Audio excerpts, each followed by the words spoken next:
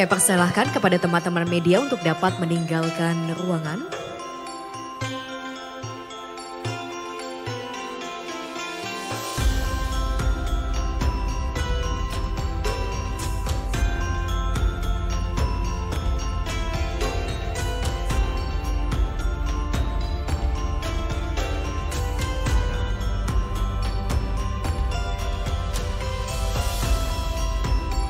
Distinguished guests, ladies and gentlemen, please kindly be seated.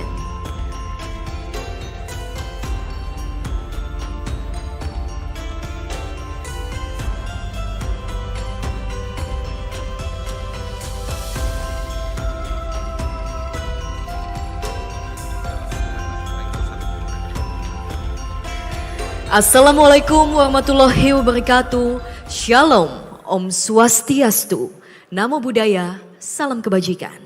Hello, selamat pagi, good morning everyone. First of all, allow me to extend our warmest greetings to our honorable and VIP guests. Good morning and welcome to Ritz-Carlton, Ballroom, Jakarta. The Honorable Interim Governor of the National Resilience Institute of the Republic of Indonesia, Lemhanas, Republik Indonesia. The Honorable Excellency Ambassadors from friendly countries and other VIP officials. The Honorable Vice Minister of Defense of the Republic of Indonesia. Distinguished Secretary of Coordinating Ministry for Maritime Affairs and Investment. Distinguished Prime Secretary of Lemhanas. Distinguished speakers and moderator of today's event. And of course, our all invitees in the Ritz-Carlton Jakarta Ballroom, as well as the online participants on our YouTube channel. Welcome to the second day of the 8th Jakarta Geopolitical Forum 2024, addressing Geo-Maritime Resilience Challenges in the Indo-Pacific. Give applause for all of us. Thank you so much. I'm Scholastica Sylvia, and it is such an honor to be the master of ceremony today. And now, without any further ado, Excellencies, distinguished guests, ladies and gentlemen, to begin this forum, let us together listen to the speech by the Vice of Minister of Defense of Republic of Indonesia. Ladies and gentlemen, please welcome the Honorable Lieutenant General TNI Muhammad Herindra, MA, MSc.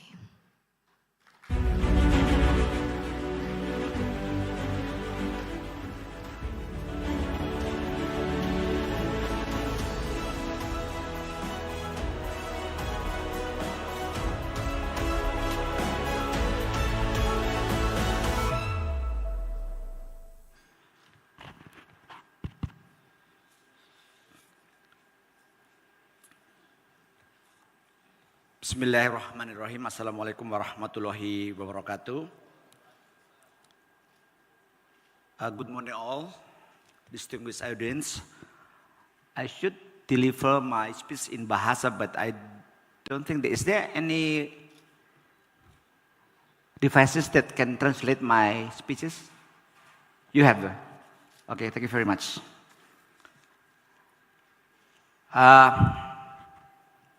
Kita berkumpul hari ini di Jakarta Geopolitical Forum 8 tahun 2024 dipersatukan oleh komitmen bersama untuk menghadapi tantangan ketahanan geomaritim yang mendesak di kawasan Indo-Pasifik. Sebelum melanjutkan, pertama-tama marilah kita panjatkan puji syukur kehadirat Tuhan Yang Maha Kuasa karena kita masih diberikan kesehatan dan menghadiri acara yang sangat penting ini yang diinisiasi oleh Gubernur Lemhanas. Dan saya sampaikan terima kasih kepada Gubernur Lemhanas yang telah memberikan saya untuk berbicara sebagai keynote speaker pada acara yang sangat penting ini. Kawasan Indo-Pasifik yang mencakup jalur laut strategis yang kita tahu bahwa di sana terdapat beberapa sumber daya alam yang telah menjadi persaingan geopolitik global khususnya antara negara-negara superpower. Dan pentingnya kawasan ini tidak bisa dilebih-lebihkan karena selain menjadi jalur utama perdagangan dunia, kawasan ini juga menjadi medan perebutan pengaruh para major powers. Persaingan ini tidak hanya tampak dalam aspek ekonomi, tetapi juga dalam pembangunan militer dengan negara-negara seperti Amerika Serikat, China, Inggris, Prancis maupun negara-negara kuat lainnya. Indonesia sebagai negara kepulauan terbesar di dunia berada di jantung kawasan yang sangat dinamis ini. Strategi geopolitik maritim dan kebijakan pertahanan kita dipandu oleh prinsip non-blok serta kebutuhan untuk mempertahankan kedaulatan NKRI. Kita menyadari pentingnya untuk melindungi wilayah maritim tersebut dari sengketa teritorial. Sebagai tanggapan, strategi pertahanan Indonesia menekankan pada modernisasi angkatan laut kita, peningkatan patroli, serta partisipasi dalam latihan militer multilateral. Upaya-upaya ini sangat penting, tidak hanya untuk menegaskan pengaruh kita, tetapi juga untuk memastikan kebebasan dan keamanan jalur laut perdagangan internasional di perairan yang sangat strategis ini. Selain itu, komitmen Indonesia terhadap kebijakan luar negeri yang bebas aktif tetap kokoh. Meskipun kita terlibat aktif dalam kerjasama pertahanan dengan mitra utama seperti Australia dan Amerika Serikat, kita juga tetap berhati-hati agar tidak terjebak dalam aliansi militer secara formal. Sikap ini memungkinkan untuk menavigasi lingkungan geopolitik kompleks di Indonesia maupun di kawasan Indo-Pacific sambil menjaga otonomi kita. Dalam menghadapi potensi konflik, terutama di Laut Natuna Utara, kebijakan pertahanan kita memprioritaskan memobilisasi sumber daya militer dan non-militer. Pendekatan komprehensif ini bertujuan untuk menciptakan sistem pertahanan yang tangguh, yang mampu menghalau ancaman sambil menekankan solusi diplomatik. Kami percaya pada kekuatan langkah-langkah membangun kepercayaan atau confidence building measures untuk menumbuhkan kepercayaan dan mencegah konflik supaya tidak meningkat eskalasinya. Namun jika diplomasi tidak cukup, komitmen kita untuk meningkatkan kemampuan pertahanan tetap tegas. Pendekatan ganda, baik secara diplomatik maupun militer ini mencerminkan pemahaman kita bahwa keamanan nasional tidak hanya bergantung pada kekuatan militer, tetapi juga pada pemahaman diplomatik dan penguatan persatuan nasional. Pak Menhan selalu mengatakan bahwa kita selalu mengutamakan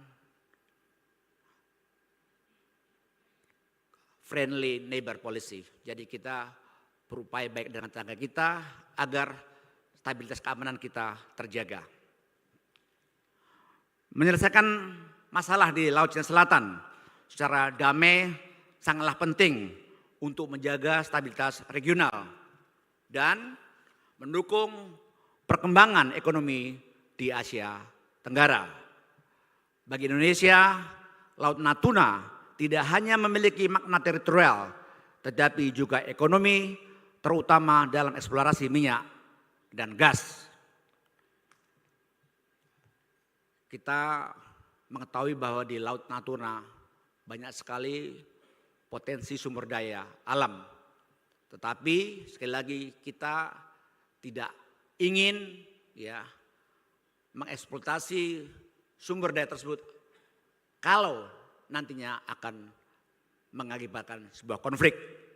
Kita menjaga agar wilayah Laut Natuna Utara tetap dalam keadaan yang stabil dan damai. Oleh karena itu, upaya diplomatik Indonesia baik dalam ASEAN maupun secara global menekankan penyelesaian damai sambil menjaga kesiapan pertahanan. Tujuan dari strategi ini adalah mempromosikan kawasan maritim damai dengan menjunjung tinggi hukum internasional dan mendorong kerjasama maritim, sehingga kawasan ini menjadi pusat pertumbuhan, bukan pusat konflik. Indonesia bersama ASEAN memainkan peran penting dalam meningkatkan keamanan maritim dan ekonomi biru.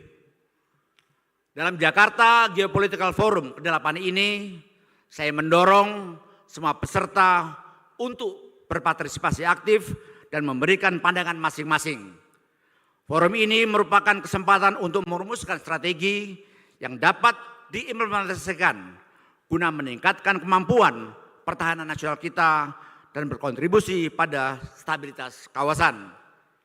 Kita harus bersama-sama menghadapi tantangan ketahanan geomaritim, termasuk modernisasi militer, peningkatan pelatihan, serta pengembangan doktrin pertahanan yang kuat dan strategi diplomatik.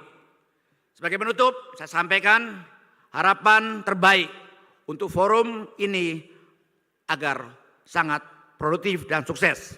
Saya yakin bahwa diskusi dan ide-ide yang dihasilkan di sini akan berdampak jangka panjang pada upaya kita bersama untuk menjaga kawasan Indo-Pasifik dan melindungi kepentingan nasional. Saya pikir itu yang dapat saya sampaikan. Sekali lagi saya ucapkan selamat atas terselenggaranya forum ini. Mudah-mudahan forum ini dapat memberikan ide-ide yang konstruktif untuk perdamaian di kawasan. Terima kasih. Billahi taufiq wal hidayah. Wassalamualaikum warahmatullahi wabarakatuh. Thank you so much Lieutenant General Muhammad Rehindra for the speech. To Bapak Vice Minister, please kindly remain on stage.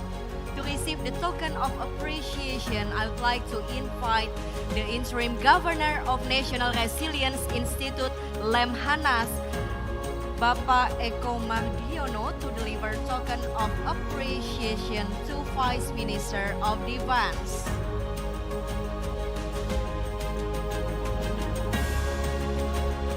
Big round of applause, ladies and gentlemen. Thank you so much. And next, I would like to invite to come on stage. Bapak, mohon tetap berada di panggung, Pak. Kita foto session sebentar ya, Pak ya. Betul. Terima kasih. I would like to invite Deputy for Strategic Studies of Lemhanas, Deputy 1 of Coordinating Ministry for Maritime Affairs and Investment, Chief of DA JGF 2024, Moderator and all the speakers of this third plenary session, kepada Bapak Ibu yang telah saya sebutkan, Moderator and all the speakers to join us on stage to have this photo session.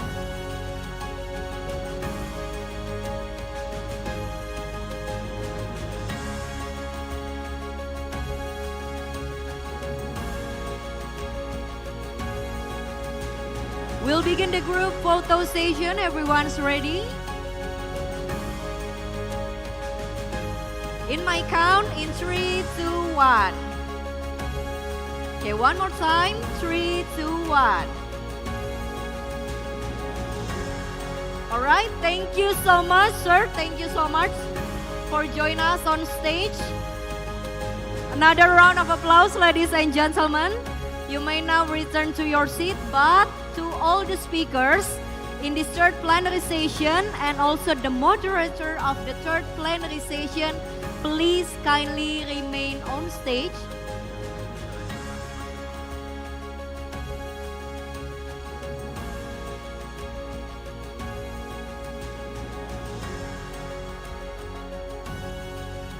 As we are going to begin the next sessions of Jakarta Geopolitical Forum 2024.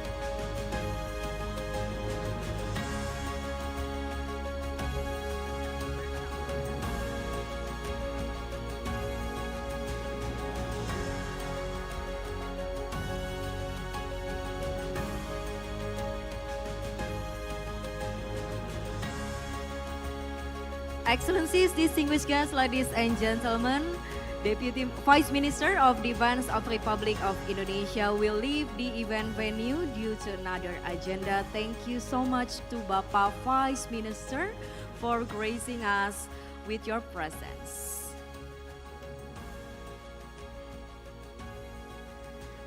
And now, Excellencies, distinguished guests, ladies and gentlemen, we will move to our next agenda. We are entering the plenary session, the third. We are going to discuss about maritime security and challenges in the region. To lead this upcoming session, it is my honor to introduce our moderator for this third plenary session, Bapak Edi Prasetyono, SOS MIS PhD. To Bapak Edi Prasetyono, please kindly join us on stage.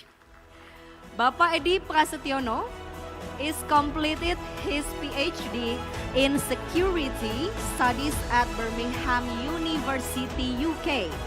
And currently, he is an Executive Director of ASEAN Studies Center in University of Indonesia. Bapak Edi sudah siap, Pak? Okay, the stage is yours. Excellency, Acting Governors of Lemhanas, and also the Excellency Vice Minister of Defense, Excellency Ambassador, distinguished speakers, participants. Now we are entering the third sessions of the Jakarta Geopolitical Forum, and I think we are going to discuss very important topics, which is maritime security and challenges in the region. And I think we are going to have, distinguished speakers, from 3 different countries, from India, from Russia, and also from Indonesia. I would like to invite all of the speakers to the stage. Please come to the stage. Yeah.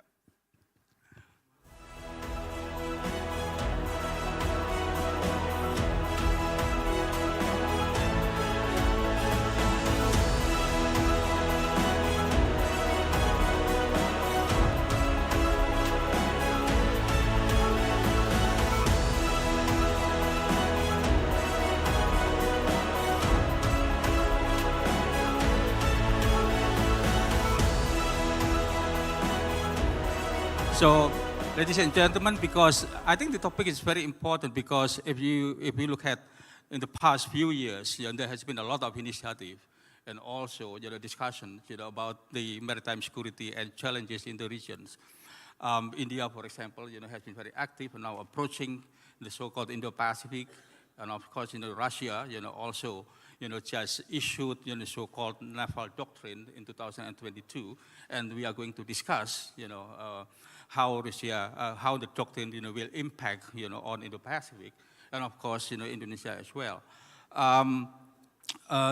We have 3 speakers here. The first one is of course the Excellency Indian Ambassador, Mr. Sandeep Chakraborty, and I think we will have the specific issue to discuss, or you would like to present here, India maritime strategy and interest in Indo-Pacific. And of course, the specific question that we are going to address here is, how does India view growing geopolitical importance of Indo-Pacific? Because there has been a debate, that India now is becoming more active, in the Pacific. And of course, the original idea itself, I still remember, when Prime Minister Modi, discussed with or met Prime Minister Japan back in 2007. So that will be, very interesting question for you. The second question is Admiral Vladimir Vorobev, and he is Deputy Commander-in-Chief of the Russian Navy.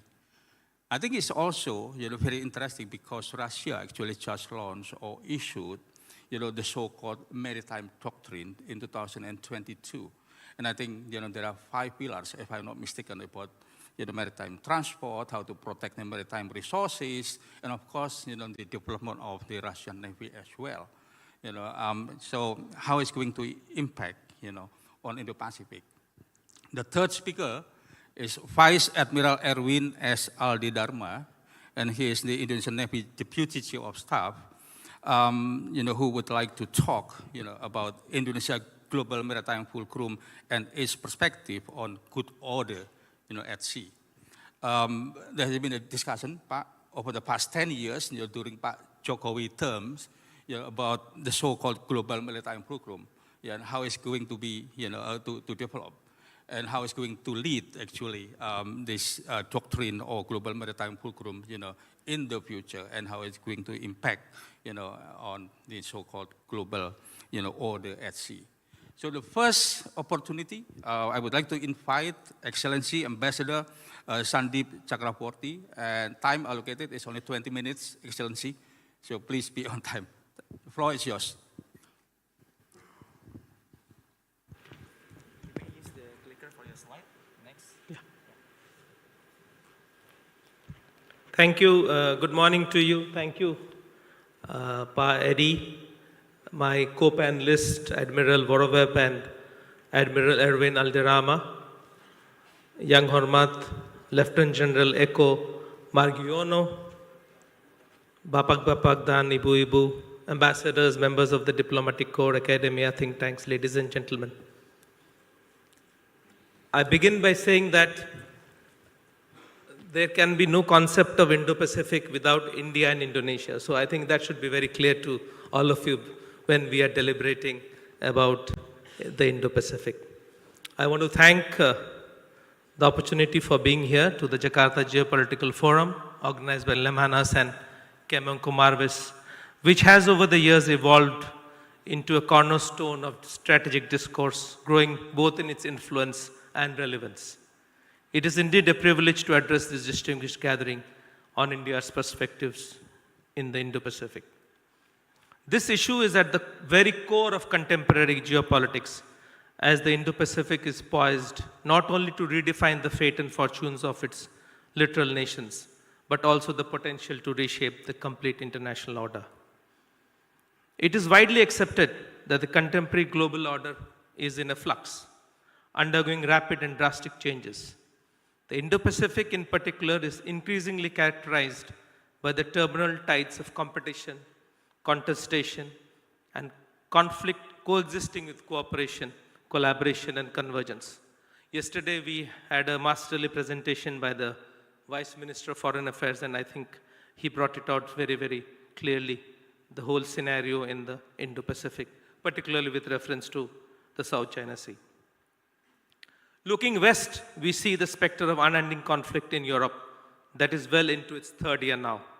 This conflict has reinforced the ubiquity of conventional warfare, broken the myth of short and swift conflicts, as well as exemplified the global impact of such events in an increasingly interconnected and interdependent world. Another conflict is unfolding in West Asia, potentially destabilizing the wider region with attendant threats to maritime commerce and traffic.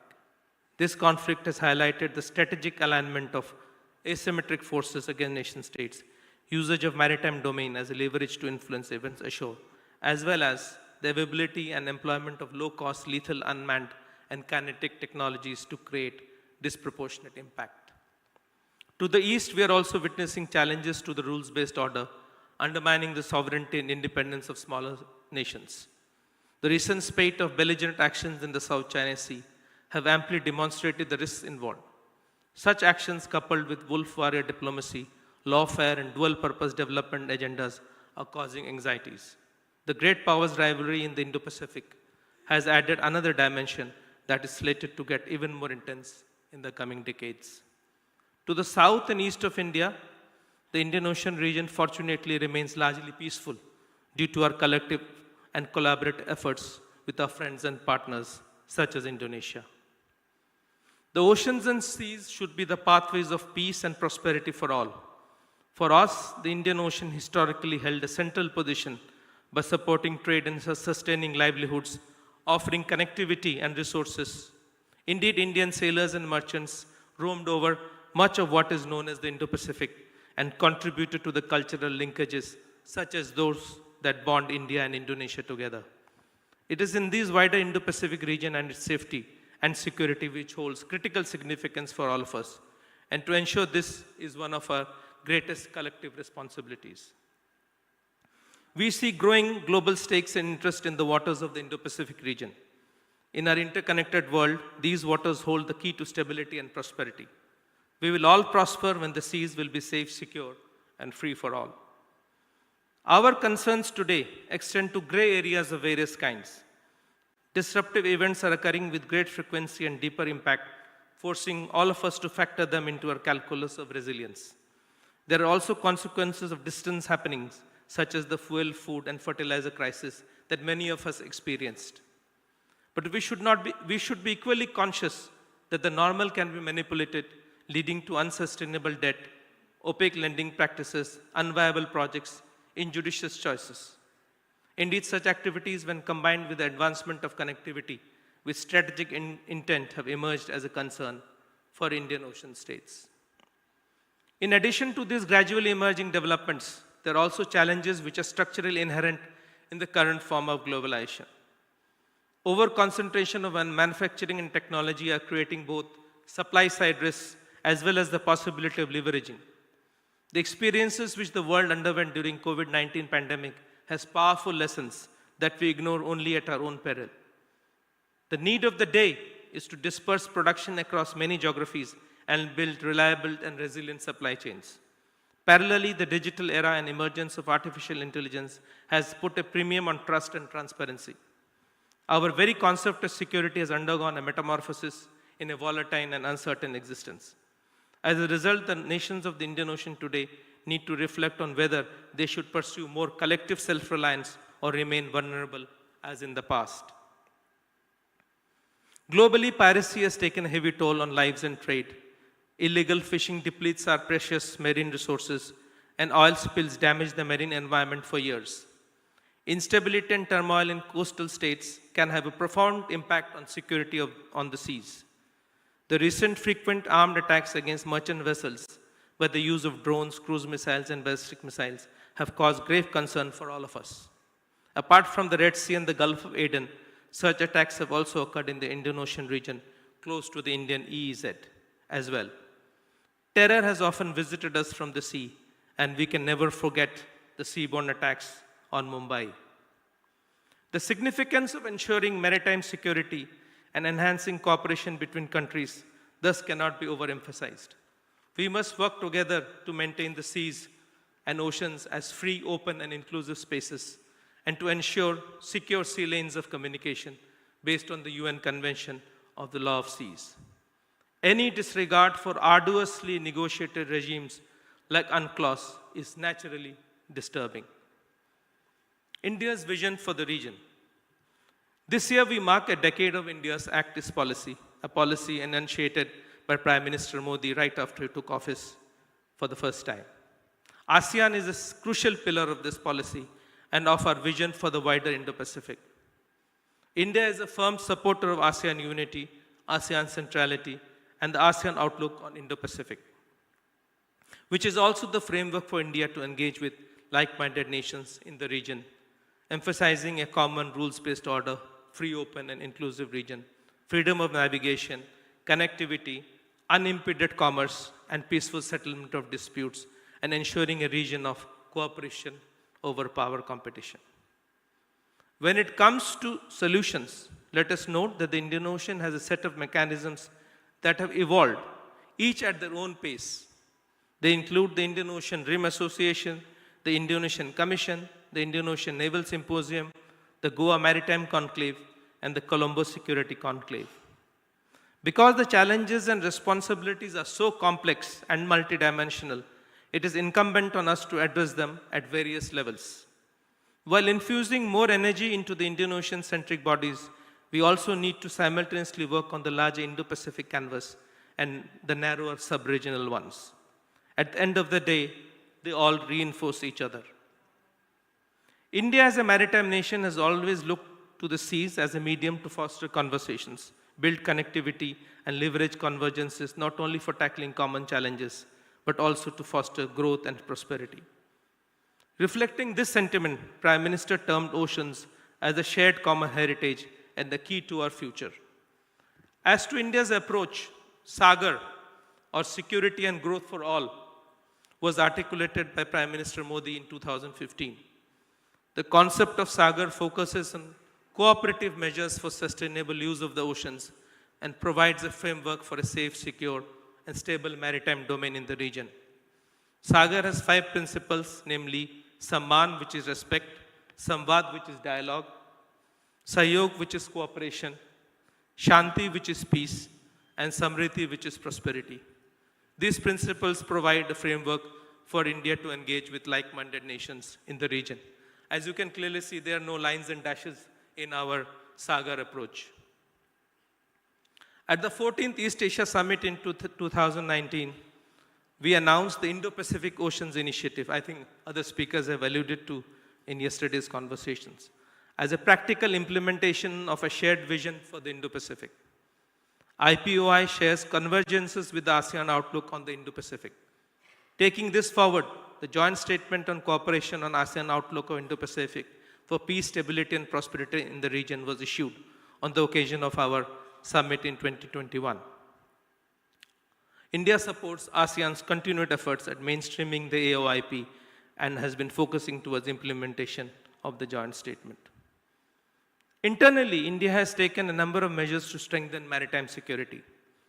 Broadly, these measures include capacity augmentation of maritime security agencies for surveillance and patrolling of the nation's maritime zones, enhanced technical surveillance of coastal and offshore areas, establishment of mechanisms for interagency coordination, increased regulation of activities in the maritime zone, and also integration of the fishing and coastal communities. Indian naval ships and aircraft are regularly deployed on mission-based deployments to enhance maritime security. The Indian Navy has had ships on extended deployment to counter regional threats and protect the sea lanes of communication.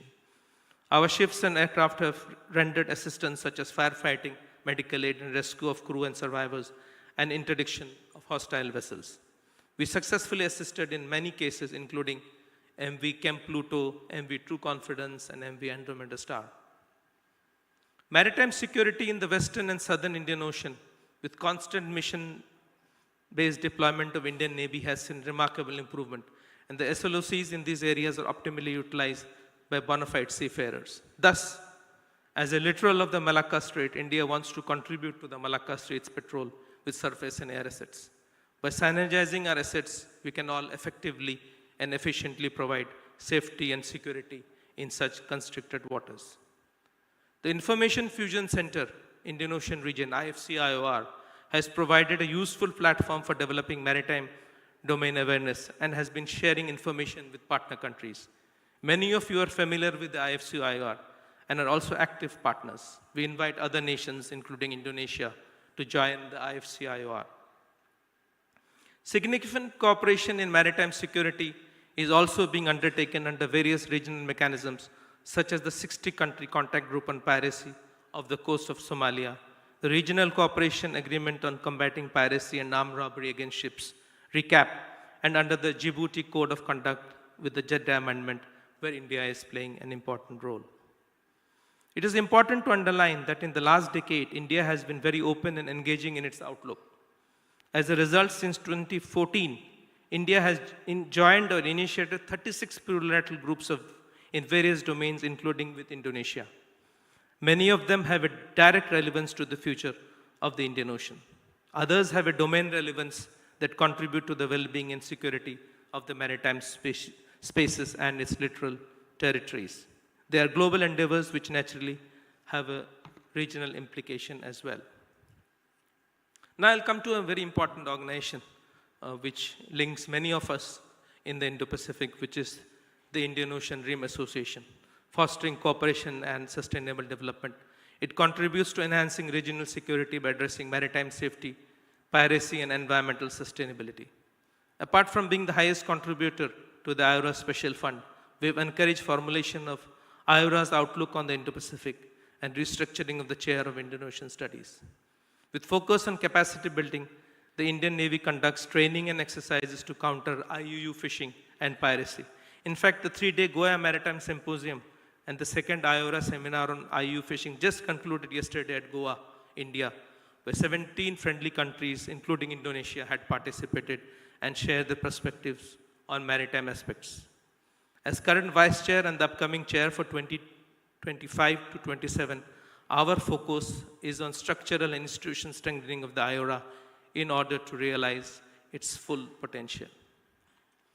As I previously mentioned, the Indo-Pacific Oceans Initiative is an open, non-treaty-based global initiative that seeks to manage, conserve, sustain, and secure the maritime domain. IPOI focuses on 7 deeply interconnected pillars with multinational cooperation and partnerships in realizing these thrust areas. Australia leads on maritime ecology, the UK on maritime security, and there is co-leadership of France and Indonesia on the maritime resources pillars, which have helped make a beginning. Over the past year, Italy has joined Singapore in leading the science and technology pillar, while Germany took the helm in capacity building and resource sharing. The US, in partnership with Japan, now leads the trade connectivity and maritime transport pillar, and India is leading the disaster reduction and management pillar. These have added to the realization of the IPOI.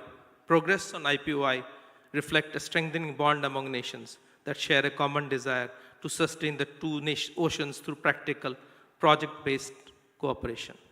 Looking forward, the IPOI plans to launch new projects and initiatives while establishing greater synergy with IORA. Let me also flag the growth of BIMSTEC, an important regional forum covering the Bay of Bengal. For India, it is a convergence of a neighborhood-first policy or activist outlook and the Indian Ocean interests. India is the lead country for the security pillar of BIMSTEC, which covers counter-terrorism and transnational crime, disaster management, and energy security. We host the BIMSTEC Center for Weather and Climate near Delhi, and efforts are underway to set up the BIMSTEC Energy Center near Bangalore. Infusing more resources and energy into this grouping will certainly give it a greater role in the times ahead. Recently, BIMSTEC amended its charter to allow new members. Indonesia is a Bay of Bengal littoral. We would welcome Indonesia being part of BIMSTEC as well.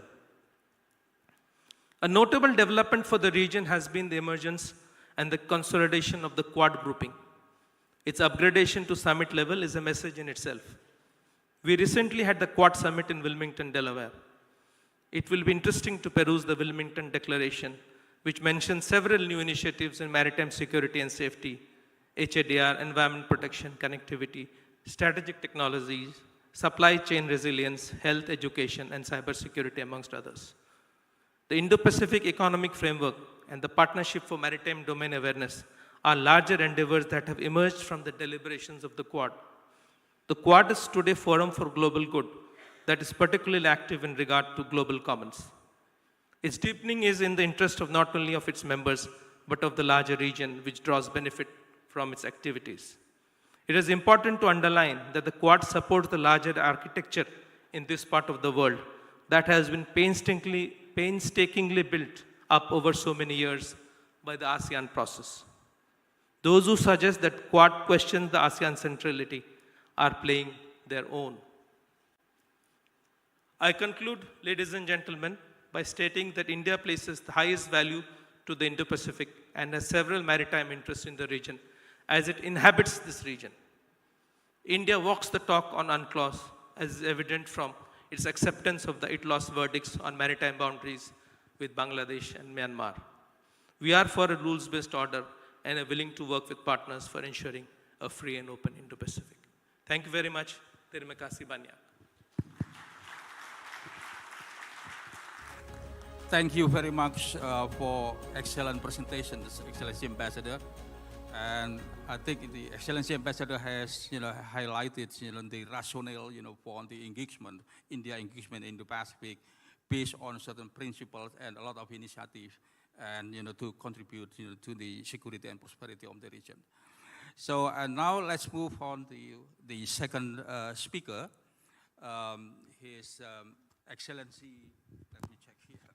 Sorry, Admiral Vladimir Vorobev. And again, he is a Deputy Commander-in-Chief of the Russian Navy. I think specific question need to be addressed is what are the Russian position and perspective on maintaining good order at sea, and of course, based on the new doctrine that already, issued by Russia recently or 2 years ago. So time is yours, Excellency.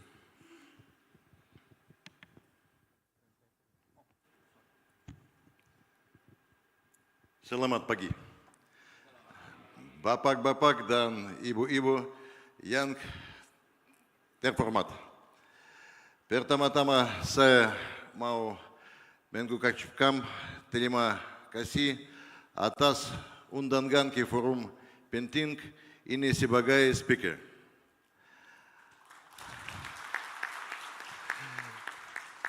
Ini format besar bagi saya. Maaf, tapi nanti saya akan menggunakan bahasa Rusia. Ladies and gentlemen, esteemed colleagues, good morning. First of all, I would like to thank the organization for the invitation to this important forum as a speaker. It is an honor for me. My apologies, the rest of my presentation I will deliver in Russian.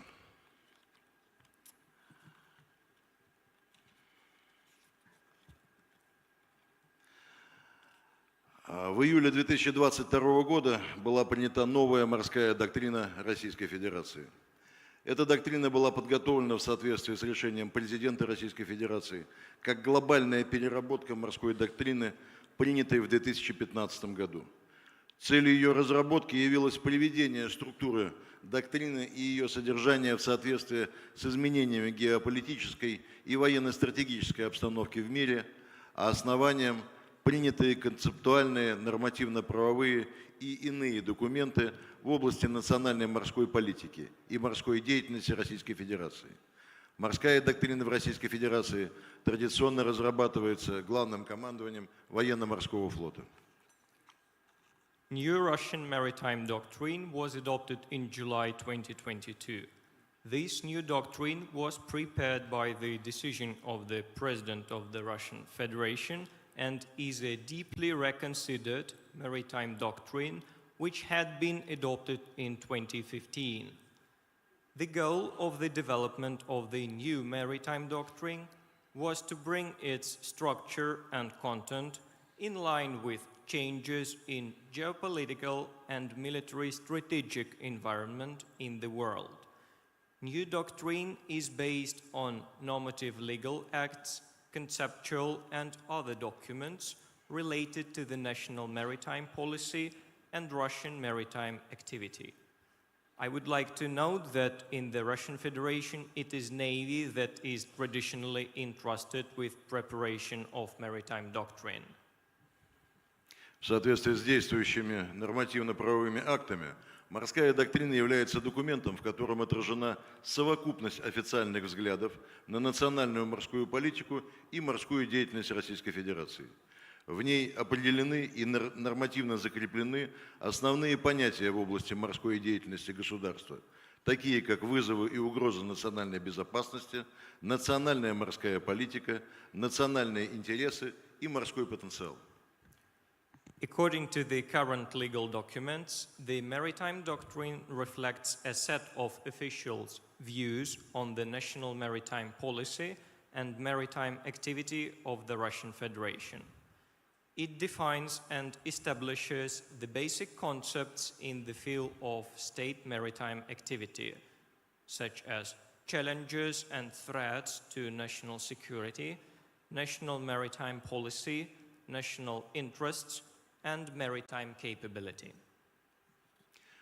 Учитывая общие требования к документам стратегического планирования, морская доктрина отражает специфику национальной политики в сфере использования Мирового океана, что также повлияло на ее структуру и содержание. Considering general requirements to the strategic planning documents, maritime doctrine describes national policy in the world ocean domain, which influenced its structure and content. Национальная морская политика в соответствии с морской доктриной реализуется по функциональным и региональным направлениям. Под функциональными направлениями понимаются области морской деятельности в соответствии с предназначением ее субъектов по изучению, освоению и использованию пространств и ресурсов Мирового океана. According to the maritime doctrine, the national maritime policy is implemented by function areas and regional directions. Functional areas are defined as areas of maritime activity on study, development, and utilization of the world ocean spaces and resources. Функциональными направлениями национальной морской политики в соответствии с морской доктриной являются развитие морского транспорта, морские научные исследования, освоение и сохранение ресурсов Мирового океана, военно-морская деятельность, развитие морских трубопроводных систем. Кратко остановлюсь на их характеристиках. Based on the maritime doctrine, functional areas of the national maritime policy are the following: maritime transport development, maritime scientific research, ocean resources development and conservation, naval activity, offshore pipeline systems development. And I would like to briefly review these characteristics. В части, касающейся развития морского транспорта, основные усилия должны быть направлены на создание благоприятной организационно-правовой и экономической среды, способствующей расширению возможностей и повышению конкурентоспособности, а также на существенное развитие прибрежной портовой инфраструктуры, которая должна обеспечить экономическую независимость и национальную безопасность Российской Федерации. As for the maritime transport development, main effort should be aimed at creating a favorable legal and economic environment which would expand opportunities and boost competitiveness. Additionally, attention should be paid to coastal and port infrastructure development, which would provide economic independence and ensure the national security of Russia. Освоение ресурсов Мирового океана является необходимым и обязательным условием расширения сырьевой базы Российской Федерации, обеспечения ее экономической и продовольственной безопасности. Данное направление включает в себя развитие морского рыболовства и рыбоводства, а также освоение морских минеральных и энергетических ресурсов. World ocean resources development is essential for expanding Russian resource base and ensuring its economic and food security. This area includes sea fishery development, fish farming development, as well as development of marine mineral and energy resources. Эффективное функционирование и развитие морских трубопроводных систем по транспортировке углеводородного сырья, в том числе добытого на континентальном шельфе Российской Федерации, имеет стратегическое значение для обеспечения внутреннего потребления и развития внешнеэкономической деятельности Российской Федерации. Efficient operation and development of offshore pipelines for hydrocarbon transportation, including hydrocarbons extracted on the Russian continental shelf, are strategically important to supply domestic market and develop Russian external economic activity. Морские научные исследования направлены на получение системных знаний о Мировом океане, его биологической продуктивности, минеральных ресурсах и возможности их использования, а также природных и техногенных процессах, происходящих на его дне, в недрах, водной толще, на поверхности и атмосфере над ним, а также на антропогенных объектах в Мировом океане, в интересах устойчивого развития и национальной безопасности Российской Федерации, снижения возможного ущерба от морских природных и техногенных катастроф. Maritime scientific research process is aimed at obtaining systematic knowledge about the world ocean, its biological productivity, mineral resources, and possibility of their utilization, about natural and industrial processes occurring on the seabed, in the subsoil, water mass, on the surface, in the atmosphere above it, on anthropogenic objects in the world ocean. It is being done to provide sustainable development and ensure national security of the Russian Federation, reduce damage from natural and man-made disasters at sea. Особое место в системе функциональных направлений национальной морской политики занимает военно-морская деятельность, которая представляет собой деятельность государства по предотвращению агрессии против Российской Федерации, реализации и защите ее национальных интересов в мировом океане. Военно-морская деятельность осуществляется в соответствии с основами государственной политики Российской Федерации в области военно-морской деятельности, утверждаемыми президентом Российской Федерации. Naval activity takes a special place among national maritime policy functional directions. Naval activity is activity of the state aimed at preventing any aggression towards Russian Federation, implementing and protecting its national interests in the world ocean. Naval activity is conducted in accordance with basics of the Russian state policy, which is to be approved by the Russian president. С учетом особенностей наиболее значимых для Российской Федерации территорий и акваторий в морской доктрине определены региональные направления национальной морской политики, которые представляют собой области морской деятельности, связанные с особенностями отдельных регионов Российской Федерации и мира, определенных общими физико-географическими, экономико-географическими, политико-географическими или военно-географическими характеристиками, значимыми для Российской Федерации территорий и акваторий.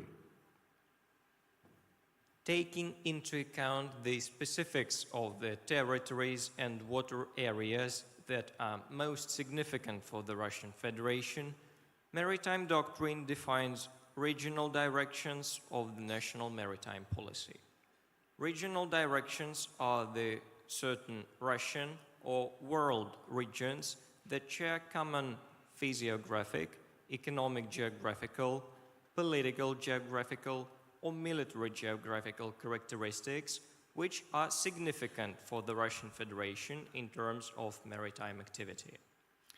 Приоритетами национальной морской политики на Тихоокеанском и Индоокеанском региональных направлениях являются развитие стратегического партнерства в военно-морском сотрудничестве с государствами региона, проведение целенаправленного курса на превращение региона в зону мира и стабильности, развитие отношений с государствами региона, направленными на развитие торгово-экономических, военно-технических и культурных связей, развитие туризма, расширение российского судоходства в регионе, поддержание военно-морского присутствия России на постоянной основе, участие в обеспечении безопасности функционирования морских транспортных коммуникаций в регионе, включая борьбу с пиратством, развитие взаимовыгодного сотрудничества с региональной организацией Ассоциация государств Юго-Восточной Азии и использование площадки Азиатско-Тихоокеанское экономическое сотрудничество, проведение морских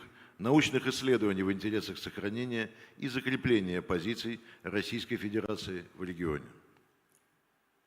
National maritime policy priorities at Pacific and Indo-Ocean regional directions are the following: to develop strategic partnership and naval cooperation with regional countries, to help the region to be peaceful and stable, develop relations with regional states in economic, military, technical, and cultural spheres, develop tourism, and expand Russian navigation in the region, to keep Russian Navy constantly presented in the region, to take part in ensuring security of maritime transport routes in the region, including fighting piracy, to develop a win-win cooperation with Association of Southeast Asian Nations, and work productively on the Asia-Pacific Economic Cooperation Platform, to conduct marine scientific research in order to maintain and consolidate the Russian presence in the region.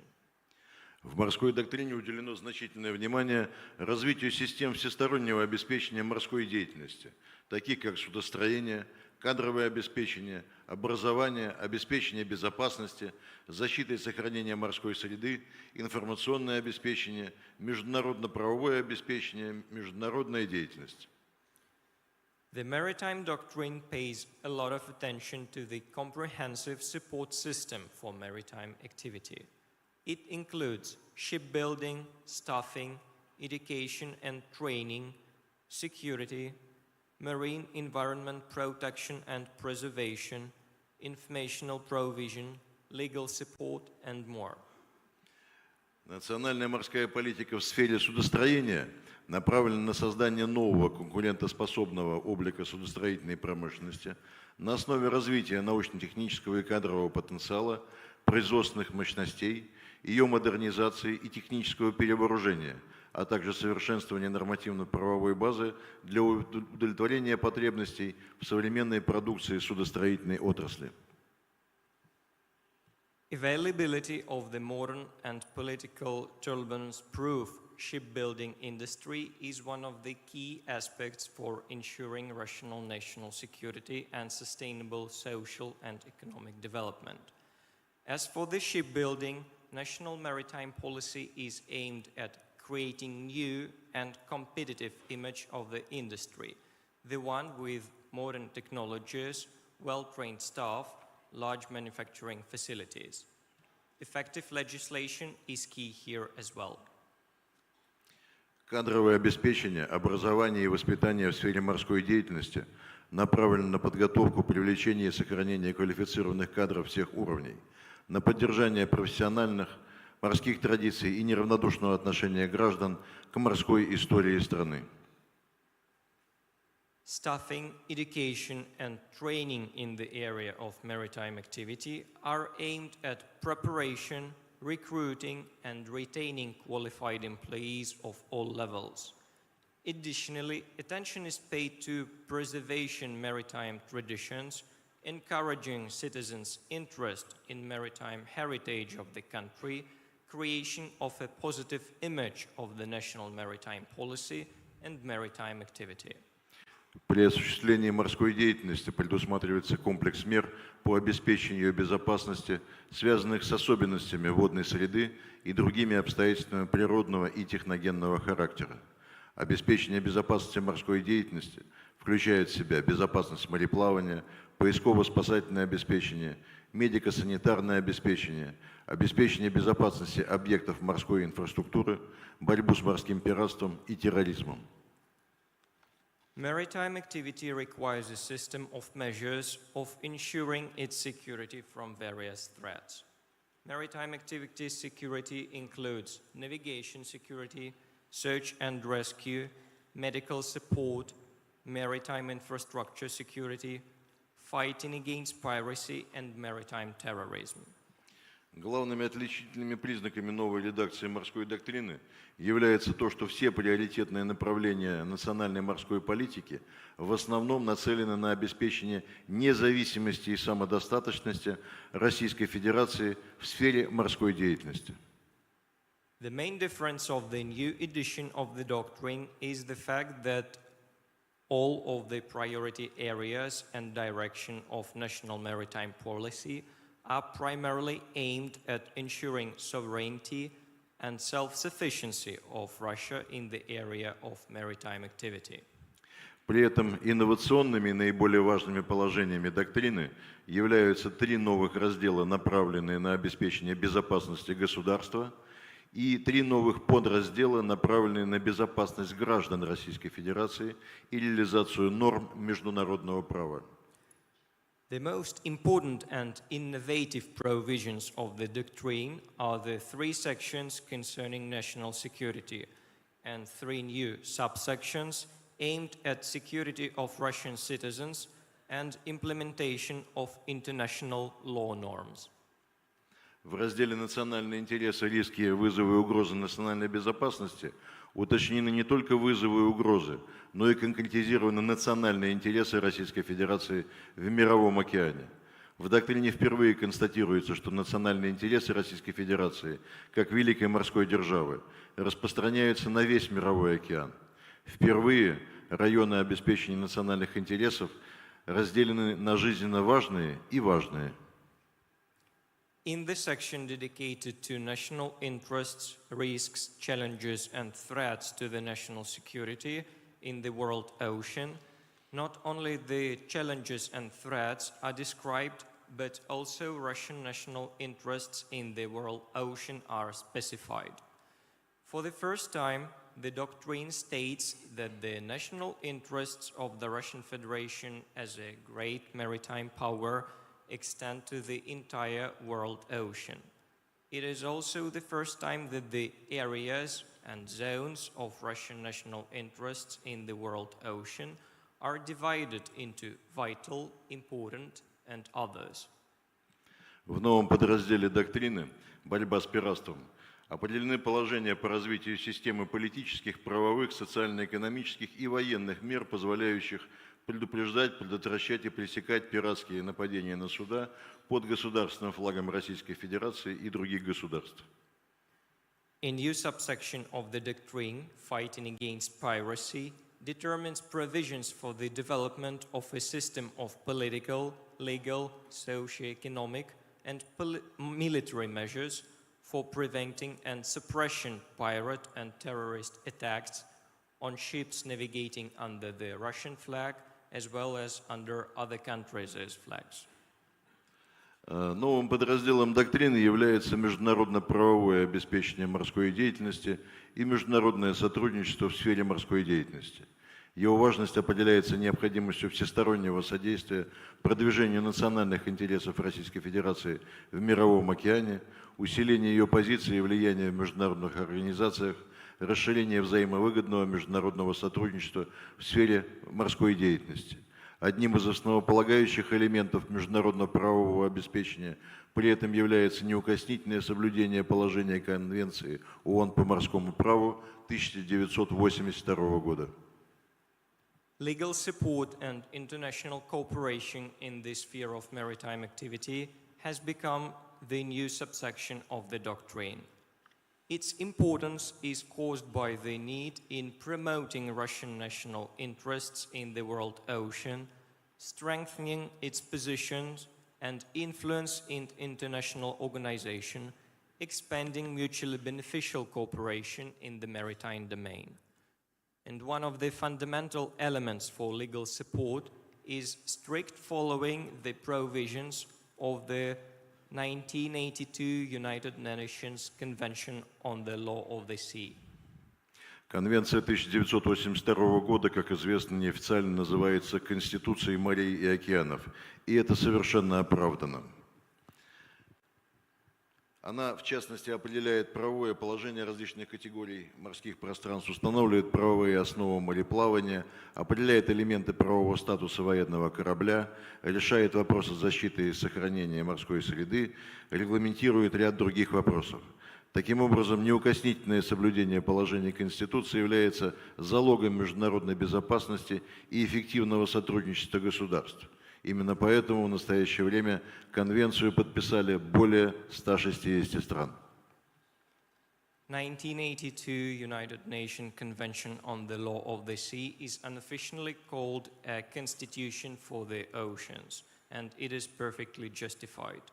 The convention in particular defines the legal status of different categories of maritime spaces, establishes the legal basis for navigation and other use of the world ocean in those maritime spaces that are under the partial jurisdiction of coastal states, such as exclusive economic zones, defines the elements of the warship legal status and, in particular, its authority in different categories of maritime spaces, address protection and preservation of the marine environment, regulates conducting of maritime research in the world ocean, provide states with legal mechanisms to delineate the lateral boundaries of the continental shelf and resolve emerging disputes before the International Tribunal for the Law of the Sea. Consequently, strict compliance with the provision of the Convention is a guarantee of international security and effective cooperation between countries.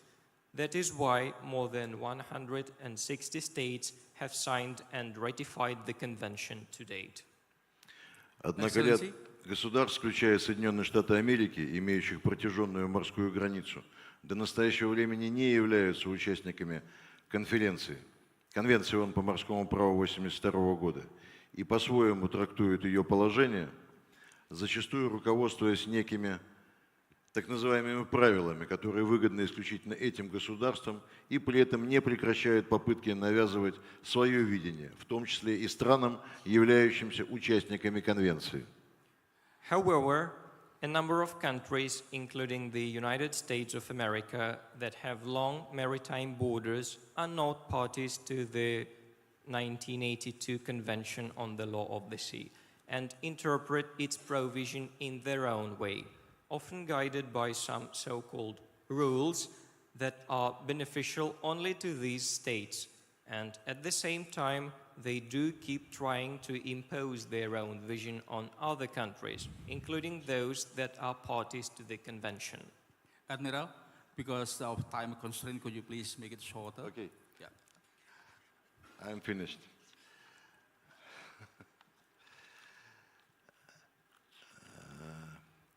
Необходимо отметить вопросы обеспечения стабильности и безопасности в регионе.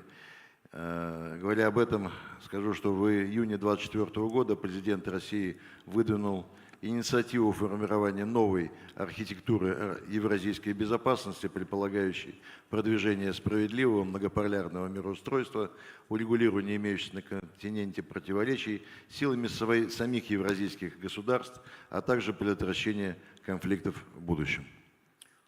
I would like to add that speaking of the resilience in the region, in June 2024, the President of the Russian Federation, Vladimir Putin, proposed the initiative on shaping the new Eurasian security architecture.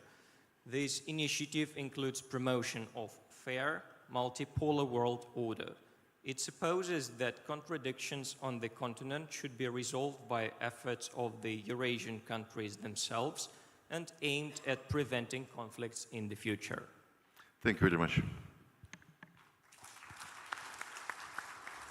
Thank you, Admiral, for your presentation. I think the last picture is very important. From his presentation, I think it's quite clear how the so-called new maritime doctrines of Russian Navy cover wide range of areas, and of course the objective is to protect and enhance the so-called maritime interests of Russia, and also to contribute to the international peace and security. So now let's move on to the third speaker, Vice Admiral Edwin S. Aldedarma, and he is the Indonesian Navy Deputy Chief of Staff, who would like to talk about Indonesia Global Maritime Fulcrum and its perspective, on good order at sea. But actually, we do have specific questions, Of course, the first one is, how does Indonesian Global Maritime Fulcrum policy impact regional maritime security? And of course, what is actually Indonesian position and perspective on maintaining good order at sea, in a more intricate and multifaceted maritime domain. And of course, it's very relevant, today, because everybody is now talking about what is the future roles, of Indonesia. As already mentioned by Excellency Ambassador, the two pillars of countries, in the region, Indonesia and India, must be, the champion or the pioneer of the maritime cooperation in the future in the region. So please, Pak, thank you.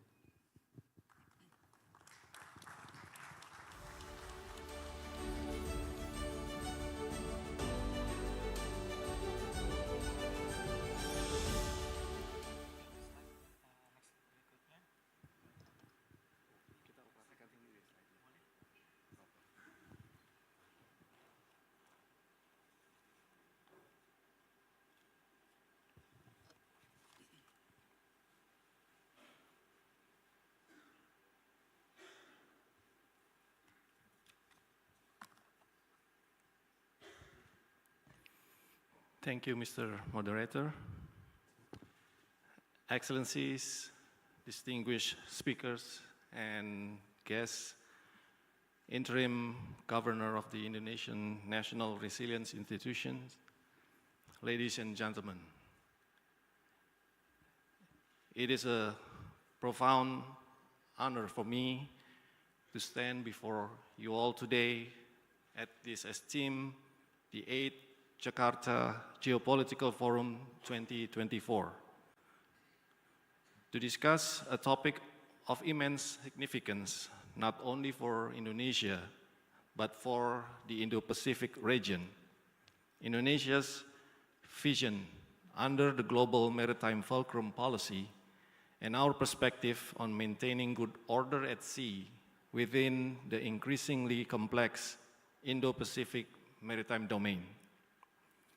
Our discussions today will focus on geo-maritime resilience, an essential element for ensuring stability and security, not just for our nations, but for the entire global community.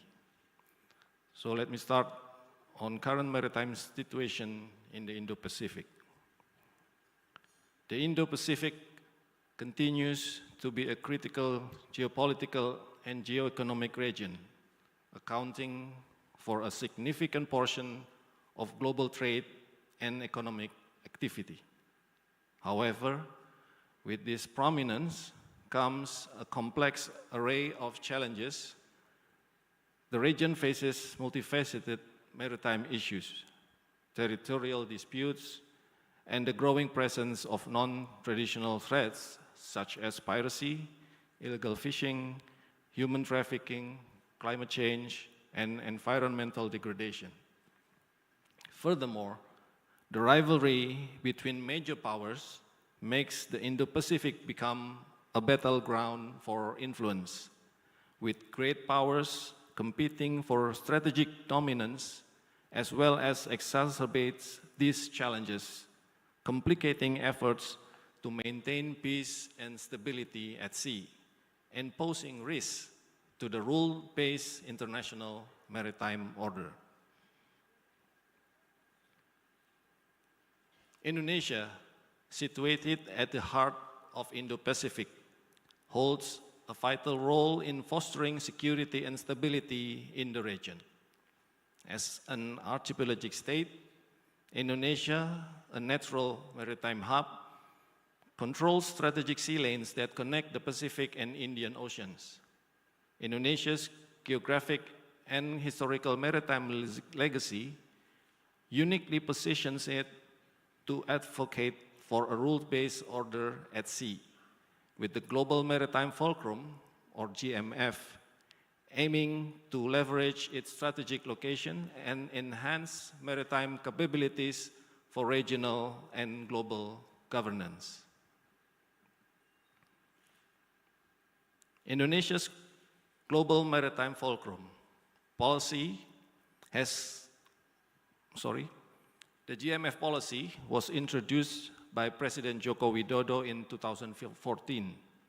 It is the cornerstone of our national maritime strategy.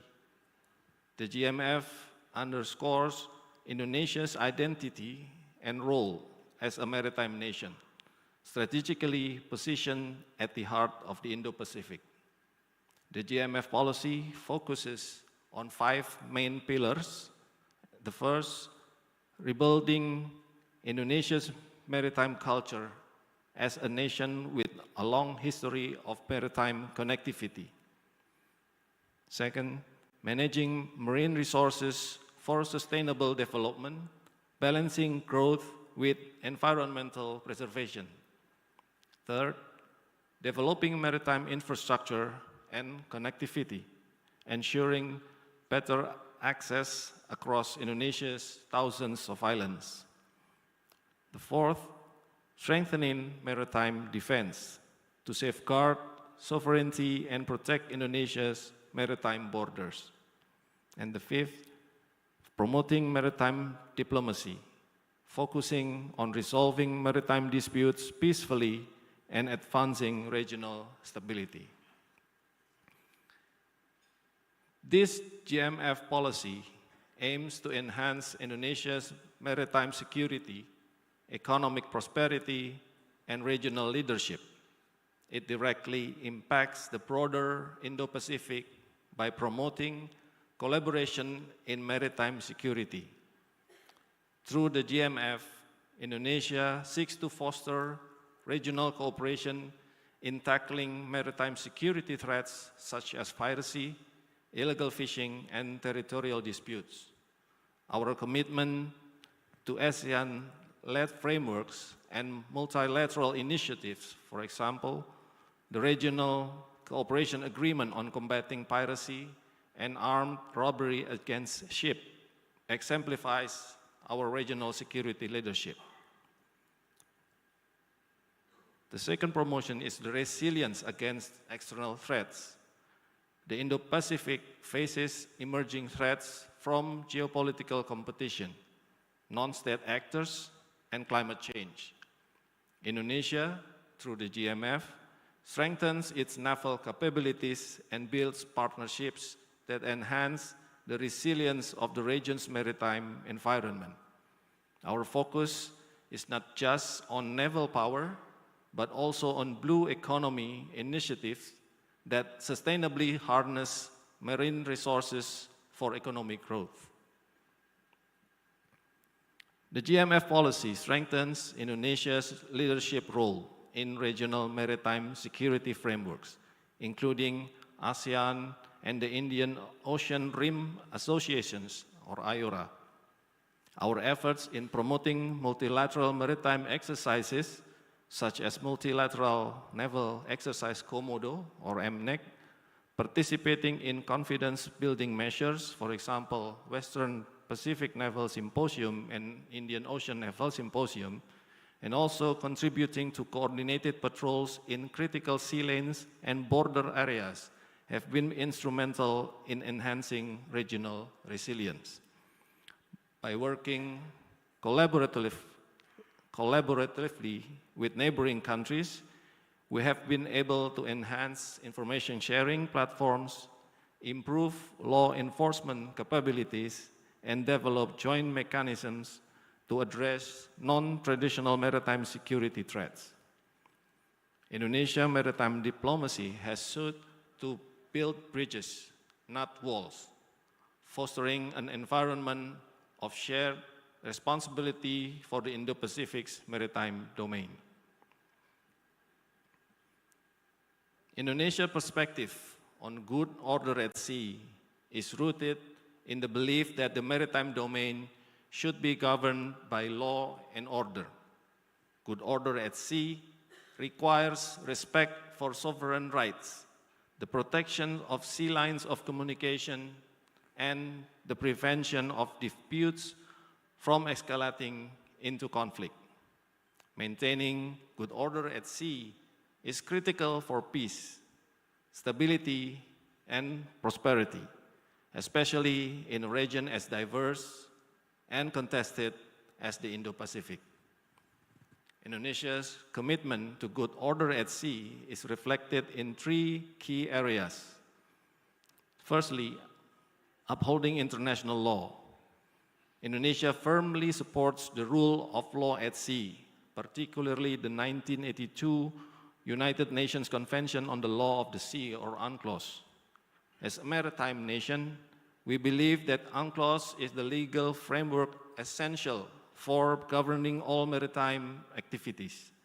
Our engagement with ASEAN and cooperation with regional partners such as India, Japan, Australia, and many others reinforce our position in safeguarding maritime rights, ensuring freedom of navigation and peaceful resolution of disputes. Indonesia firmly upholds the principle that freedom of navigation should be balanced with responsibility and cooperation. We advocate for peaceful dispute resolution mechanisms and urge national players to refrain from actions that could undermine stability. The Indo-Pacific should be a region of peace, not competition. Secondly, enhancing maritime governance. Good order at sea requires strong governance. Indonesia is enhancing its maritime governance through, firstly, stronger law enforcement capabilities. The Indonesian Navy Coast Guard and other national law maritime enforcement agencies coordinate to combat illegal activities, including illegal fishing, drug trafficking, and smuggling. Secondly, integration of maritime stakeholders. The GMF emphasizes a whole-of-government approach, engaging various stakeholders such as government agencies, maritime industries, and civil society in safeguarding our maritime domain. Thirdly, promoting maritime diplomacy and confidence-building measures. Indonesia sees diplomacy as a powerful tool for fostering good order at sea. Through forums like the ASEAN Defense Ministers Meeting at the the East Asia Summit, EAS, and the Indian Ocean Rim of Association, or IORA, we engage in confidence-building measures to reduce tensions and prevent conflicts in the region. Our advocacy for the ASEAN outlook on the Indo-Pacific aligns with our GMF goals by promoting inclusivity, transparency, and rules-based order across the maritime domain.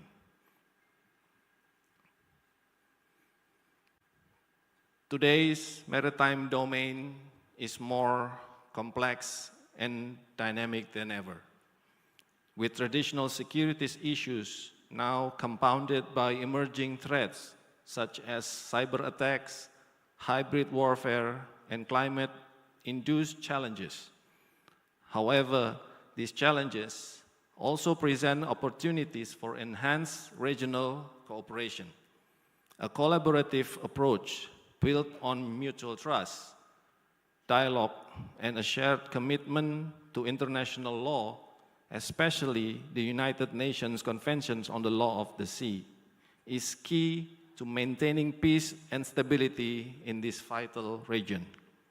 Indonesia, again through the GMF, has committed to maritime diplomacy and multilateral cooperation as fundamental strategies to ensure peace and stability in the region.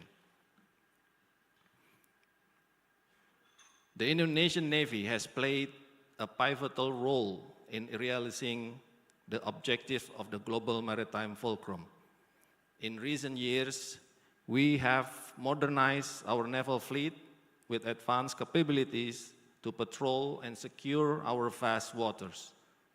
We also increased joint exercises with neighboring navies to improve interoperability and readiness. We strengthen maritime surveillance systems, enabling better detection and response to illegal activities. Expanded our presence in key maritime choke points to ensure the safety of critical sea lanes. Additionally, Navy has worked closely with various national and international stakeholders to enhance maritime domain awareness and improve the rule of law at sea. Distinguished guests, ladies and gentlemen, as we face the future, I would like to offer several recommendations for discussions. First, we recommend to strengthen regional frameworks such as ASEAN and IORA to promote maritime security and sustainability. Second, enhance information sharing mechanisms and build capacity building initiatives to counter transnational threats at sea. Third, encourage multilateral naval cooperation and joint patrols to protect shared sea lines of communications. And last, promote sustainable blue economy initiatives that balance economic growth with environmental preservations. In conclusion,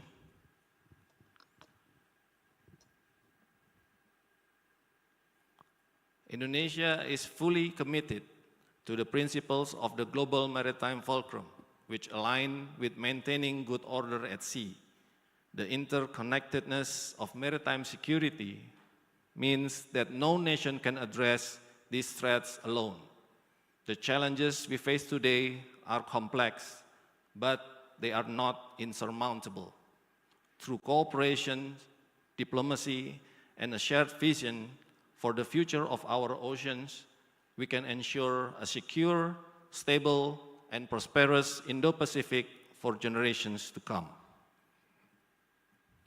Lastly, I'd like to quote what our Chief of Navy have emphasized on his remarks during the WPNS forum in Qingdao, China, several months ago.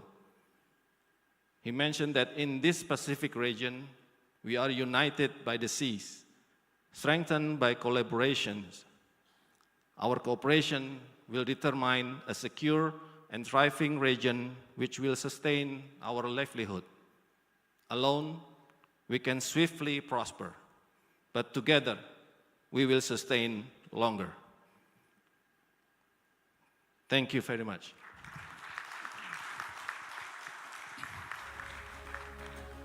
Thank you, Admiral, for very comprehensive presentations. He highlighted the importance of Indo-Pacific from the positive development, and of course some potential for the rivalry and competition, and of course he also explained the 5 pillars of the global maritime fulcrums of Indonesia as presented by the President of the Republic of Indonesia. But I think the most important point that he also highlighted is how to maintain good order at sea. There are some requirements, for example, the capacity building, international cooperation, and to establish the so-called good governance at sea, and so on and so forth. So now I would like to invite the floor for comments and questions. I saw my colleagues there, and okay, 1, 2, and then 3, because, yeah, okay. So please identify your affiliation, your name and affiliation. Yeah.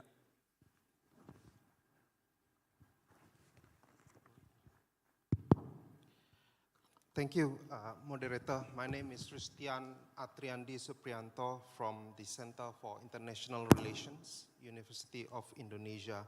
I would like to ask the question based on the statement from the last speaker. So my question is actually addressed to all of the speakers. Yeah? But the last speaker mentioned about regional seas have become battleground for competition and dominance. I think this statement also is also relevant when compared to the previous remarks by Vice Minister of Defense about the South China Sea. And my question is, some critics say that external powers, that is the non-coastal states of the South China Sea, are actually projecting power into the South China Sea.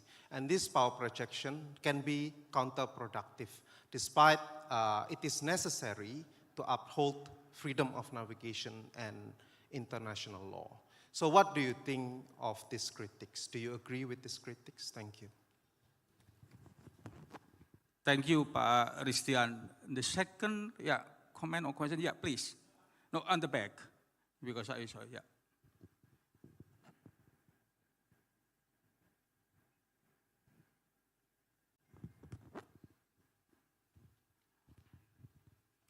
But please pass the mic to the gentleman that raised, his hand, at the back.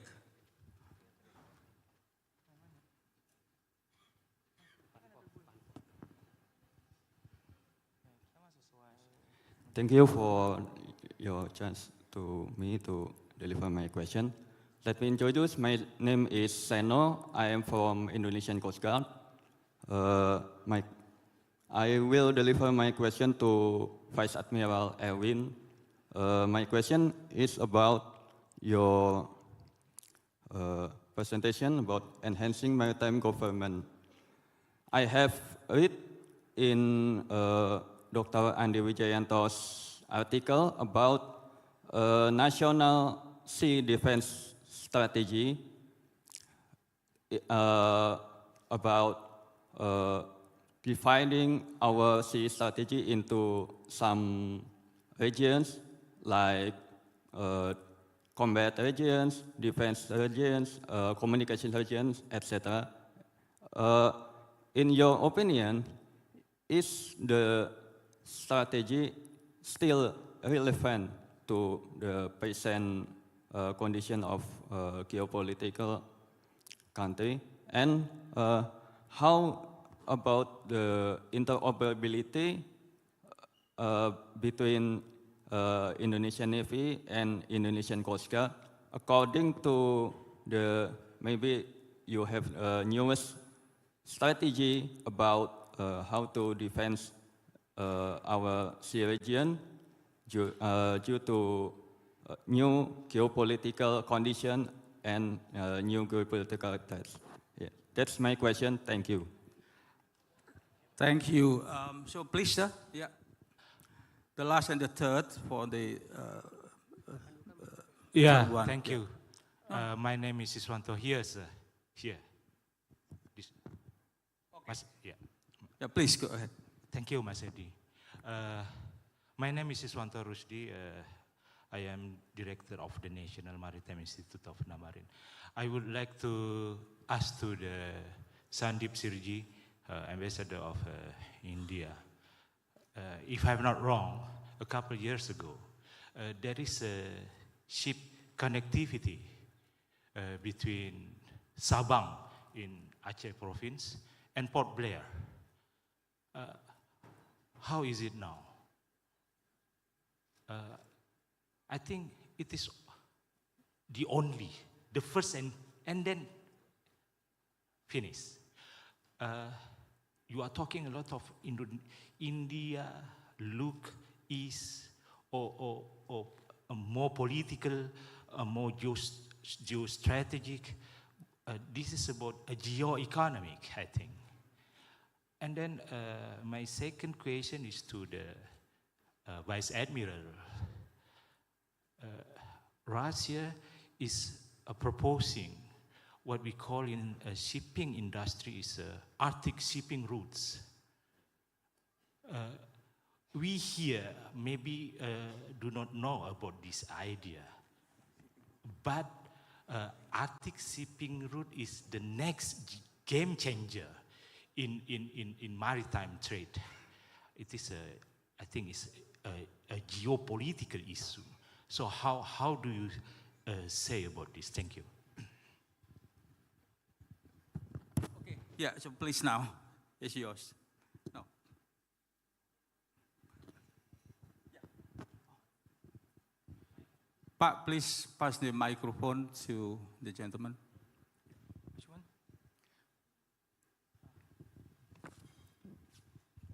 Thank you so much. Maciej Tumulec, Embassy of Poland, Charge d'Affaires. I have a question to the commander of Russian Federation. When I read the title of his speech, Russia 2022 Maritime Doctrine and its perspective on good order at sea. I must admit, when I first read the title of the Russian commander's speech, I thought it's a joke. Good order, really? Commander, good order? Does the Russian commander really intend to talk about good order at seas? Really let me remind you and the people in this room about your Black Sea fleet activities that took part in the invasion of the sovereign independent country, Ukraine, whose security was guaranteed by none other than Russia, a permanent member of the UN Security Council. It was from your ships that missiles were fired that hit civilian targets, causing the death of thousands of people, including women and children. It was from your ships that blocked the export of grain from Ukrainian ports,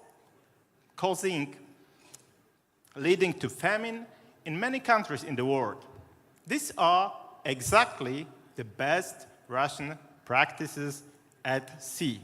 Maybe it is a good time, Commander, for you to explain to people here in Indonesia that the blockade of Ukrainian ports on the Black Sea has caused an increase in food prices all over the world, including Indonesia, and led to a global food crisis. Thank you. Thank you very much for your comment and questions, ladies and gentlemen. Now, I would like to invite the speakers to respond, and especially, of course, the first question, from Ristian, Mr. Ristian, is about the sea as the battlegrounds, and especially, with regard to the new developments where the so-called non-coastal states, is also actually now, project their power, into the South China Sea and other part of the world. How do you see, this problem? So, anybody of you, gentlemen, would like to take the, okay, please. Thank you, Mr. Moderator, and thank you, Mr. Christian, for the questions. I would like to take this opportunity to respond your questions. Well, we can say that the Indonesian Navy as a main component of the national defense at sea. We always conduct our operation based on the national policy, based on the political will. And since our foreign policy, as mentioned earlier by the Vice Minister of Defense, is the non-aligned policy, so we tend to focus more on what we are dealing with in our national territorial waters. What we have experienced so far, we just need to guarantee the presence of our warships or any other assets in the waters and always ready to act accordingly with the international law. We think that we don't need to be distracted with other great powers because international law already guarantees the freedom of navigation, and South China Sea, I think it's also implies that rules of law. So I think for our national territorial waters, we need to focus more on what we are dealing with within the areas. I think that's the response from me. Yeah, actually, there are two questions. How far is the so-called national sea defense strategy still relevant now? I think that's from another. That's from Mr. Seno, right? Yeah. Okay. The second question. The second questions to Mr. Seno. I think national strategy should be addressed to the Minister of Defense, since we are only the one of the component of the national defense. However, from the point of view of the Navy, the national strategy are still relevant. We are still try to adjust it in accordance with the current strategic environments and also considering the capability and the capacity of our government. So how far and how much they can provide us with all the systems and the weapons that we need.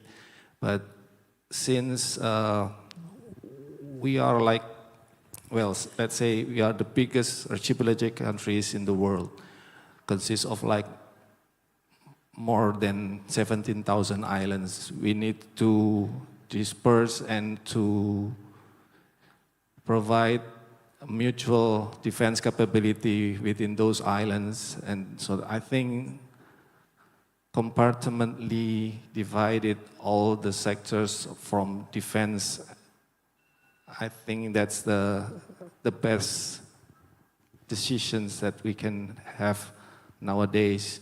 And we just need to support the policy either from the Army, Navy, and the Air Force. We can work collaboratively together to uphold the policy and just work on it. And I hope that from the time will come and we can prove that the strategy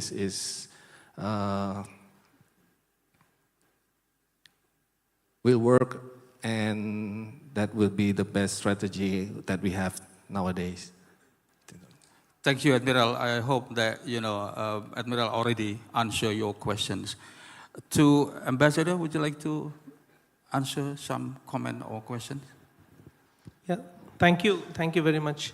Regarding the question on outside powers in the South China Sea, I think what Admiral was mentioning that, you see, there is no issue on with respect to territorial waters. I think the problem is territorialization of the international waters. I think that is what is the challenge. It is conversion of shoals into islands and militarization of the islands. I think that is the challenge. South China Sea is not China's sea. Similarly, the Indian Ocean is not Indonesia's or India's ocean. These are international waters, and I think when it is an international, then I think others have to stand up and say. I think that may answer your question. On the India's Lookist policy, in fact, in the last 10 years, the Lookist policy has become more dynamic, and it is now the Actist policy. And we are this year celebrating the 10th anniversary of the Actist policy. So we believe that our East is very important to us, both strategically and economically. We engage a lot with the East, and we should do more. I think that is the philosophy behind our Actist policy. There was a question on Sabang. We have something known as the Andaman-Aceh Connectivity Initiative. It was announced during the visit of by Prime Minister Modi and President Jokowi in 2018. We have a task force on it. I must confess that not much has happened on that, whereas there is great potential of that. Our view is that Indonesia is at the southern bookend of the Malacca Straits, but we find that most of the sea traffic actually goes north of the straits. It goes to Singapore or Penang or other. Can we do something to attract? If you go to Sabang, you will find that 1,400 ships pass by every day, or more than that maybe, just a few kilometers from Sabang, but none of them call on Sabang or in any ports in Indonesia. So I think there is huge potential for Indonesian ports to attract the traffic. And the principle behind our interest in development of ports in Indonesia has been that, to decongest maybe Singapore and attract more traffic into Indonesia, make Aceh or other ports in Indonesia hubs for traffic through the Malacca Strait, and then distribute the traffic through national shipping companies. So that is the proposal. We have done a study on Sabang. It is now under the consideration of the Indonesian government. We hope to hear from them soon, and then we'll see how to progress that. Thank you. Thank you, Ambassador. And to Admiral Forobev, I think we have two questions here. The first one is with regard to Arctic shipping route and how is the development now. And the second question is, with regard to the idea of good order at sea, whether, Russia is really, try to maintain the so-called good order at sea, considering, the recent developments, in Ukraine. So I think that is your time now, to respond to the question. Спасибо. Начну с заключительного вопроса, поскольку считаю его более важным для обсуждения и ответа. Thank you. I would like to start with the last question, because I think it's just of a higher importance nowadays. Должен отметить, отвечая на этот вопрос, что морская доктрина Российской Федерации, как, собственно, и весь комплект документов об обороне, носит исключительно оборонительный характер. First of all, I must note that the National Maritime Doctrine, as all the defense documents, are of the defensive specialization, are of defensive specifics. Если уважаемому оппоненту или кому-то в зале плохо известна история возникновения конфликта и начала специальной военной операции, то отсылаю вас к интервью президента Российской Федерации Такеру Карлсону, который он дал в этом году, там очень подробно все разъяснено. If our guest opponent or anybody else in this ballroom have some questions or ambiguations about the arising of the special military operation, I can just recommend you watching the interview of the Russian President Vladimir Putin to Tucker Carlson. He explained it pretty well. Непосредственно по сути вопроса. Вы сказали о блокаде портов. Морская и воздушная блокада – это конкретные термины военного искусства, и морская блокада портов Украины в настоящее время не осуществляется. Now, about the question itself. So you mentioned the block of ports. Actually, the sea and air block are the military terms. And from the point of view of those terms, this block is not implemented in case of the Ukrainian ports. Кроме того, как мы все знаем, в течение длительного времени при поддержке и участии турецкой стороны действовала так называемая зерновая сделка. Additionally, as you may know, for some continuous period of time, the so-called grain deal with part of Turkey in it has been acting for quite some time. В рамках действия этой сделки так называемым беднейшим странам мира было доставлено не более 3% от всего объема вывезенного из Украины зерна.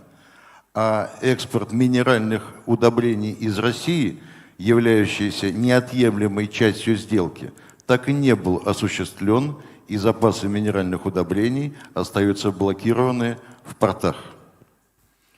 Actually, only 3% of the cargo of the grains that was supposed to be delivered to the poorest countries was delivered, actually, only 3%. At the same time, the second part of the deal dedicated to the shipping of Russian mineral resources never happened, and these resources remained at Russian ports. Что касается гибели женщин и детей от оружия, применяемого кораблями Черноморского флота.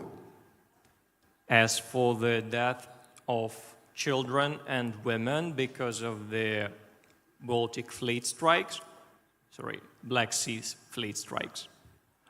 Ну, в общем случае необходимо отметить, я думаю, что мои коллеги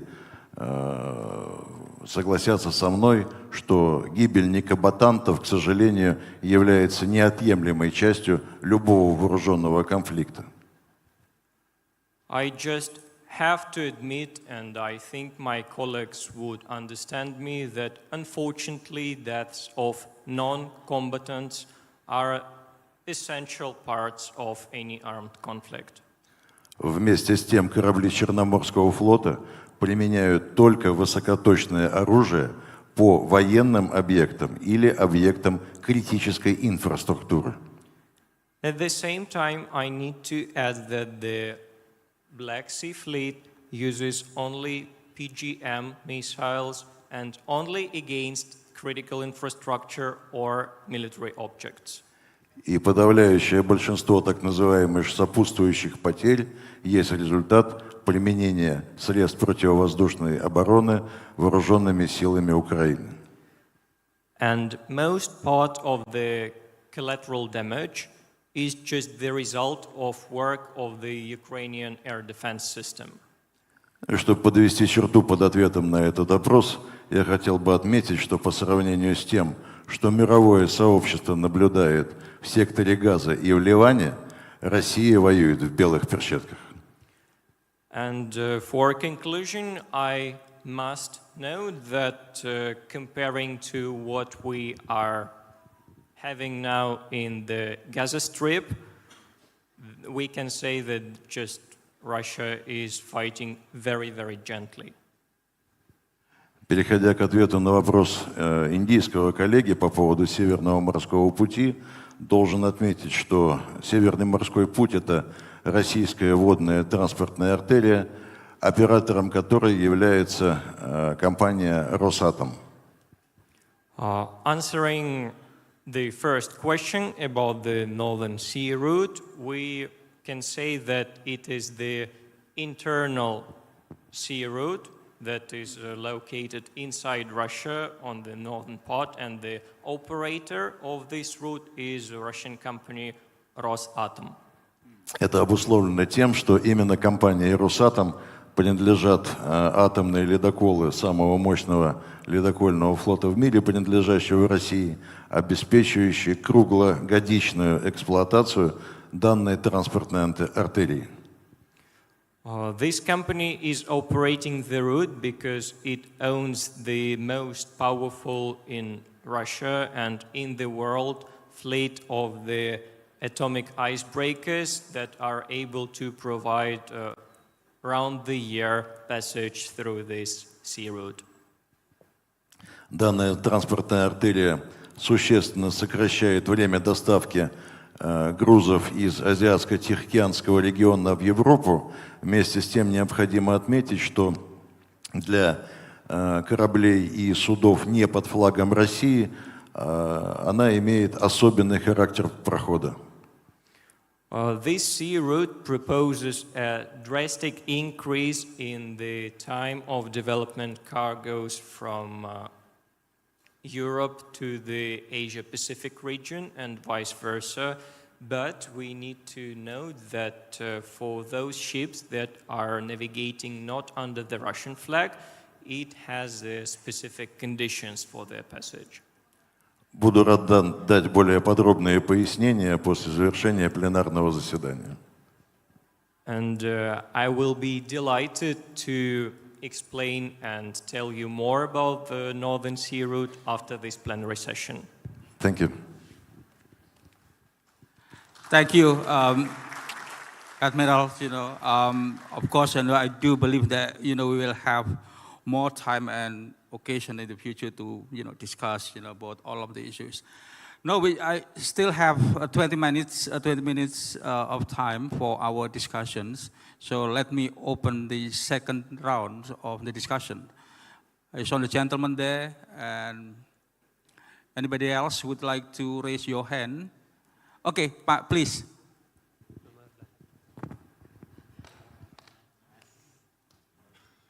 Thank you for the opportunity. I have two questions regarding the previous presentation. Please mention your name, identify yourself. My name is Gregorius from University of Indonesia.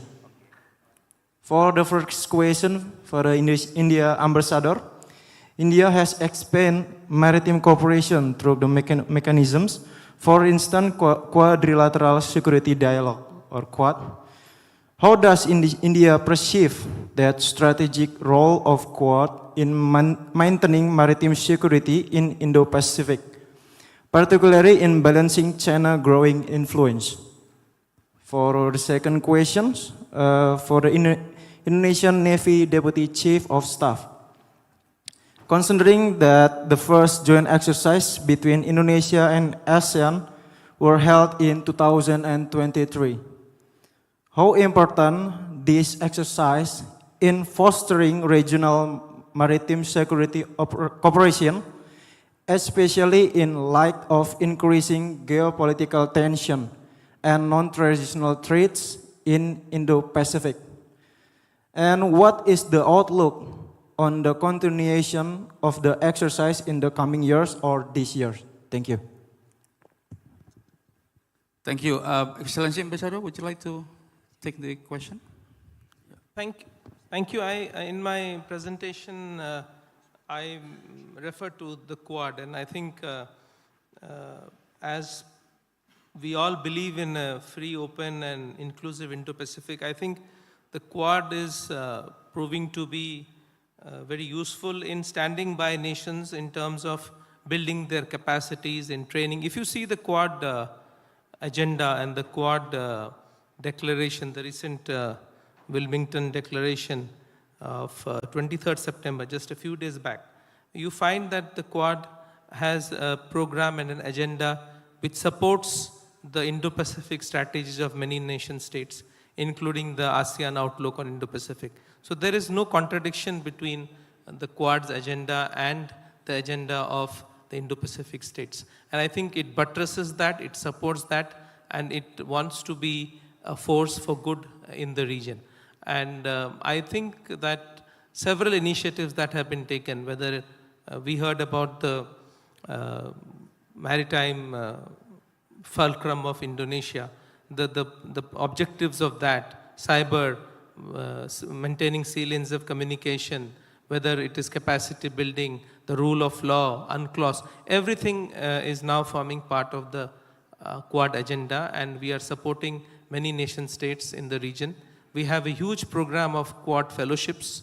We have just announced, India has announced a Quad fellowship for engineering students available to the nation states of the Indo-Pacific. So it's a very constructive agenda. It is not, it's a security dialogue, but it's not a military grouping that I think we have reiterated many times. And it is actually following the Indo-Pacific outlook of ASEAN. And if you read the Wilmington Declaration, you will find great deal of language about how Quad will work with the regional groupings in the Indo-Pacific, including ASEAN, to promote its agenda. So it's not to balance China, right? I don't think so, because you see the Quad, if it was just, that was the objective, then it would not have stood its ground and developed so much. And it would not have seen so much of participation by the Indo-Pacific states, because there is a limit to what you can do in terms of a containment policy. And when you are talking of an inclusive architecture, when you're talking of free and open spaces, then you cannot at the same time have an agenda of containment. I think it is important to understand the Quad dynamics and to see what, you see the proof of the pudding is in its eating.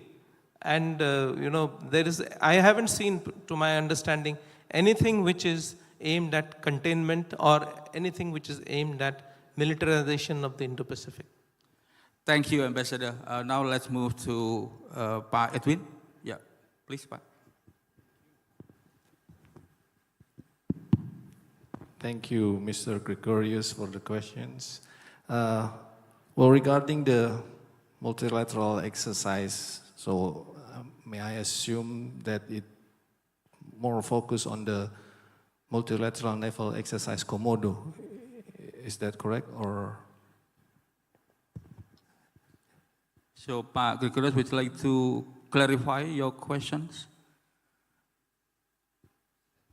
Is a joint exercise with ASEAN in 2023. Oh, in Natuna? Yep. Okay.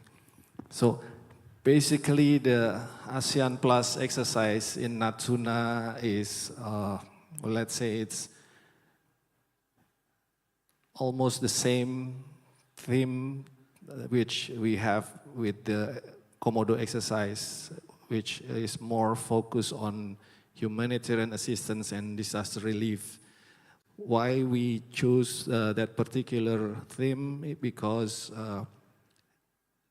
we know that our foreign policy is non-aligned policy. So we try to work with our neighboring navies, with our friendly navies, focus more on humanitarian assistance and disaster relief because it's well received within all the navies in the world. And we do understand each other that humanitarian assistance and disaster relief is something that we need to work on together. So the importance of the ASEAN Plus exercise is mainly focused on that aspects. And why we try to work together on that aspect, because we need to guarantee the interoperability between the navies. We need to understand each other's standard operating procedure, and we need to collaborate and work together, which will help each other with our respective capability, and finally we can understand each other. With understanding each other, I think the situation between all the participants will be more friendly, and we will focus more on what we can do together instead of what we have to fight for each other. So I think that's the best approach that we have for the multilateral exercise. And the outlook of this exercise, I think we need to improve the capacity, the enhancing the scale of the exercise, and continue to work together to overcome all the challenges that we faced. Since in our opinion, once we are together, we will let aside our differences and focus more on what our mutual interests and work together to achieve what we can do together. Thank you, Will. Thank you. Okay, thank you. I think I still can take one or two questions or comment.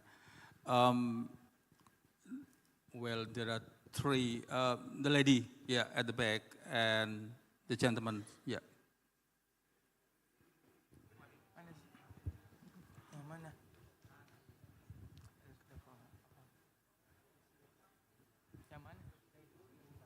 Itu Pak, silakan Pak, yang belakang.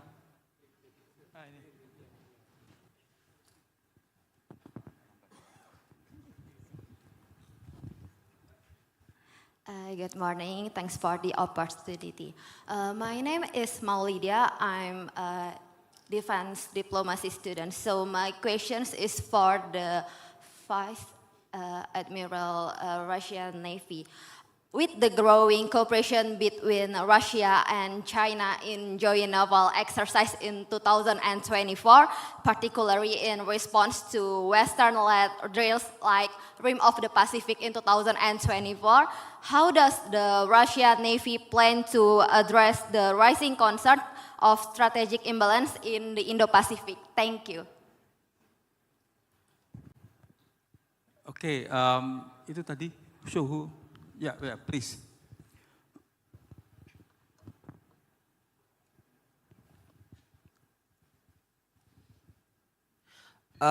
Thank you. My name is Naim from University of Indonesia.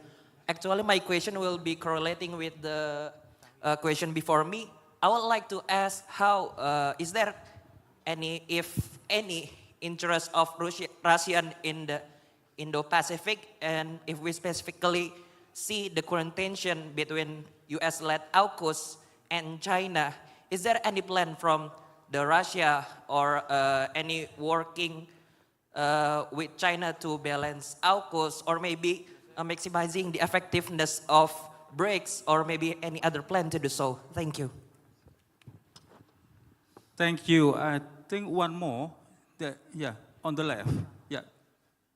Please, Ibu. Please be quick, yeah? Yes. And short.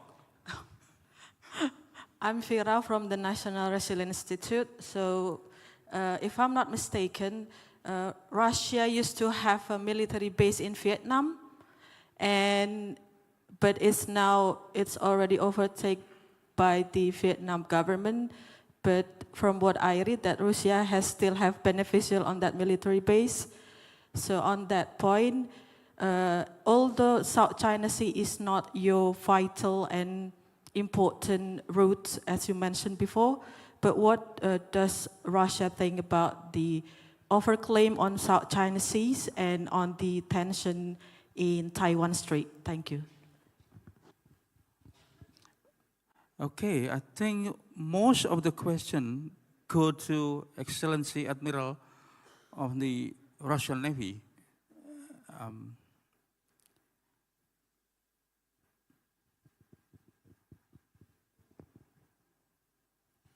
Yeah, please. Последовательно отвечу на вопросы. Первый вопрос, касающийся совместных мероприятий подготовки с вооруженными силами, с Народно-освободительной армией Китая и, значит, угрозами, которые мы видим в этом регионе. So I'd like to answer the questions as they were posed. So I will begin with telling about our cooperation and mutual exercises with the Chinese army. Ну, угрозы, собственно, как и безопасность,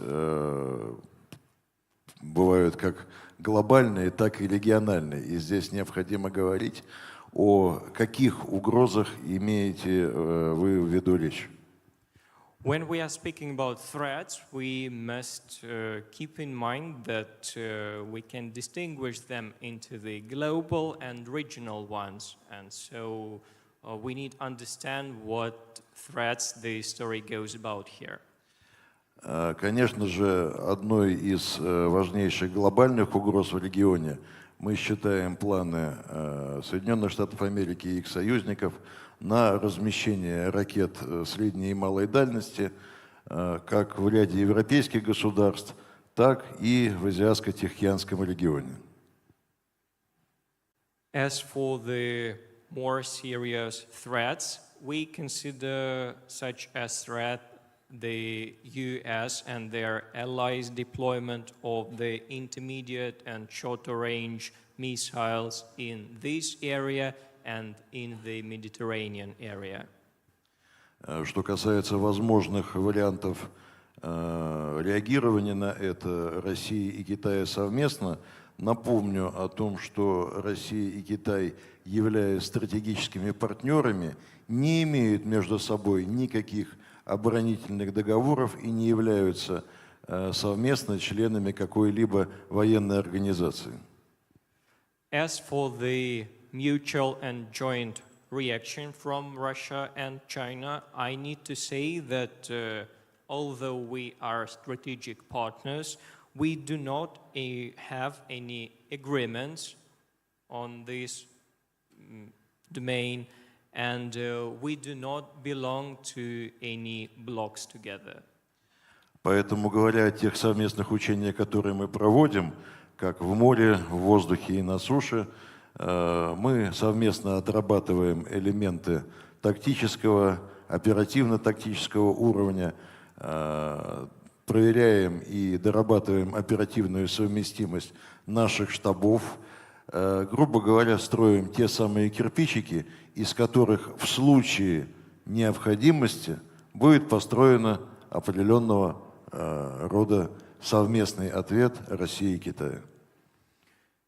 So by joint activities and joint exercises on sea, on land and on air, we are kind of building some blocks, block by block, our joint effort, and our command posts are training one by one. And this is done in case some collective response must be provided.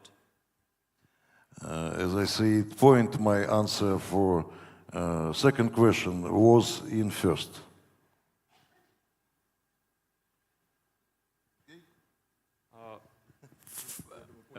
Okay, I'm sorry. Да, и по третьему вопросу, что касается Вьетнама. And let me answer the third question as for Vietnam. На побережье Вьетнама у России была замечательная военно-морская база «Камрань». Yes, we did have a beautiful naval base on the Vietnamese coast. Its name was Cam Ranh. В начале 90-х годов военно-морской флот уже России ушел из этой военно-морской базы. И сразу после того, как состоялось это событие, на законодательном уровне во Вьетнаме был принят закон, запрещающий иметь на территории страны какие-либо иностранные военные базы. Isn't it? So in early 90s, Russia left this base, and right after we had left the base, the Vietnam adopted a law prohibiting presence of any military bases in the country. Исходя из этого, мы, конечно же, продолжаем наше взаимодействие с руководством и Министерством обороны Социалистической Республики Вьетнам с учетом того законодательства, которое действует в государстве.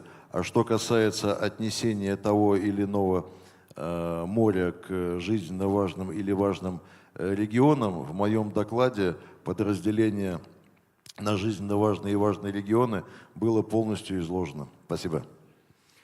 So we do continue our cooperation with Vietnamese leaders and Vietnamese defense ministry, but only within their legislation framework. And as for our vital or non-vital interests in the South China Sea, I hope I told about this during my presentation. Okay, ladies and gentlemen, I think now, it's come to the conclusions of this session. And, I noticed that every time we talk about maritime issues, we come up with more questions rather than answers. Because if you look at, especially in the development, of Indo-Pacific, especially in the agenda of maritime cooperation, there are a lot of debates, initiative, and so on and so forth. And up until now, we are still actually embarked on, those kind of agenda. We would like to thank you very much. To thank all of the speakers for the very nice presentation. And this is actually the beauty of having discussion, because we receive first-hand information from our colleagues here from Russia. And also from India, of course, from Indian ambassador, and also by Edwin as well. I think the dialogue should be continued, in the future, despite all of the differences, different perspective, argument, and so on and so forth. I think the dialogue is very important, and we need to, to discuss, all of those issues. Maybe it's just come up to my mind, actually, Excellencies. Maybe in the future we can have, the so-called Maritime Summit of Indo-Pacific. That will be, very interesting, to discuss, all of the issues facing us. Thank you very much again to the speakers and also the audience, especially, those who already, make some comments and questions. Now I would like to conclude, all of this session. Thank you again. Yeah.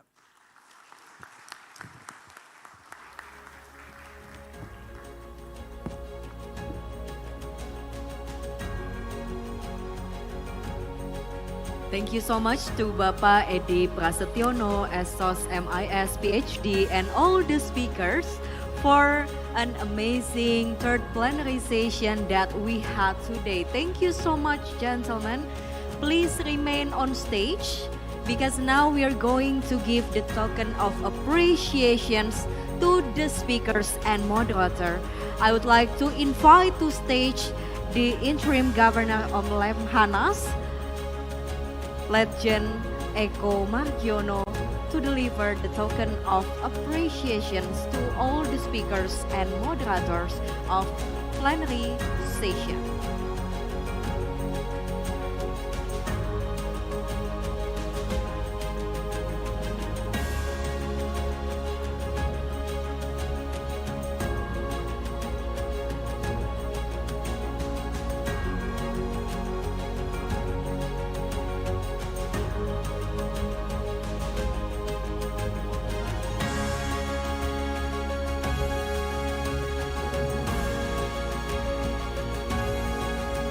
We're going to have the group photo session.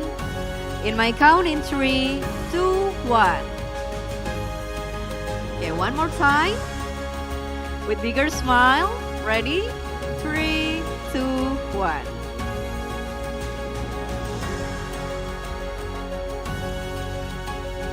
All right, thank you so much, gentlemen, for giving us a very insightful discussion in this third plenary session of Jakarta Geopolitical Forum 2024. Can we give a big round of applause, ladies and gentlemen? for all our speakers and moderator for this session.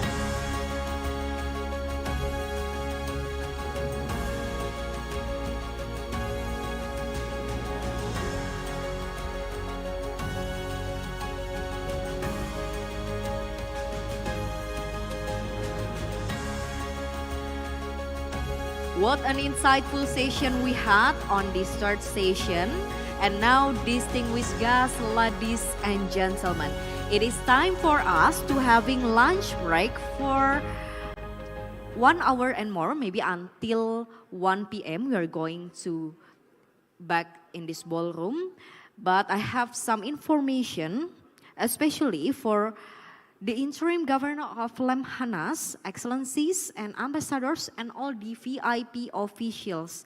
You can please kindly have the lunch break in the VIP room across the main stage. And for all the participants today, lunch break is now served at the foyer on the left side of the stage. And for those who want to perform Zuhur prayer, it could be done at the prayer room at the lower ground of this hotel. Once again, the interim governor of Lemhanas, excellencies, ambassadors, and all the VIP officials, you can please kindly have the lunch break in the VIP room across the main stage.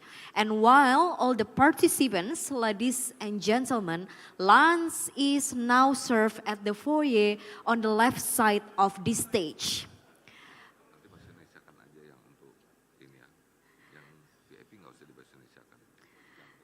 Kami persilahkan kepada Bapak Ibu tamu undangan saat ini sudah dapat menikmati makan siang. Lunch break sudah disediakan di bagian depan Ballroom Ritz-Carlton Jakarta.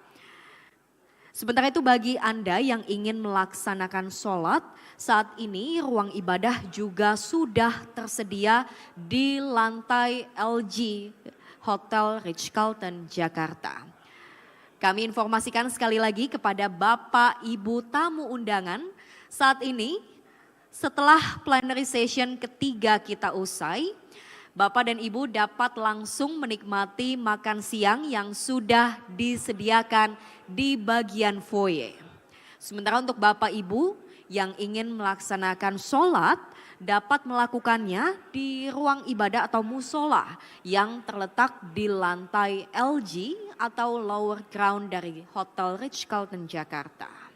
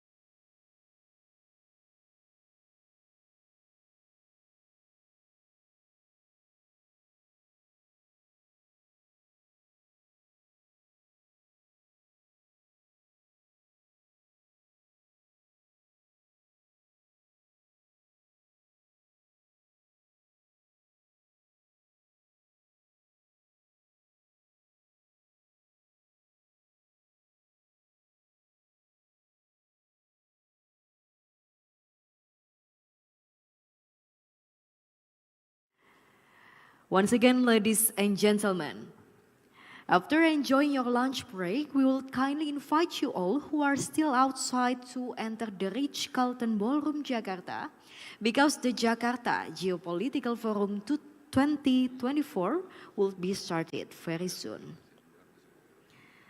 Kepada Bapak dan Ibu tamu undangan yang hingga saat ini masih berada di luar ballroom, kami ajak Anda untuk dapat segera memasuki ruangan karena sesaat lagi plenary session keempat dari Jakarta Geopolitical Forum 2024 akan segera dimulai.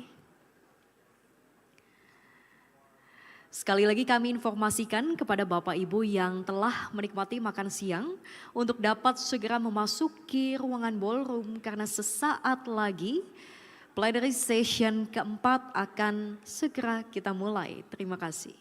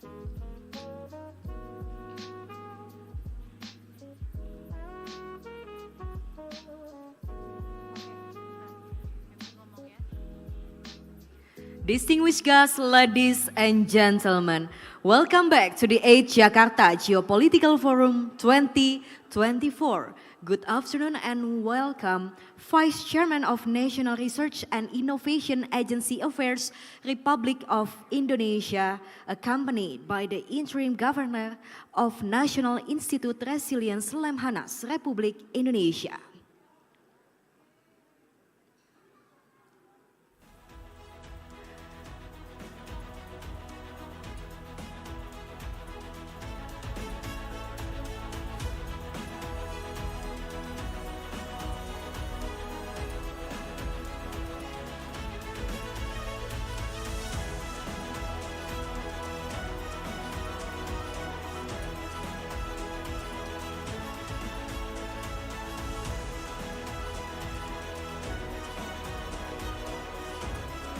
Selamat siang dan selamat datang Bapak, kami persilahkan untuk dapat menempati kursi yang telah disediakan.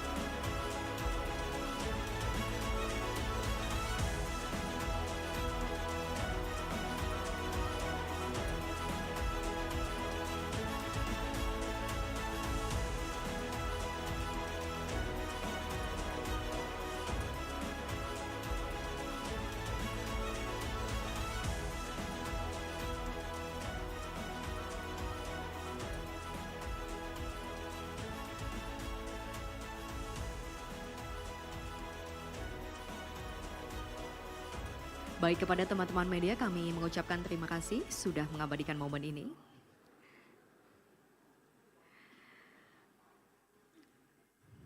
Good afternoon, Excellencies, distinguished guests, ladies and gentlemen. Welcome back to the second day of the 8th Jakarta Geopolitical Forum 2024, addressing Geo-Maritime resilience challenges in the Indo-Pacific.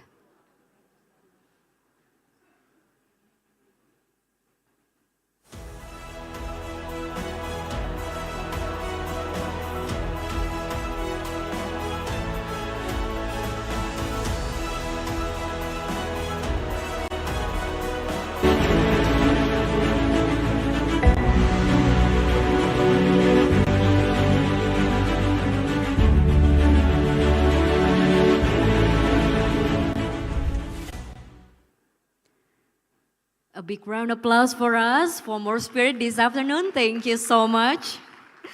So distinguished guests, ladies and gentlemen, now it is time for the fourth plenary session.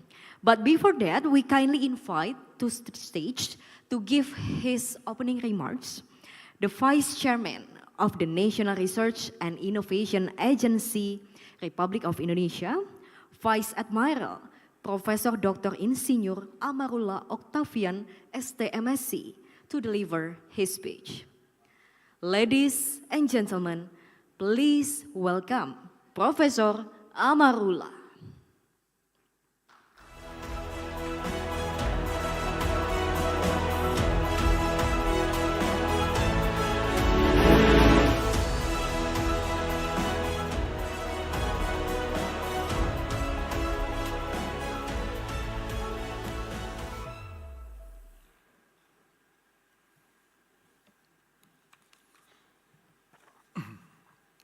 Bismillahirrahmanirrahim.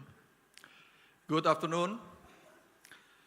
The Honorable Acting Governor of the National Resilience Institute of the Republic of Indonesia, distinguished all speakers, General, Admiral, Air Marshal, distinguished all professors, all participants, ladies and gentlemen.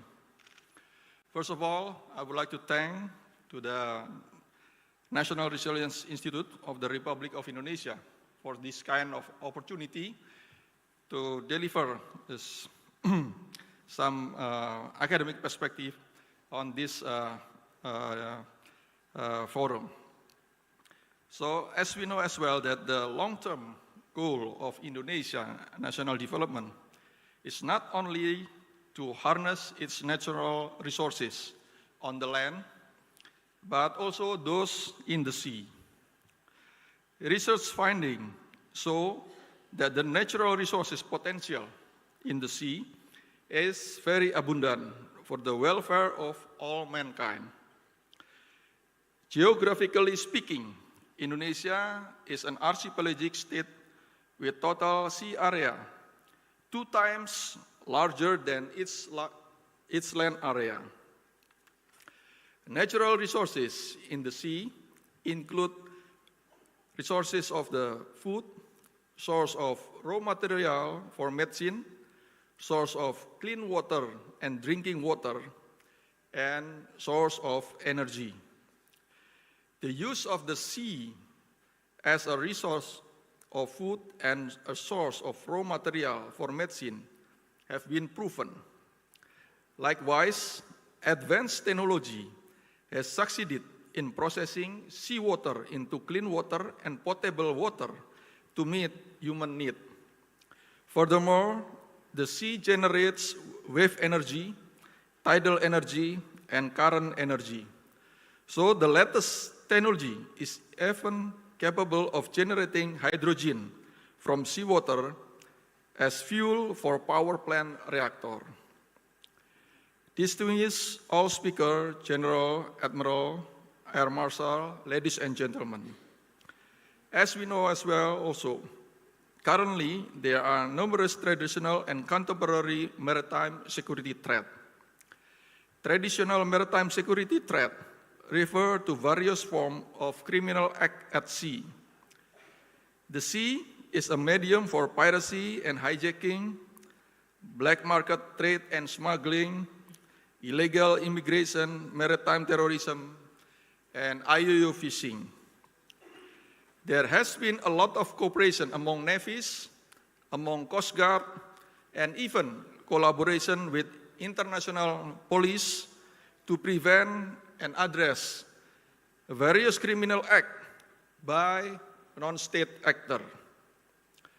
Nevertheless, international cooperation and collaboration remain needed to suppress the number of crimes to a minimum.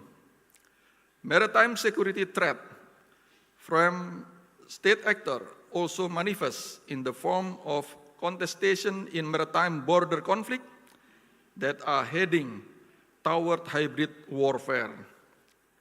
This new type of warfare is a combination of warship manned by soldiers and unmanned system controlled by artificial intelligence. Agreement on international rule for the appropriate use of unmanned system and prevention of artificial intelligence misuse still has hitherto not been concluded. Contemporary maritime security threats are more oriented toward the negative impact of the marine environment due to ecosystem damage. Marine pollution and air pollution above the sea are mainly resulted from human negligence. Plastic waste and hazardous toxic waste are often found on the seabed and in the stomach of fishes. Coral reef and various marine flora are increasingly threatened. In addition to causing rising sea level, the melting ice of the North Pole and South Pole is also feared to release ancient viruses that were originally trapped in the ice. Global warming also affects the health of the ocean. For the time being, not many countries or international organizations have encouraged cooperation among navies and among Coast Guard to overcome damage to marine ecosystem. Not many new technologies available in peace to be used by the Navy and Coast Guard. for detecting, preventing, and addressing crime against marine ecosystem. Moreover, many countries still lack of educational curricula to increase public and state awareness of the obligation to protect marine ecosystem. Distinguished all professors, ladies and gentlemen, modern geopolitics is widely adopted by many countries in striving for their respective national interests. Modern geopolitics put more emphasis on the instrument of political influence in achieving national interests than the dominance of armed forces as the classical geopolitical thought. Geoeconomic, in the use of modern geopolitics, to optimize all natural resources for the people's welfare. Geoeconomic does not only take advantage on the natural resources, but also maintain their sustainability. Based on the modern geopolitics and geoeconomic understanding, Geo-Maritime is the application of modern geopolitics to optimize all natural resources in the sea for the welfare of mankind. Geo-Maritime also has strong interest in preserving the sustainability of marine ecosystem. Geo-Maritime becomes a scientific basis for joint effort to empower the sea as a source of food, a source of raw material for medicine, a source of clean water, drinking water, and a source of energy. Geo-Maritime also serves a legal perspective in formulating various international rules to promote and implement various policies and regulations on sea empowerment and marine ecosystem preservation in a sustainable manner. Geo-Maritime become a framework, scheme, and mechanism for maritime security cooperation to prevent, to deter, and to address, and to mitigate all forms of traditional and contemporary threat from state actor, non-state actor, and state-sponsor actor. Ladies and gentlemen, national resilience is the ability of a state to deal with all forms of threat against maritime security. In reality, not all countries seem to possess adequate and proportional capabilities in dealing with threat from non-state actors, such as transnational organized crimes. Experiences from several countries demonstrate that states' capacity is still inferior compared to the network of non-state actor capability in committing criminal acts at sea. Meanwhile, security cooperation with one or few countries is also deemed ineffective at the operational level. Regional resilience is the collective ability of states within a particular region to deal with all forms of threat against maritime security. Regional resilience perceive any form of threat as common enemy, regardless of the source. Regional resilience put the state in a particular region in relatively superior position. Regional resilience is even capable of improving the effectiveness of cooperation implementation with other regions, both at the operational and tactical level. The duality of national resilience and regional resilience serve complementary and substitutional function. Complementary duality is the mutually complementing nature of national resilience and regional resilience in dealing against various forms of threat at sea, while substitutional duality refer to the mutually substitutive nature of the technical advantages utilization between national resilience and regional resilience.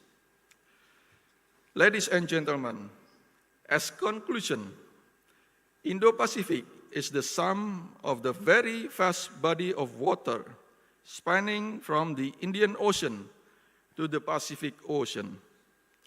Indo-Pacific consists of many countries that belong into several regions.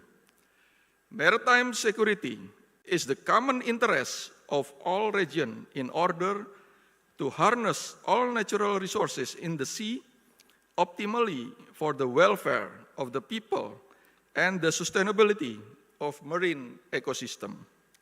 It is very important for academic and practitioner to organize the duality of national resilience and regional resilience in order to establish a solid foundation for the future international cooperation. The vital role of researchers in conducting scientific analysis is very essential for policy makers. Cooperation among researchers from various countries is also crucial in formulating a duality model of Geo-Maritime national resilience and Geo-Maritime regional resilience in the Indo-Pacific. I thank you for your kind attention and good afternoon.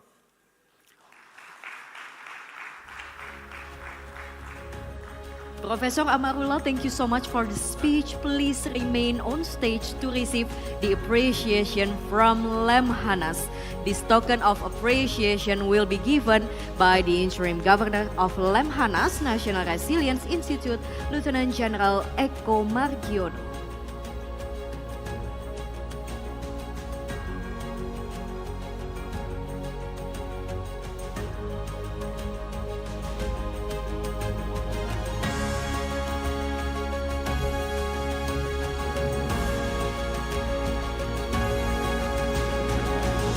Now we are going to have the photo session.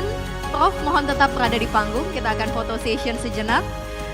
Saya mengundang dengan hormat untuk bergabung ke atas panggung Deputy for Strategic Studies of Lemhanas, Chief of DA JGF 2024, and all the speakers of this fourth plenary session and also the moderator of this fourth plenary session to join this gentleman on stage to have this photo session.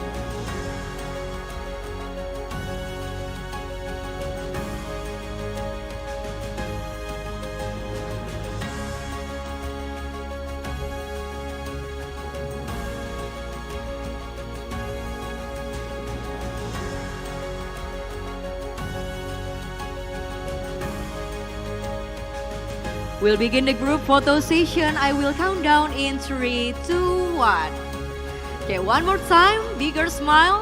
3, 2, 1. All right, enough? Thank you so much, ladies and gentlemen. You may kindly back to your seat. Thank you.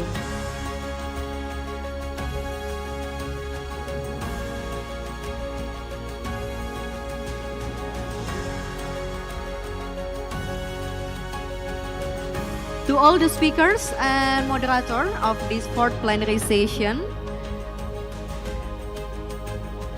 in a few minutes, we will begin this fourth plenary session. We are going to discuss about projecting future challenges in maritime security. Excellencies, distinguished guests, ladies and gentlemen, Vice Chairman of the National Research and Innovation Agency will leave this event venue due to another agenda. Thank you so much for gracing us with your presence. Ladies and gentlemen, proceed to our next agenda.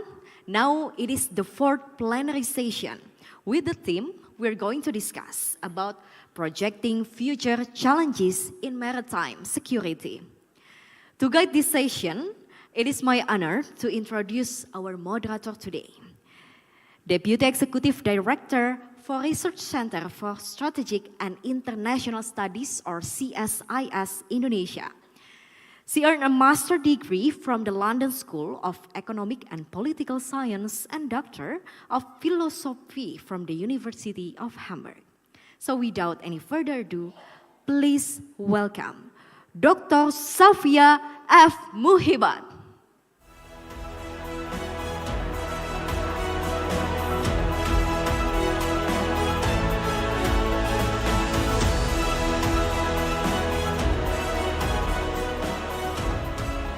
A very good afternoon, Excellencies, distinguished guests, ladies and gentlemen.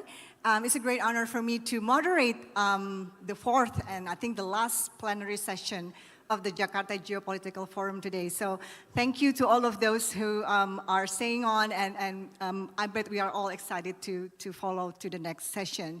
So I think my name is Safia Muhibat. I'm with the Center for Strategic and International Studies, CSIS, a think tank in Jakarta. In the previous session, I think we discussed a lot about maritime security and challenges in the region. Some imminent challenges have been discussed, but I think what's more important is that some of these challenges, these new threats and risks, are going to exist, in the near and long-term future. And I think it's also as important as identifying what the current challenges are. We are supposed to also discuss, what to expect in the future. And I think just now, Professor Amarullah also emphasized that international cooperation is needed to address some of the future challenges as well. And so that's what this fourth session is about. We are going to discuss, or we are going to project future challenges in maritime security. And to do that, we are fortunate to have three very distinguished speakers who will guide us on some of the more important issues that we are going to discuss today. So please allow me to call upon the speakers to join me on the stage. The first speaker is Mr. Eric van der Veen, if you could join us on stage. He's from the United Nations Office on Drugs and Crime. He is currently the head of the UNODC office in Indonesia and also the liaison of UNODC to ASEAN. The second speaker is Mr. Masayoshi Mita, if you could join me on stage, from the International Committee of the Red Cross, or ICRC. He is currently the Regional Humanitarian Affairs Advisor of the ICRC.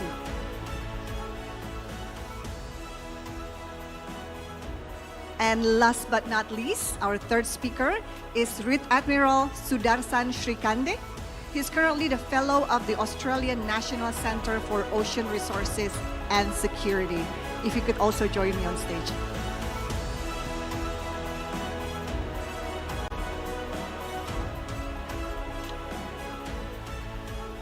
So we have our three speakers here, and as I said, this is the topic of this session, projecting future challenges. I think is very relevant and very important for us to complete our discussion since yesterday.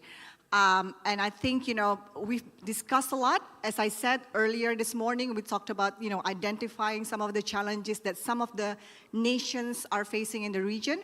So without further ado, may I ask Eric to probably come to the podium and give your remarks. Thank you so much. Thank you very much. It is an incredible pleasure to be here and to be able to speak with you about what is probably one of the most pressing challenges in this part of the world. I did prepare a PowerPoint presentation with the main purpose of showing you a video a little later on. But before we get there, at UNODC, the UN Office on Drugs and Crime, we're in the business of working with member states, with countries, to develop responses against crime.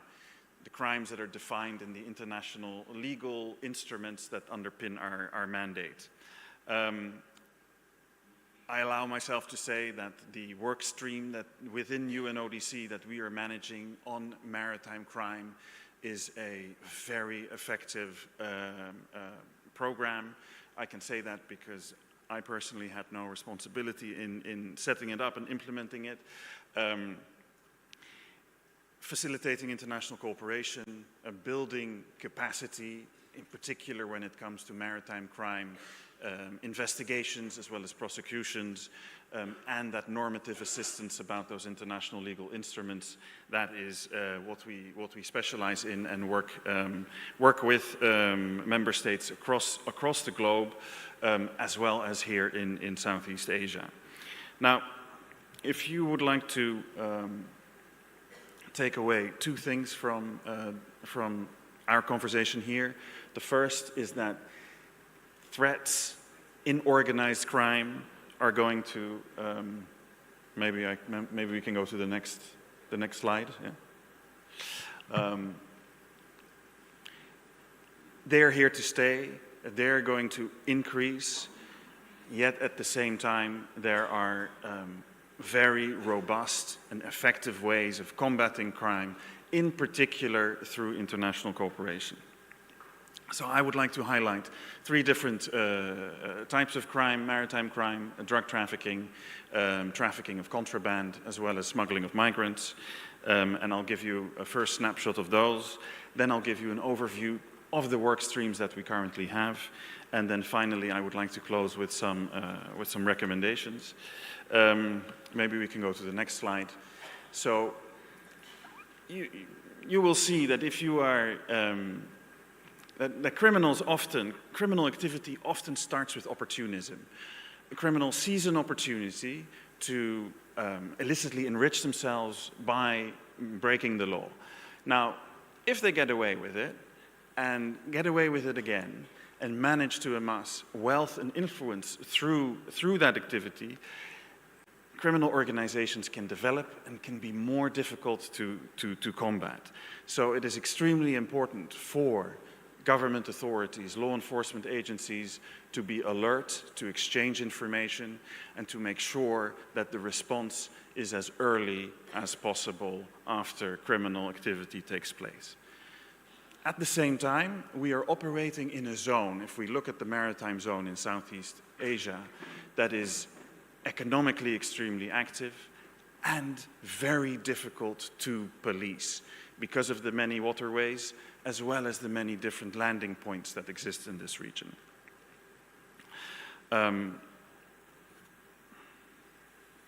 Now, when we look at drug trafficking, next please, methamphetamine is the most trafficked drug according to along maritime routes in the region. In particular, the western maritime route that goes from the Andaman Sea to the Straits of Malacca is used very frequently for the trafficking of methamphetamine.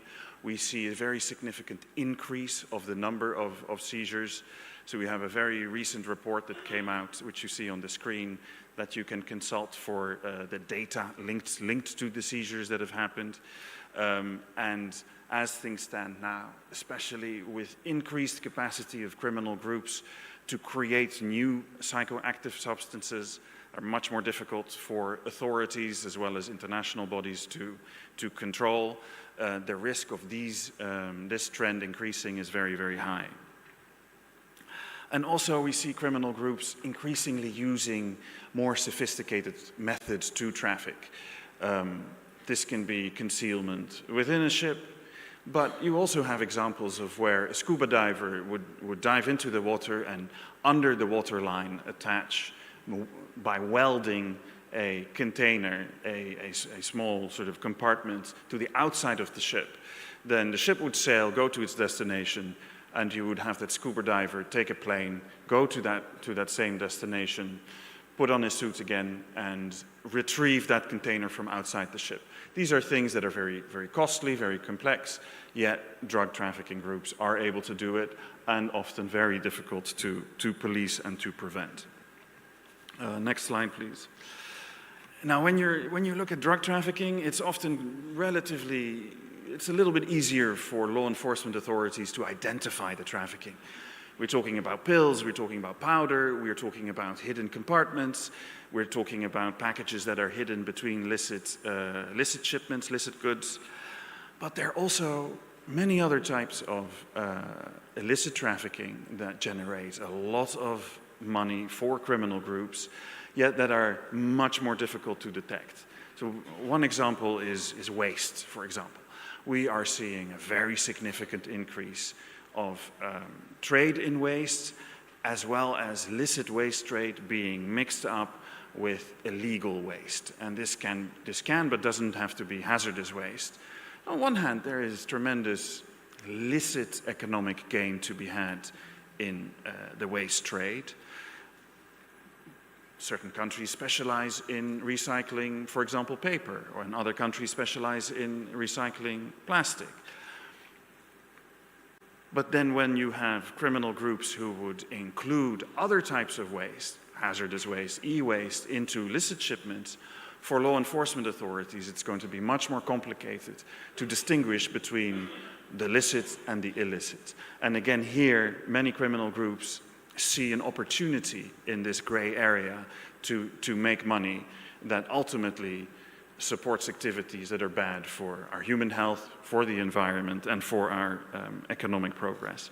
Timber is another such example. There is a lot of timber that is traded licitly, but at the same time, how to identify timber that is traded illicitly, seize that, find the people who are responsible for that, requires very complex intelligence gathering as well as investigations. Wildlife trafficking, we see a lot of that in this part of the world. Here we see that it is often smaller vessels that go to unmonitored ports. Also, what is trafficked? Again, difficult to identify for law enforcement officials, whether this is legal business or not. Next slide, please. Now we've talked about things. People also get smuggled. This is often people who find themselves in vulnerable situations, pushed out of the country where they live by conflict, or pulled to another country for economic opportunity. And a lack of cheap, legal pathways for migration. So for many people who end up being smuggled, letting themselves be smuggled, they do not have any other options. They feel that paying a decent amount of money to a people smuggler is the best, most effective, most cost-effective way of getting them out where they are and getting them to a country where their lives will be better. At the same time, when they are when they are being smuggled, they are incredibly vulnerable. They're vulnerable to being extorted themselves, but smugglers will also have the contact details of their family members. And so also family members can be forced into paying more money than that was agreed to make sure that their family member who is being smuggled remains free of harm. So this is an area that we also that we work on, and we really encourage further collaboration to ensure that we put an end to this type of smuggling. Next slide, please. So how we respond to these types of smuggling and the cooperation that we have with our partners in the different member states, capacity building at the national level, police investigations, prosecutions, regional level cooperation, and this is anchored in the different international legal instruments that the UN is the custodian of. So next slide is a video of a training that we deliver on a visit, board, search, seizure skills. This is based. We do this a lot with Bakamla at their regional training center in Batam. So this is an example of a training that we did a couple of years ago. Can we hit play on this video, please?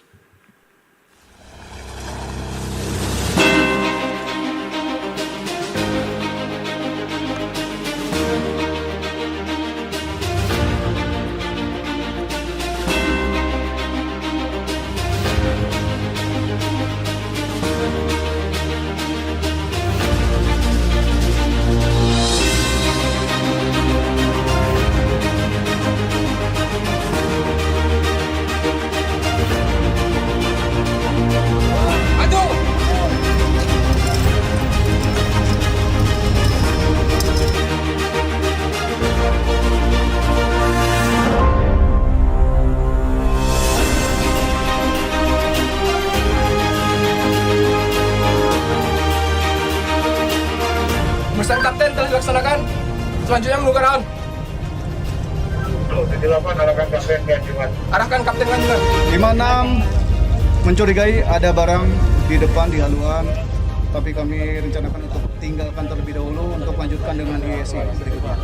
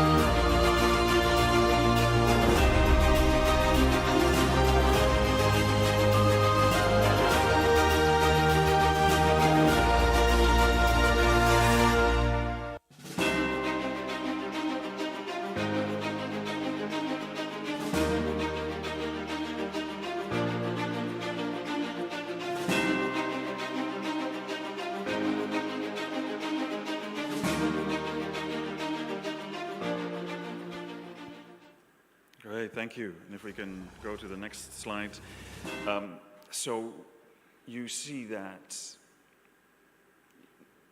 this is an activity which is mainly focused on national capacity building, but we also bring in other countries from the region to this same training center to train countries and law enforcement authorities together so that we can work on establishing a sort of similar baseline of how to approach these kinds of searches and these kinds of investigations, and to create connections between colleagues, build a level of trust. Now, in addition to that, we facilitate a number of forums that bring stakeholders from the sort of maritime law enforcement community together to discuss trends, to discuss best practices, and to allow them to exchange information. This can be law enforcement information, can also be information related to prosecutions, evidence, etc. And what you see more and more, organized criminal groups, they will take advantage of borders. They know that it is more difficult for law enforcement authorities to pursue them if they use different jurisdictions. Now, with the connectivity that we have through digital means these days, that cross-border approach of criminal groups is becoming more and more present, and one of the main ways that we can help in combating that and addressing that is facilitating that cooperation between different governments. So let me highlight a number that we help out with. One is the Maritime Law Enforcement Dialogue, which has been around for about 6 years. It brings together law enforcement officials as well as prosecutors from Indonesia, Malaysia, the Philippines, Thailand, and Vietnam. Main purpose is to establish shared perspectives on what the emerging trends are and what sort of collective responses can be developed. We also manage a forum where we bring maritime law enforcement together with drug law enforcement authorities to be able to identify trends, but also to establish connections that when there is a drug trafficking case, that then cross-border communication can happen quickly and responses can happen quickly. Then we have the contact group on the Sulu and Celebes Seas, which brings together Indonesia, Malaysia, and the Philippines. same idea, bringing countries together to focus on the trends and the responses in their area. We're also working with Bakamla and the other coast guards of the ASEAN member states in establishing an ASEAN Coast Guard Forum. This is still a work in progress, but we're very hopeful that this will be a very strong addition to these, to the toolbox of international cooperation mechanisms. Next slide, please. So as I mentioned, the work that we do is all anchored in the international legal instruments. The two primary ones are the Transnational Organized Crime Convention, as well as the Convention on the Law of the Sea. And the capacity building we do, as well as the international cooperation instruments that we leverage, are embedded in these conventions. So, next slide, please. What more can we do? What would be our recommendations in making sure that our responses to transnational organized crime at sea are more robust? Real-time sharing of information, any tools, systems, mechanisms that we can set up with our counterparts in another country will certainly prove extremely helpful. Having secure channels with our counterparts in countries that border our maritime area, and coordinate responses, and then ultimately do joint operations together. Those are things that we feel would be extremely beneficial. And then looking at public-private partnerships, engaging port authorities, tech providers, shipping companies in this exercise. It's ultimately also not in their interest that they are vectors for organized crime. Bringing them into our work can prove also very advantageous. And then finally, bringing in the coastal communities who can serve as a canary in the mine and may be able to pick up on suspicious activities in their communities before anyone else can. Next slide, please. So with that, I would like to close and thank you. Maritime crime in Southeast Asia poses very complex challenges to us as a community. The sophistication of the approaches and the methods that criminal groups apply is only going to increase. There are ways that we can address these phenomena, primarily by working together and sharing information. Thank you very much.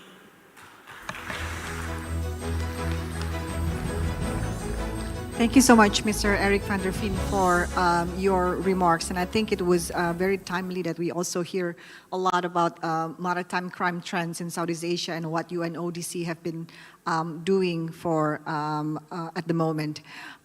Next speaker, Mr. Masayoshi Mita, please.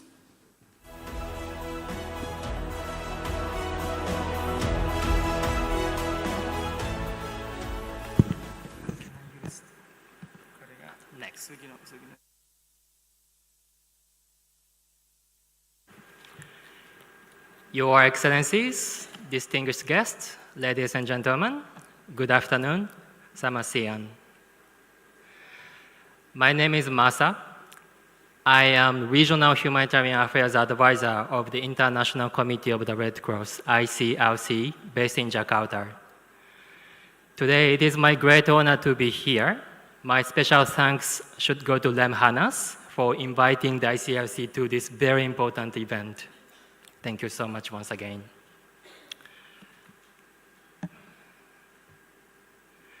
Today, I would like to talk about the role of the ICRC, my organization, and who we are. And then we will look at potential humanitarian consequences of armed conflict at sea, including from the use of new technologies of warfare.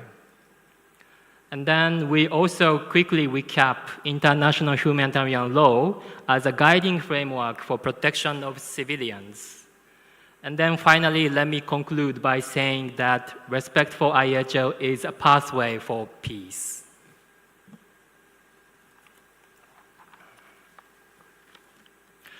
So let me quickly talk about the ICRC first.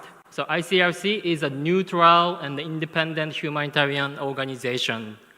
For us, neutrality means we do not take any political side. So we will never mention this war is right and that war is wrong. We never mention this to continue our humanitarian activities in very complicated situations. The ICRC is also independent. Our humanitarian activities should be carried out without being influenced by any particular government or any external organization. We are purely humanitarian organization. We have two big mandates for the ICRC. The first mandate is to protect the lives and dignity of people affected by armed conflicts. And we also provide those people affected by conflicts some material assistance. The second mandate of the ICRC is actually important for today's forum. The ICRC promotes international humanitarian law, IHL, to prevent and mitigate human suffering. So these activities to promote IHL can be done in armed conflict situations, but also in diplomatic settings, such as in New York, Geneva, and also here in Jakarta for ASEAN. So I am working with ASEAN, engaging on humanitarian dialogue to promote IHL on a daily basis. So I think many participants here have this question today. Why the Red Cross is here? Why Masa is talking now? This is not only because I wanted to come to this 5-star hotel, but the ICRC has a natural interest to concern about what's going on in the world in this region. So a geopolitical issue or a maritime issue can quickly escalate to an armed conflict due to misunderstanding, miscalculation, or probably the lack of mutual confidence. So if the armed conflict happens, we cannot, unfortunately, avoid humanitarian consequences, particularly on civilians. So that's why this is a humanitarian issue. So that's why the ICRC needs to talk about humanitarian consequences in terms of promoting IHL.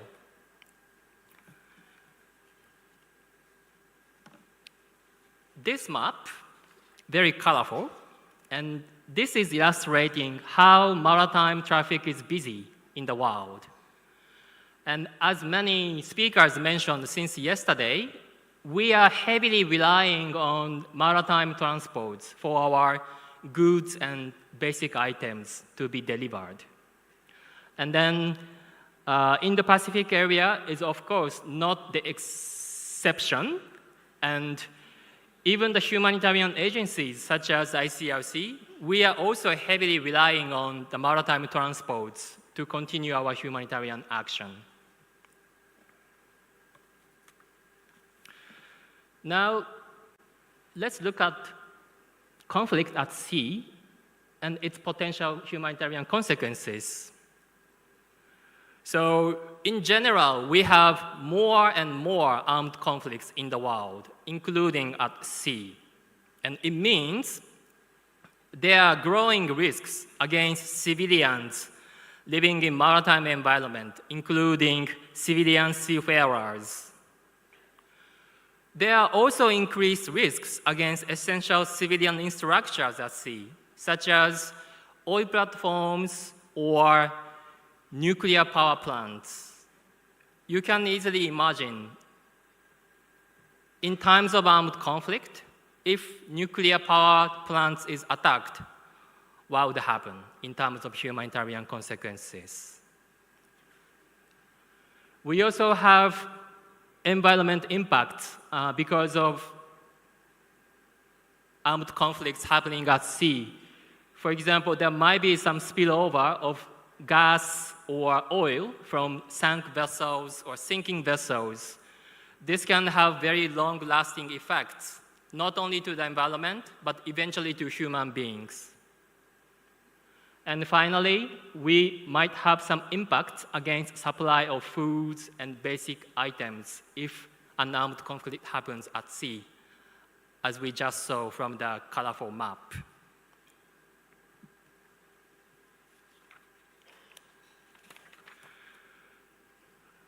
We are now talking about humanitarian challenges posed by new technologies of warfare.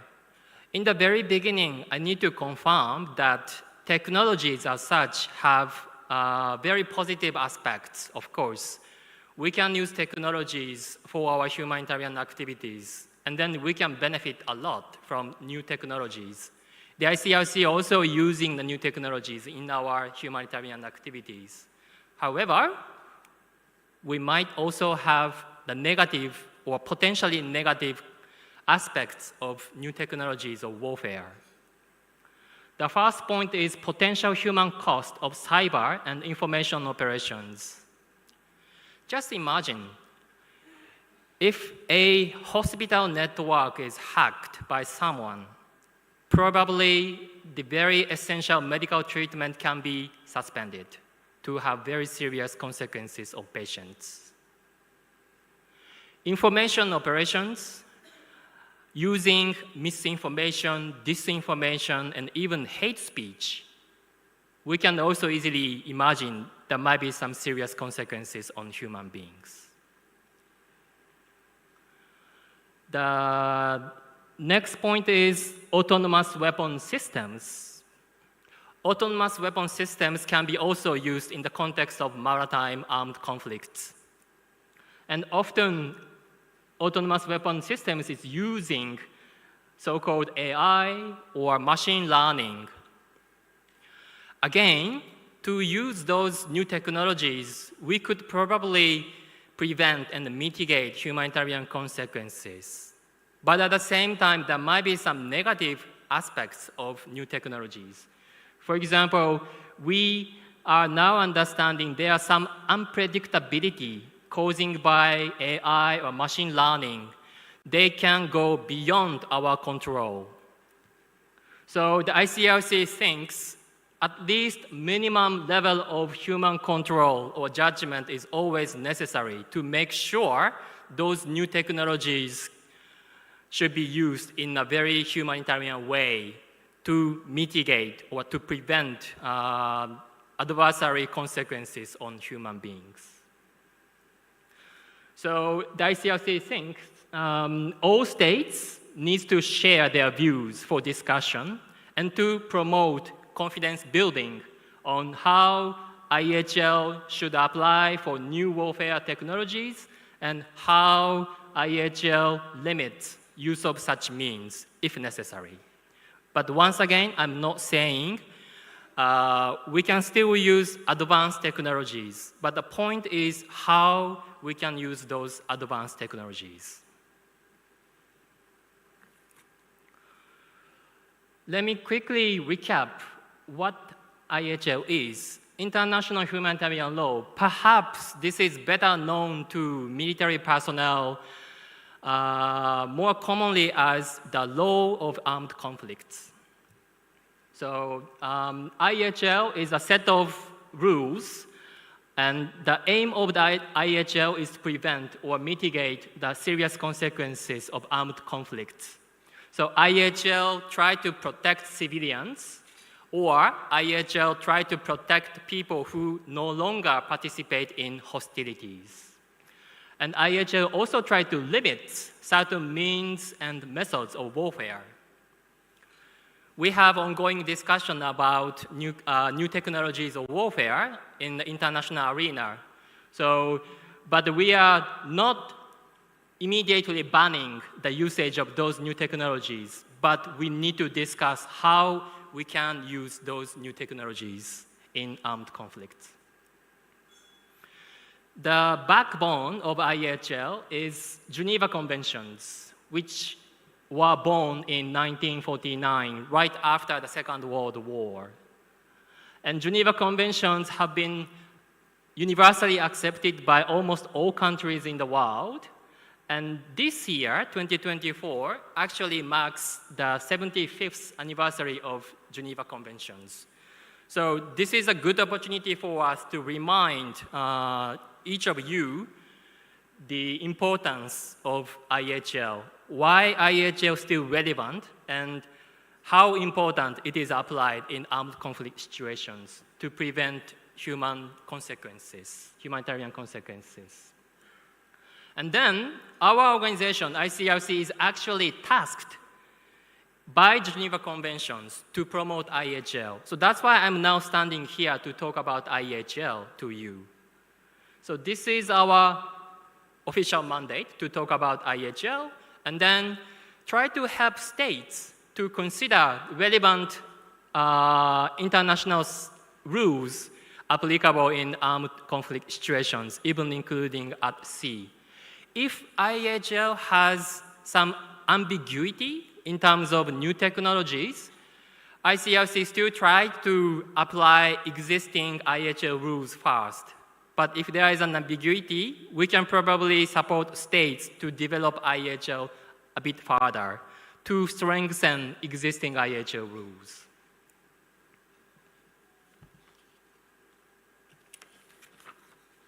So how does IHL protect civilians and those no longer fighting, so such as civilians, or sick, or wounded, or even shipwrecked combatants at sea? General notion is civilians and those combatants who no longer participate in hostilities must be respected, protected, and cared for in all circumstances. An example of how IHL guides the protection, the first example is all the parties to conflict should take all possible measures to search for and collect the wounded, sick, shipwrecked, and deceased. And also we need arrangements for the safe passage of medical personnel, equipment onto that area. It also includes so-called humanitarian access for humanitarian organizations such as ICRC. It is not always easy for us to secure our access because it is based on the agreement with states or parties to armed conflicts concerned. So the ICRC needs to keep negotiating our humanitarian access on the ground. And then finally, dignified treatment of the deceased dead bodies in accordance with their cultures and religions. This is also mentioned by IHL. So what are the challenges for IHL at 21st century? Probably the first point is, once again, the rules of naval warfare, including IHL. The law as such is very beautiful, I may say. But unfortunately, the reality is a bit different. Particularly now, we are dealing with this rapid development of technologies. So IHL also needs to be updated, or at least IHL should be reconfirmed its validity. It is still relevant for armed conflict with new technologies or warfare. So each state member has a legal obligation to confirm the validity of IHL, and if there is ambiguity or question on IHL, ICRC can support each state to clarify those questions. The second point is the core of IHL is still very simple: to protect civilians, to protect the sick and wounded or shipwrecked combatants. However, the main point is how states apply or implement IHL in reality.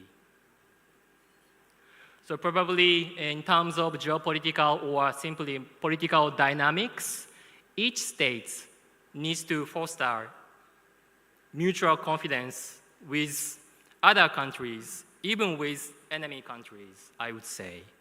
And probably having the mutual trust can be the first step to respect IHL mutually. This is my last slide. So today's key takeaways from the ICRC. So IHL remains still relevant, even though there are so many armed conflicts happening in the world and there are so many alleged violations of IHL. However, still IHL can be relevant. Otherwise, ongoing armed conflicts could be more devastating in terms of humanitarian consequences. And it is essential to build a universal culture of compliance with IHL. It is not enough if only one state respects IHL. IHL should be respected by all countries, but not only by parties to armed conflicts.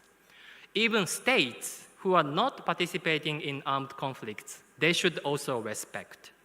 Because IHL is the minimum standards to protect civilians and wounded soldiers. If you don't know about IHL beforehand, I mean, before that armed conflict happens, you cannot respect IHL simply because you don't know about IHL. It is like when you drive a car. You should understand the traffic rules before you start driving a car. Without this knowledge, you cannot and you should not drive the car. Same logic. So this year, in this coming October, next month actually, we will have international conference of the Red Cross and Red Crescent in Geneva. This is one of the biggest humanitarian conference with all states and all Red Cross and Red Crescent members, including the ICRC. And we will discuss humanitarian issues of global importance, including new technologies of warfare. So if you are keen to this conference, you can also watch online, I think. So you can follow what kind of things will be discussed in international arena in Geneva. And then, yes, let me repeat the third point. This is the most important point. So respect and ensure respect for IHL. This is an essential pathway for confidence building and peace. So I myself call this prior learning process as humanitarian preparedness.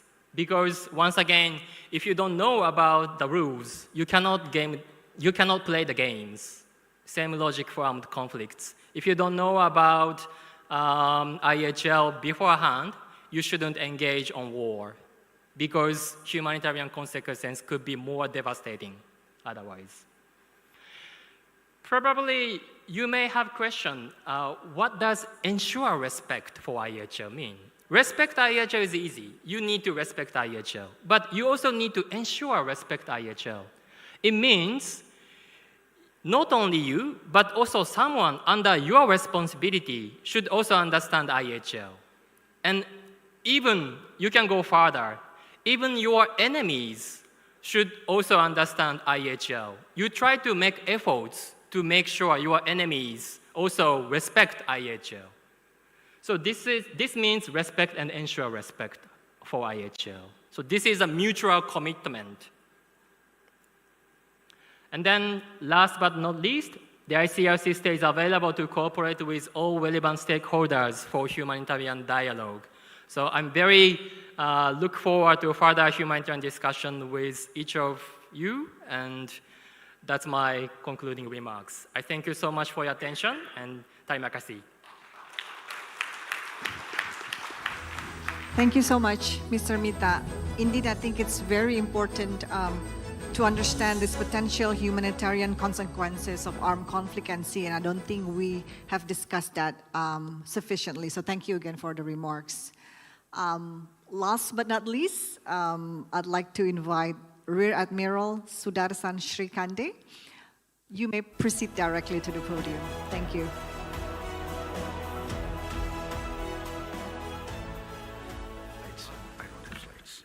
Thank you.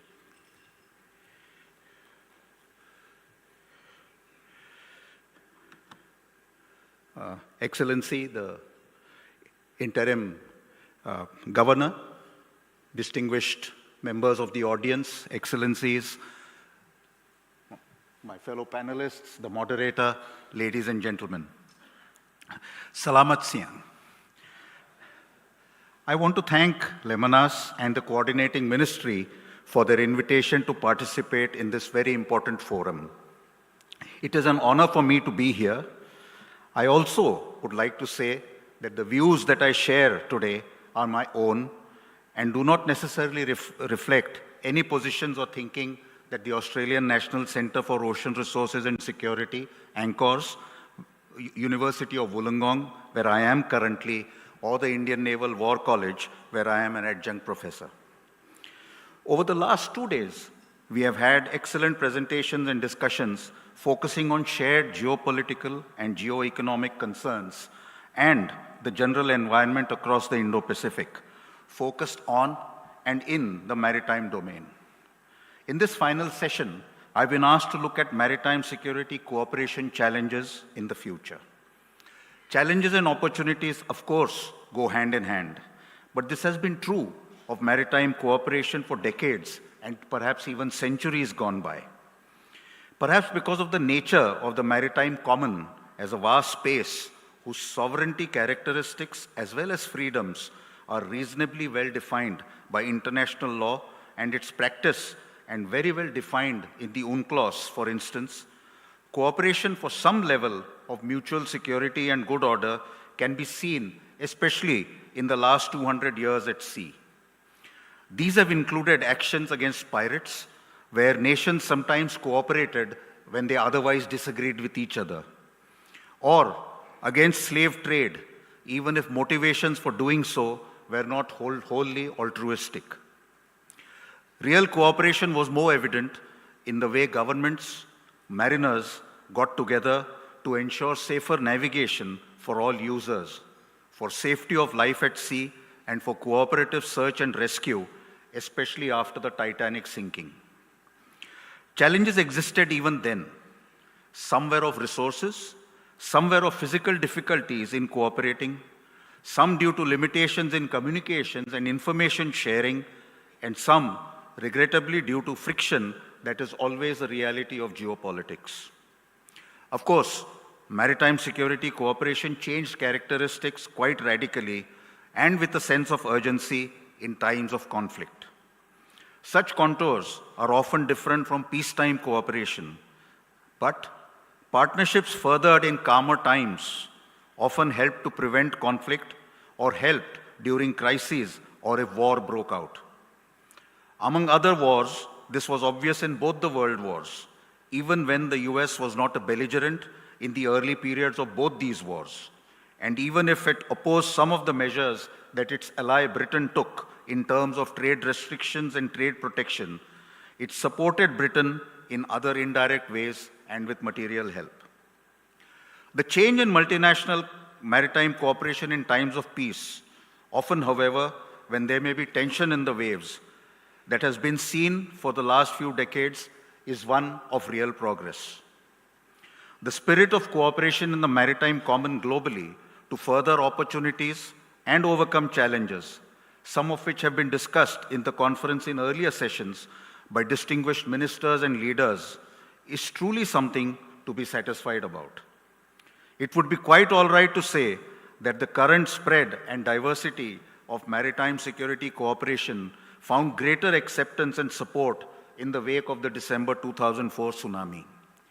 The mechanisms that evolved after the great tragedy, which many in the hall would have personally experienced or been involved in providing help and assistance in numerous ways, spanned search and rescue, a rapid surge in humanitarian assistance and disaster relief, civil reconstruction, better earthquake and weather warning systems, and even more comprehensive thinking on infrastructure reliance or resilience. However, there were other developments, not probably directly related to the tsunami, but to slowly rising concerns of piracy, the incidents of terrorist attacks where sea routes were used, of organized crimes and narcotic smuggling, as we've heard just now, the impact of muscle flexing in terms of pushing untenable maritime territorial claims as seen in the waters that directly impact some ASEAN members and that may continue to pose challenges at greater degree in time to come. In fact, in the foreword of the ASEAN Maritime Outlook 2023, it mentions, and I quote, maritime disputes related to Southeast Asia's maritime waters, unquote, as the first of several challenges. Yesterday, when the Honorable Interim Governor read the ministerial address, he talked about India and China's border conflict and issues between China and Indonesia, as well as issues of the South China Sea, which the Honorable Vice Minister for Foreign Affairs also flagged. In a 2008 study by Professor Stuart Kay, a globally acknowledged authority on maritime law, he has examined freedom of navigation issues at considerable length. And surveys indicated that freedom of navigation would be slowly and steadily tested to gain extraterritorial claims and convert these claims into rights, as China seems to be doing. There were, until some years back, gaps in coordination between older and newer groupings for cooperation, many of them looking at the maritime domain in very major ways. ASEAN members, in fact, led the way in a manner that other groupings and regions have emulated. The setting up of information fusion centers was one such, which in early days made the best use of limited data on white ship movements and increased port security information sharing. This expanded nearly at the same time into similar initiatives in some other areas of the Indian Ocean region. This included a resurgent Quad, the Quadrilateral Security Dialogue, which has been mentioned earlier, that has focused on planning for delivery of a range of public goods. The overarching objective, reiterated in the July 2024 Quad Foreign Ministers meeting in Tokyo, centers on the freedom of the Indo-Pacific, with its underlying urging for all in the region to adhere to accepted and agreed rules. But it also furthers the delivery of public goods in all domains, but especially in the maritime domain, while also deeply considering that populations live on land after all, which is where the benefits of human security must ultimately deliver and be felt. The very recent Wilmington Declaration of 21st September, after the Quad Leaders Summit in the US, reiterates several angles of the multidiscipline, multi-organizational, multi-dimension objectives of the Quad for overcoming challenges ahead of all of us in the Indo-Pacific region. Firstly, the declaration reaffirms, and I quote, we are and will continue to be transparent in what we do. Respect for the leadership of regional institutions, including the Association of Southeast Asian Nations, ASEAN, the Pacific Islands Forum, and the Indian Ocean Rim Association, IORA, is and will remain the center of Quad's efforts, unquote. This step should enable even better information and effort sharing for routine maritime safety and security, of grey shipping, and for coordinating efforts against illegal, unreported, and unregulated fishing, which is also an effort towards improved food security all across the Indo-Pacific. Secondly, the Quad hopes to work with the above partners and more by underscoring its commitments to a rules-based international order, which it and forums like ASEAN unambiguously reaffirmed at the ASEAN Declaration on 16th October 2023 at the UN. And I quote again, we reaffirm our unwavering commitment to upholding multilateralism as well as the rule of law and the rules-based international order in responding to increasingly complex global challenges. Third, my primary suggestion is that ASEAN, IORA, the PIF, and the Quad bring to the Indo-Pacific canvas a greater recognition of the challenges of maintaining freedoms while working towards finding solutions. Maritime trade, for instance, is already multidimensional. Its obvious manifestation is the huge number of ships that carry imports and exports across crowded international shipping lanes out of sight of much of humanity. Citizens of most states may also not be aware of what goes on in the ports or how ships are tracked and kept reasonably safe. Neither are most people aware of how dependent they are on digital services, especially submarine cables, as we go about our daily lives, unless there is a breakdown. Trade and services, much of it digital, are dependent on submarine cables, security, and resilience of communications networks on land and via space. In turn, the maritime common is dependent on rules and good order in the other two commons, that is space and cyber. It is not only the Quad, but ASEAN and the PIF that are working on security and resilience in these commons. The challenges to these might grow from a variety of factors like deliberate disruption attempts by state and non-state actors, natural calamities, accidental cable damage, and so on. Thus, for instance, ASEAN's Maritime Outlook of August 2023 mentions cyber threats and the need for cooperative cyber security 21 times in that report.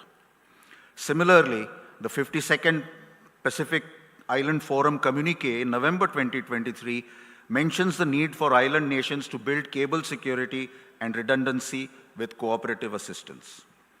There could be difficulties in such cooperation, mainly because of issues that may be raised by others outside these three forums that span the Indo-Pacific, or some issue of technical protocols, cyber hardening issues, and perhaps some techno-security issues. However, the Quad is investing in cyber fellowships, in training, and in pooling of resources for the larger public good, and greater coordination with ASEAN and the PIF may be precisely what might help in decades to come. Regarding the smooth and secure flow of trade, enhancement of port efficiency and security across the region is another challenge that such groupings will do well to coordinate their efforts. ASEAN probably has had a head start in this and provides the Quad a framework not only for coordination but for learning and emulation. The ASEAN Maritime Outlook 2023 mentions the 523 international seaports within its member states and the progress achieved in moving forward on the 2017 Regional Action Plan on Port Security, which has included training, by the way.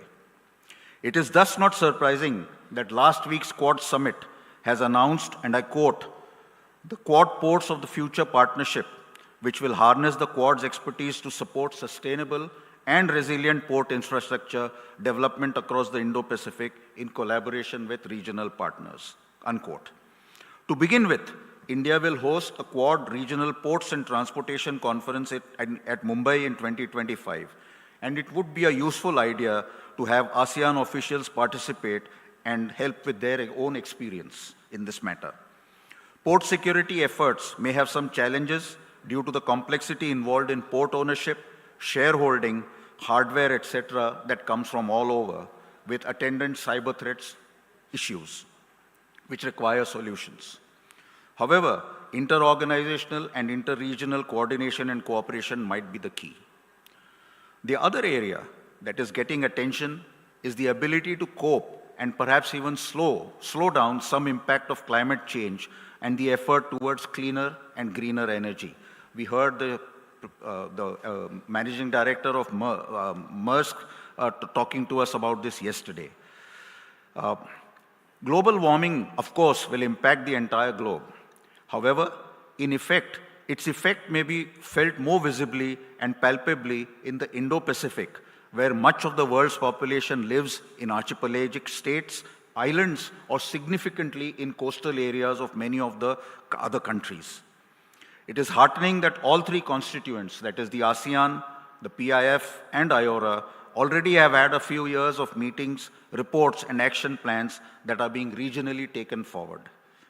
Quad's recent declaration underscores cooperation with the Indo-Pacific, and I quote again, as we underscore the severe economic, social, and environmental consequences posed by the climate crisis, we continue to work together with Indo-Pacific partners, including through the Quad Climate Change Adaptation and Mitigation Package, which is called QCHAMP, to enhance climate and clean energy, unquote.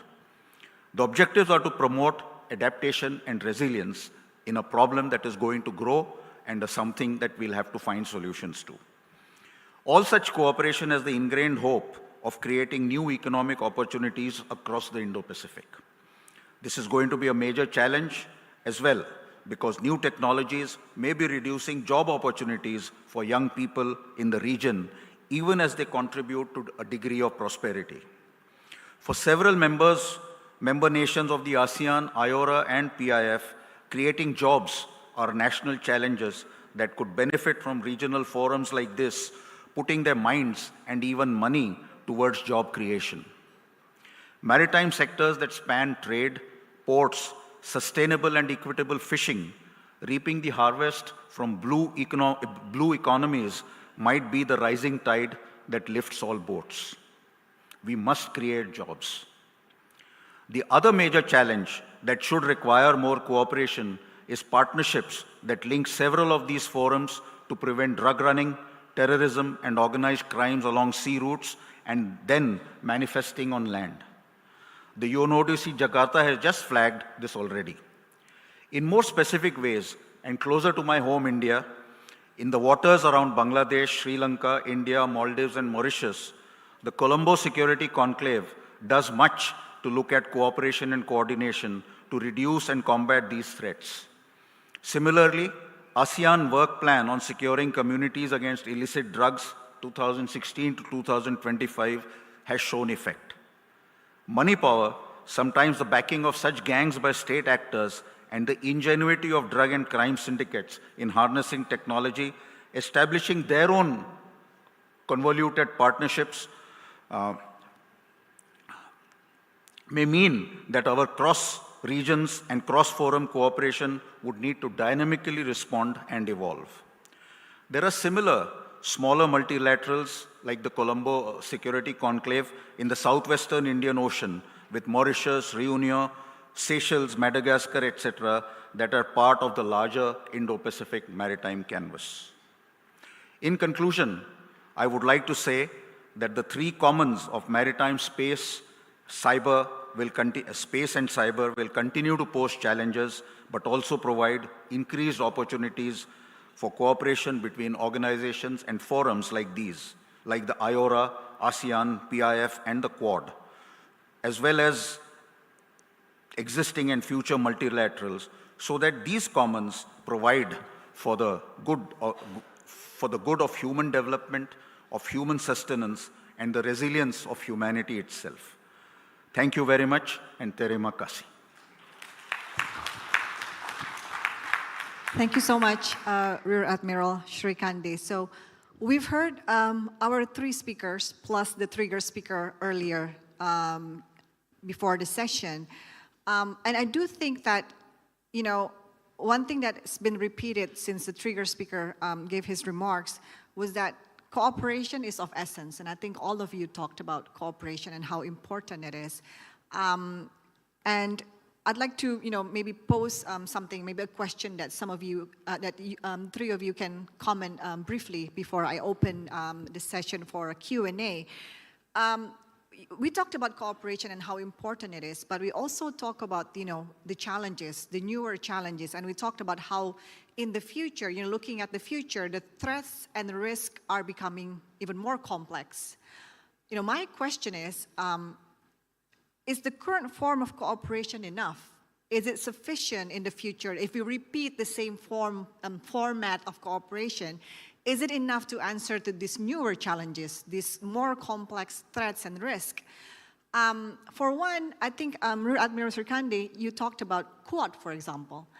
And Quad, as a minilateral, is a more recent trend, basically. So it's possible that states are looking for newer types of cooperation.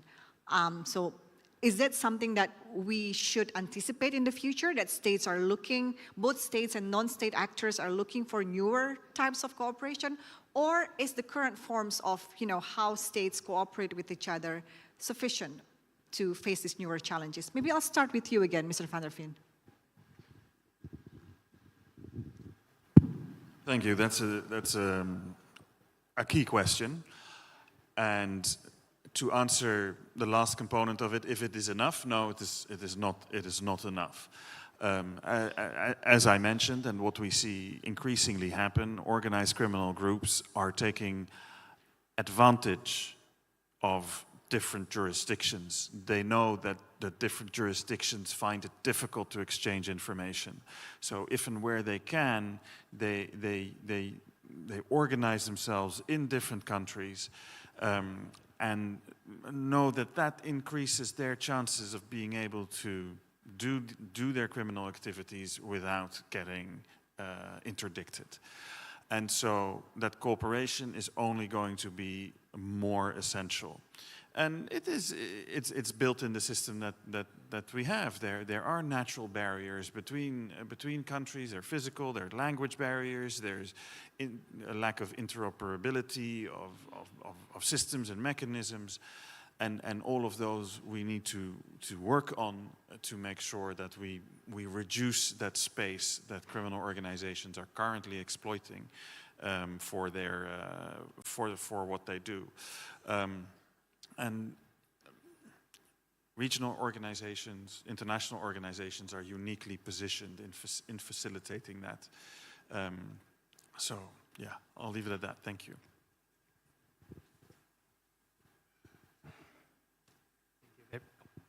Thank you very much for this very difficult but very pertinent question in the beginning. So I think existing cooperation mechanisms, are they enough or not? It's a big question. I think mechanisms as such are very much enough, but we can cooperate better. So I think this is conclusion from my side. But in reality, if armed conflicts happens, for example, between two states, it is very difficult to cooperate with each other once that conflicts happens. So that's why they need a neutral organization such as ICRC. So our job is to stand in between and then to connect two parties to get more confidence and the mutual respect for IHL. But as I mentioned in my presentation, so I think mechanisms as such, we have several mechanisms, bilateral mechanisms and multilateral mechanisms, but the point is how we can cooperate better, how we can use those mechanisms.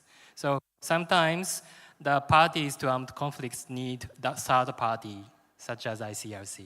So this is my answer. Thank you so much.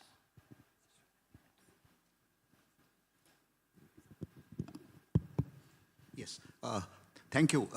I would like to just add that in many ways, cooperation is developed not because of very many formal processes at senior levels of a government or 2 or 3 governments, but it has started in universities, in think tanks, in military headquarters, and then ended up forming organizations, and that is how they have gathered traction. I do understand that at times there is a feeling that there's a lot of talk and not much walk. But actually I would say that there has been a lot of walk. And there has been talk which has, resulted in some amount of walk. Is that situation perfect? No. Because as we are talking about, challenges to come, we need to talk and walk a lot more together. For instance, even the Quad, the beginnings were the tsunami. It happened in a very informal way of a few countries picking up the phone and talking to each other to say, what can we do? 2 or 3 countries are really devastated. And it began as a very low-level cooperation between 4 navies. Then it became 4 armed forces, which again, started talking to armed forces headquarters of various other countries, including Indonesia, Thailand. India itself had a lot of devastation because of the tsunami. And a few years later, the Quad developed in its own way. But the term security in the Quad security dialogue is about human security. It should not really be, emphasized that it's about military security. It probably doesn't require, to go there. And therefore, the human security that the Quad provides, or the human security that various organizations and sub-organizations within the ASEAN provide to citizens in ASEAN member states, is something that we need to understand and feel satisfied about. There is always room for improvement, though. Thank you so much. Now I think we have about 35 minutes for Q&A. I'd like to invite questions, comments from the audience. Maybe I'll take two for the first. Okay, there are 3 hands up. So the first one here, and then the gentleman at the middle, at the back, and then one at the very far end. I see your hand. Can I go to you in the next session, please? Thank you. If you could, please introduce yourself and to whom your question is addressed. My name is Jovan. I'm from Universitas Indonesia. I have 2 questions here. The first is addressed to the UNODC and the International Red Cross. And the second is especially to the UNODC. The first question is, as transnational organized crime network grow more sophisticated, leading to an arms race, in a sense, with law enforcement, how does the UNODC and the International Red Cross recommend on preventing the escalation through international collaboration? What strategies can be developed to strengthen cross-border cooperation between states to ensure that the response towards transnational organized crime are effective without fostering militarization or overly aggressive tactics, thus reducing the risk of an arms race while also respecting the international law, especially in regards to the international IHL or international humanitarian law? And the second, especially to the UNODC, given the United Nations general opposition to the capital punishment, how does the UNODC reconcile its efforts to combat transnational organized crime, like drug trafficking or human trafficking, with the continued use of capital punishments by some member states? And what are the UNODC stance on whether such extreme punitive measures align with international human rights standards and the broader goals of criminal justice reform, considering the significant threat posed by this transnational organized crime, especially to middle to low income states, where states may lack the capacity and capability to implement less severe approaches? Thank you. Thank you. The second question, I think, is from the middle. There was a hand up. Okay, Ibu Susi, you can go. You know this. It is Ibu Susi, right? I can. Yes, that's true. Thank you. I'm Suzy Sudarman. I'm from Universitas Indonesia. I have an NGO that does protect isolated tribes in Indonesia. I think what we're talking about at this level is too formal. I'm more concerned with how do you help these isolated tribes in weak states, because they become victims of any development that occurs, like mining, like the new capital and that sort of stuff. So I'm thinking of how do you do empowerment to these isolated tribes so they can become watchers of criminal acts, which is part of the UN assignment. And I don't see from this conversation that these sort of empowerment is happening. So maybe someone can address this, because it's part of security complex also, but it's not being addressed. Thank you. Thank you. Last one is from Yes. Can I have a microphone over at the back? Yes. That's. Okay. Thank you, Madam Moderator. My name is Kim. I'm an alumni from Universitas Pelita Harapan. Pardon me, I have 2 interrelated questions, so I will try my best to be as straightforward as possible. The first one is for Mr. Eric. I noticed that UNODC is also very active at the Mekong area in Indochina. That's the area where Golden Triangle is located. And now, one of the sides of the triangle, Myanmar, is in an active conflict. So my question to you is, what's the effect of the ongoing conflict in Myanmar towards the maritime transnational crime in Southeast Asia? How can we, Indonesia, prepare for it? Because I rarely heard about it until now. And speaking about Myanmar, my second question is for Mr. Masayoshi. Myanmar took the world by surprise by the sheer violence. Before Myanmar is finished, we were surprised then by Ukrainian war, or the special military operation. And then we were surprised again by the war in Gaza. And now as I speak, in Lebanon. In all those four instances, we have international humanitarian law being ignored, at worst violated. So my question to you is, in the future, how would you make it relevant when there's no one, when it seems like there's almost, it's very difficult for you to enforce that law? Who is going to punish, let's say, Israel or Russia or Myanmar government? What happens if there's another war appearing? Who knows? Time will tell. So those are my two questions.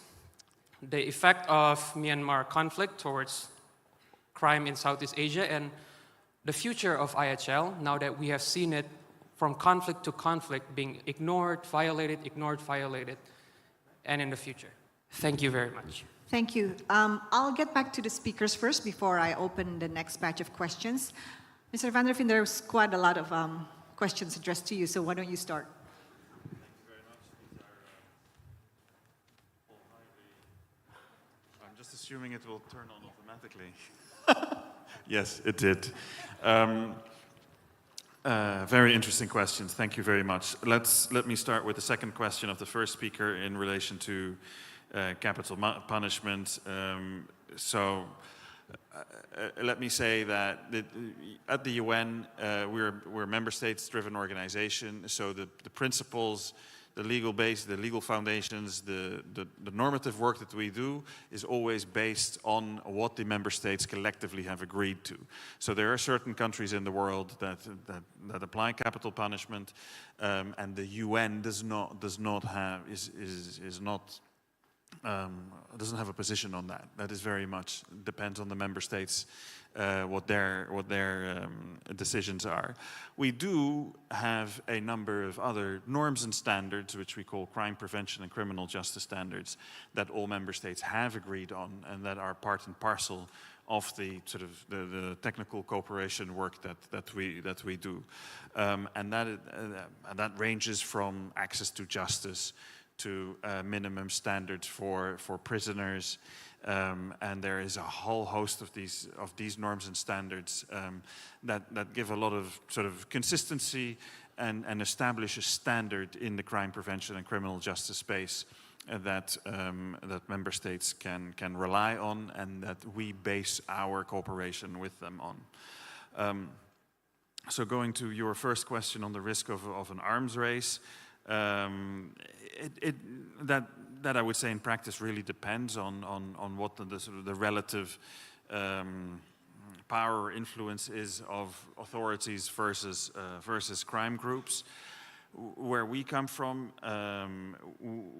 we would always respond to specific requests from member states. So if there are areas that we, as the UN, can support a member state in this area, which within the parameters of our mandates, then we would certainly always consider doing that. So when it comes to arms trafficking specifically, we provide a lot of technical assistance on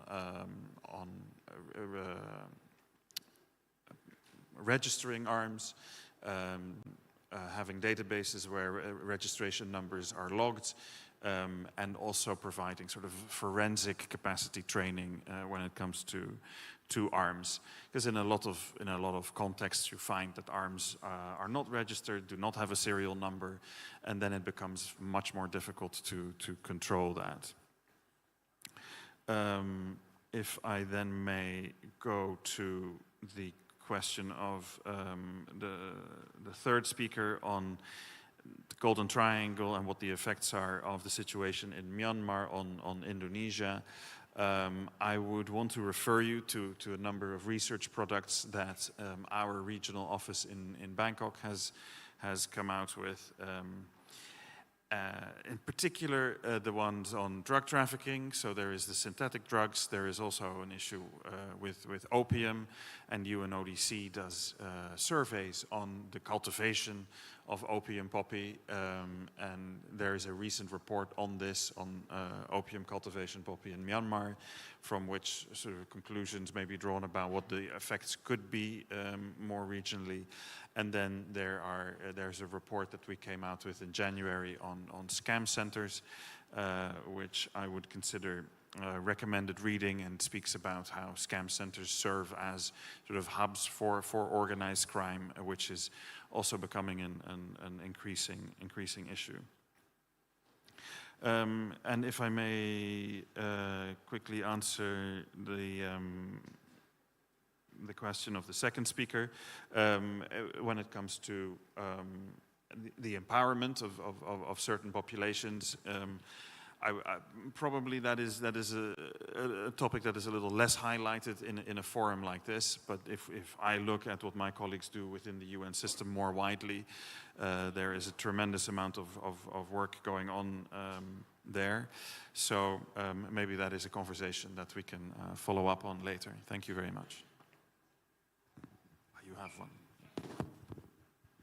Thank you very much once again for the questions. So the first question, I understand how we can prevent the escalation of the situation. To be very honest, maybe I will discourage you, but this is not the mandate of the ICRC, because the ICRC's job is to prevent and mitigate humanitarian consequences. Unfortunately, we cannot stop the war, and we cannot de-escalate the situation of geopolitical tensions. So this is something political, this is something politicized, so this is not something humanitarian. For the ICRC, we purely focus on addressing humanitarian issues. However, respect for IHL. If you respect IHL appropriately, you can probably de-escalate the situation further. Because if you respect IHL, implement IHL appropriately, we could have less human casualties. And it would be easier to get recovered to the peaceful situation. But if you don't respect IHL, to have more humanitarian consequences, it is more difficult for parties to armed conflicts to discuss how they can go back to peace. So once again, this is unfortunately not ICRC's capacity, because we need to be neutral, and then we need to continue our humanitarian work. So in a sense, ICRC is very realistic. A war can happen anytime, anywhere, but the ICRC just address humanitarian consequences, if any. So this is my answer for the first question. Second question concerning empowerment for people. Let me answer a bit differently from humanitarian perspective again. So respect for IHL is not something happening between or amongst states, because eventually if war happens, civilians should pay high price. So even civilians can be mobilized to better understand IHL, what the law says if armed conflict happens. So it is a similar situation to natural disaster, because probably you want to get trained how you can mitigate your risks by yourself. This is the same story for armed conflicts. So that's why the ICRC talked with not only with state parties, but also civil society and communities. And this is also called community-based protection. So IHL is not something only for state parties, but also all people, civilians, villagers, everyone to understand IHL. And then the third question about Myanmar. Before coming to Jakarta, I was working in Rakhine State in Myanmar and doing protection activities of the ICRC. So your question is particularly about alleged violations of IHL, how we should address violations of IHL. Once again, this is beyond ICRC's capacity because our job is to provide humanitarian protection and assistance. But punishing alleged war crimes or other types of violations of IHL, that can be dealt with by other organizations such as International Criminal Code. And then, interestingly enough, the ICRC has special agreement with ICC. The ICRC has special exemption not to be called up by International Criminal Code to witness before the court because we have very sensitive information. Of course, we know what's going on in the field, but unfortunately, we cannot share this sensitive information, not only because of privacy, but also our neutrality. Again, we are not in a position to judge what is right, what is wrong. So I think I covered almost all questions, I hope. Thank you. Related to what Dr. Sudarman asked, this is with relation to, let's say, the experience we've had to some extent in India in coastal communities with respect to the impact of climate change, with respect to crime, drugs, and other social issues. 2 or 3 things have happened over the years as I see. One is that the Coast Guard and the Indian Navy have created a lot of educational awareness in the coastal communities against many of these things. But secondly, because of all that is said in the media, there is now greater awareness amongst very marginal fishing communities in the coastal areas of India about the impact of climate change. And they can speak with a surprising amount of sophistication about what they are experiencing as a result of degradation, as a result of IUU, what is happening to their traditional ways. Now, it's not that they don't want to improve or they don't want their traditional fishing methods to have better productivity, but it is just that the challenge of more organized groups from elsewhere that are coming in, that are creating these problems. And the third thing where we can take heart, I think, in many ways, is that the women folk in many of these coastal communities and even hinterland communities are getting more active, more aware, and creating pressures on local governments to do something about it. And local governments are creating pressures on central and state governments to be able to do something about it. So I'm personally optimistic that communities are actually activating to a much greater extent than seen earlier. Thank you. Thank you so much. So I'll open the next round of questions. So the one that was raised at the far end, do you still want to ask the question? Yes, so can I get a microphone over there? And one at the front here. Is there one more? Yes, over there. So we'll begin with that. Thank you, moderator, for checking my question. My name is Victor, and I am a lawyer. My question directed to Mr. Eric. Mr. Eric, what challenges perhaps UNODC face in the region that cannot be contained anytime soon? And second, for Mr. Yamayoshi, who in charge to make IHL can be respected by many countries? Who can make it? And my last question to Mr. Admiral Sudarsan, can security issues in the water be overcome by only talks and other cybersecurity can be contained also by using advanced and cutting-edge technology like generative AI? Thank you. The next one, can I get a microphone up the front here? Microphone is coming to you.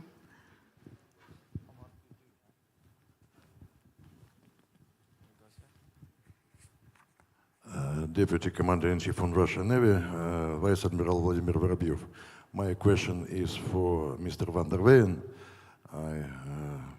Далее продолжу на русском. Суть вопроса. Наша российские основополагающие документы в отдельный вопрос выделяют борьбу с пиратством. И в борьбе с пиратством имеется богатый опыт у нашего военно-морского флота. Вместе с тем есть проблема, что делать с задержанными пиратами. И суть вопроса, каким образом вести криминальное преследование задержанных пиратов и что по этому поводу думает Организация Объединенных Наций. So my question is, you concerned a really important question, combating piracy, and the Russian Navy actually has quite a wide experience in this domain, but there is one significant issue. It relates to the fact that sometimes it lacks some actual legal procedures on prosecuting pirates. So what can we do with those we have caught? Thank you. Thank you. The last one from over here, yes. Can I get a microphone?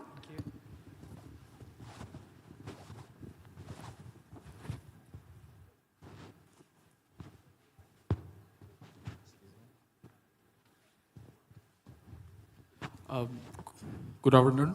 My name is Swidi Anantya from Gajah Mada University. So I want to ask about the growing interest in the deep sea mining. We see that there is a lot of interest from Russia or even the US to get in these operations. So I want to ask from Admiral Srikande. So what do you see the key challenge in the geopolitics in the Indo-Pacific region about the race for the deep sea mining? Thank you. All right. Thank you for the questions. Maybe now I'll start with Rear Admiral Srikande. Thank you. First, let me see if I can respond to the question on cybersecurity. I think states will have to cooperate much more deeply on combining cybersecurity issues. And we see that to be happening in ASEAN, in the Pacific Island Forum, and in the Quad itself. There's a lot of work going on in cooperative cybersecurity. There will be some challenges in terms of intellectual property, in terms of developing counter cyber and cyber defenses, but I think those can be addressed through discussions and through technical negotiations. In terms of artificial intelligence, I mean, artificial intelligence is now sort of making inroads into almost everything we do. The danger of some of these issues is when states start supporting, the bad people, bad guys, with the benefits of artificial intelligence and with the benefits of cyber offensive. That's the real worry. And there again, such organizations are setting up in intergovernmental and multilateral discussions where I think some solutions will be found. The problem is that this is a dynamic problem. The moment you find solutions, somebody else knows how to beat those solutions and create newer problems. But there is nothing principally new about it. This has happened in earlier technologies, and it will happen in times to come. In terms of deep sea mining, that's also a very good question. Currently, I think the inhibitors for deep sea mining are alternatives are available on land to a very large extent. There can be restrictions that are placed for geopolitical and geo-economic factors. They can be overcome again. In time, I think technology will develop where some element of deep sea mining can become cost effective in its own way. It will never be as economical or as affordable perhaps as is on land mining for various nodules. But deep sea mining will probably be a greater part of human activity in say 20 or 30 years from now. I mean, we are talking about getting minerals and rare earths from the moon, perhaps. So this will happen, but it has to become cost effective. It is not as if, I can give you an example of offshore, oil and petroleum. It was known geologically that there are oil deposits on the sea floor which can be exploited. But till about the 1940s and 1950s, the very basics of some of that technology were not available easily, and there were alternatives that were more cost effective. As the demand increased, oil drilling at sea, offshore oil fields also developed in that way. And they created maritime challenges, as we all know. So deep sea mining is something that might happen to greater extents, but as of now, it is still, technology demonstrations that are going on about that. Thank you. Mr. Amita? Okay. From my side, the question about IHL, so who can be responsible to respect and implement IHL? So once again, I would say it is primarily states, and more precisely, the all parties to armed conflicts. But in reality, if you look at a specific conflict, for example, if it is non-international armed conflicts, it is also non-state armed oppositions who are also responsible for IHL respect. And then eventually all the people having the weapons, including military or militia or even armed oppositions, they are all responsible for IHL respect and implementation. And if the ICRC unfortunately witnessed the alleged violations of IHL, of course, we can take action. But this is very critical protection activities of the ICRC. So if it happens, we never mention this is violations, but we usually mention this is allegation or reported violations of IHL, because once again, we are not in a position to say this is right or wrong. So we just collect information from the victims, and then we try to have a dialogue with the people allegedly responsible for that action or violations, alleged violations. Then we try to have a conversation based on IHL, what is written in Geneva Conventions. So this is how we try to make sure the same or similar violations never be repeated in the future. I know it takes a lot of time, a lot of efforts, but unfortunately this is the only way for the ICRC to try to convince both state side and also non-state side as well to better implement IHL. So once again, it is quite limited for the ICRC to deal with the violations, but this is the core protection activities of the ICRC. Thank you. Thank you. Let me start with the question from the Russian delegation. So the way I understood it is that you have a lot of experience with sea piracy. You have managed to catch some, but there are sort of legal procedures that are in the way of being able to effectively prosecute them. Now, if these hurdles that you encounter are related to sort of national mechanisms, procedures or laws, then the only assistance that we could provide is whether national laws are in conformity with international norms and standards. However, if the hurdles that you encounter have to do with difficulties in getting evidence and getting statements from other countries where the pirates may be from or where they conducted their criminal activity in relation to where ships may have been registered, then there are certainly networks that we can leverage and we can consult to bring you in contact with relevant counterparts in those countries where you need information from. That may still be complex, it may still take a lot of time, but within our organization we manage networks, and we are usually only 1 degree of separation removed from those stakeholders that, that can potentially engage in this kind of international cooperation. Now, to the question of the first speaker in this round, what I understood was if there are sort of crime types that cannot be contained in Indonesia, apologies if this would be, if you were referring to the maritime domain only. My answer would be, and this does not apply to Indonesia only, this applies to countries, all countries around the world, is that the new frontier of crime is cybercrime. Their technology is moving so very quickly. There are so many different countries involved in any type of criminal activity, that here international cooperation is an absolute must, and not just that countries communicate with each other. There is also a necessity to do it very, very quickly. So that is a challenge that in varying degrees all countries around the world will in our view, will have to confront more and more, and this can also take place in the maritime space as well as outside. Thank you. Thank you. We still have about 7 minutes, so maybe if there's still any questions.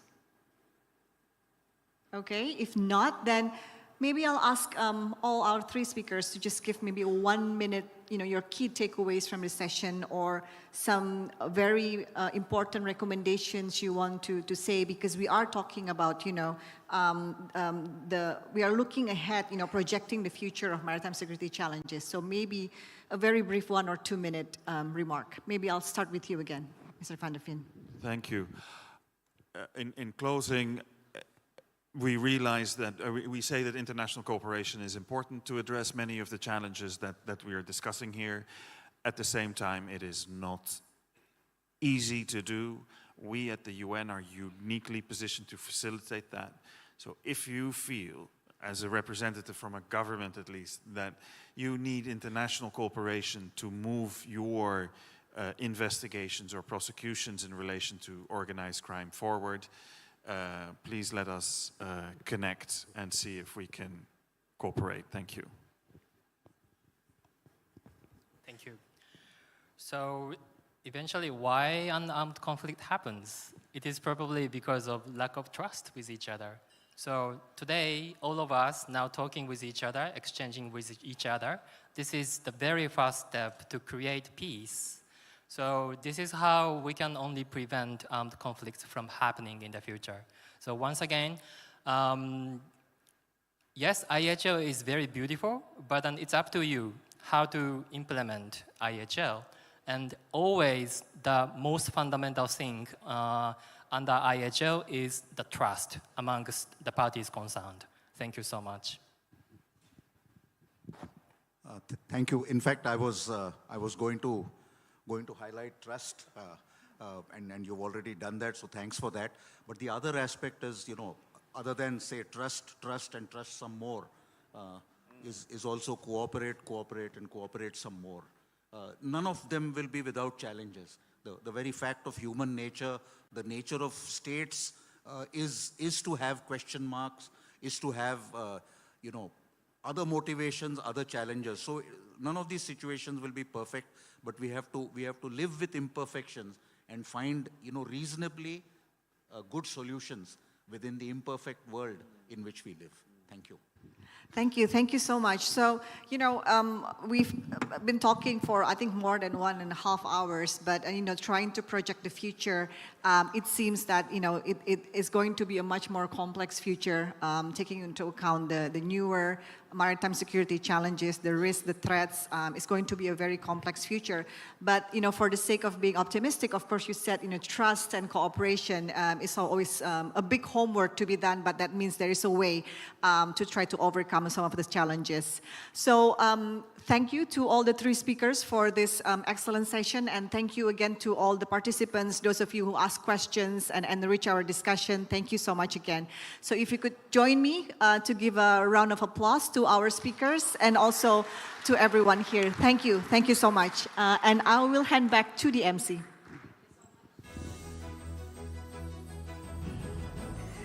A very insightful session we had about projecting future challenges in maritime security. To Dr. Zafia and all the speakers, please remain on stage to receive the token of appreciation that will be given by the Interim Governor of National Resilience Institute, Lieutenant General Eko Markiono.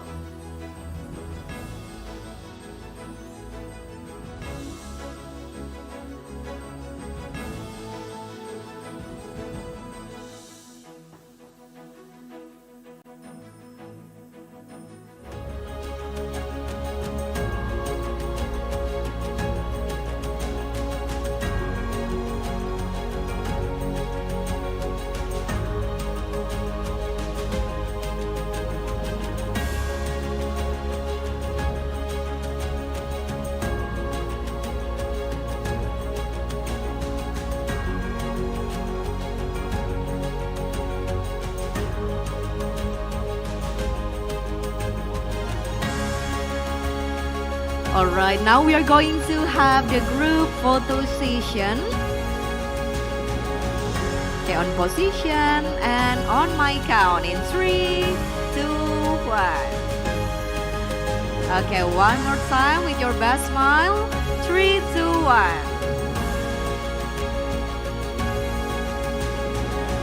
All right, thank you so much for our amazing moderator and speaker for this fourth plenary session of Jakarta Geopolitical Forum 2024. A very insightful session that we had about projecting future challenges in maritime security. And now, ladies and gentlemen, we will witness the traditional dance and music performance. Because we had finished all the plenary session of Jakarta Geopolitical Forum 2024, now it's time for us to relax and sit back for a while. We will see this special traditional dance that come from Jakarta, the capital city of Indonesia. This dance is called Jakarta Kota Global Sejuta Pesona Dance. This dance describes about the excitement of the city of Jakarta and the joy of youth that being expressed in movement, combined with magnificent creative music that adds to the brilliance of Jakarta city. So ladies and gentlemen, please welcome Jakarta Kota Global Sejuta Pesona Dance.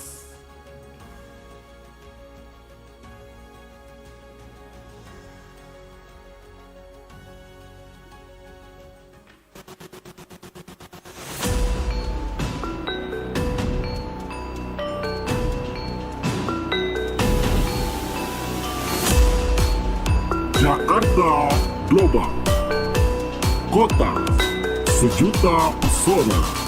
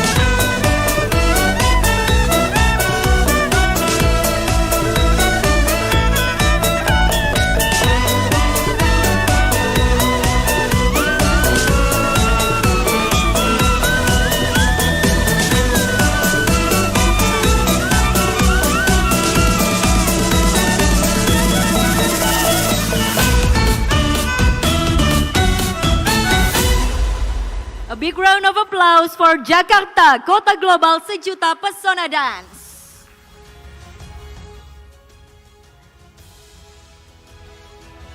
A very beautiful modern traditional dance. Thank you so much, beautiful ladies.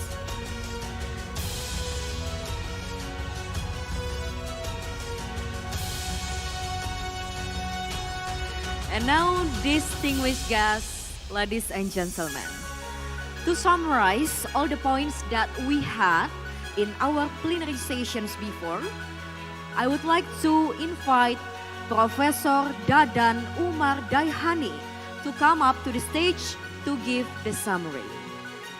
Professor Dadan, the time is yours.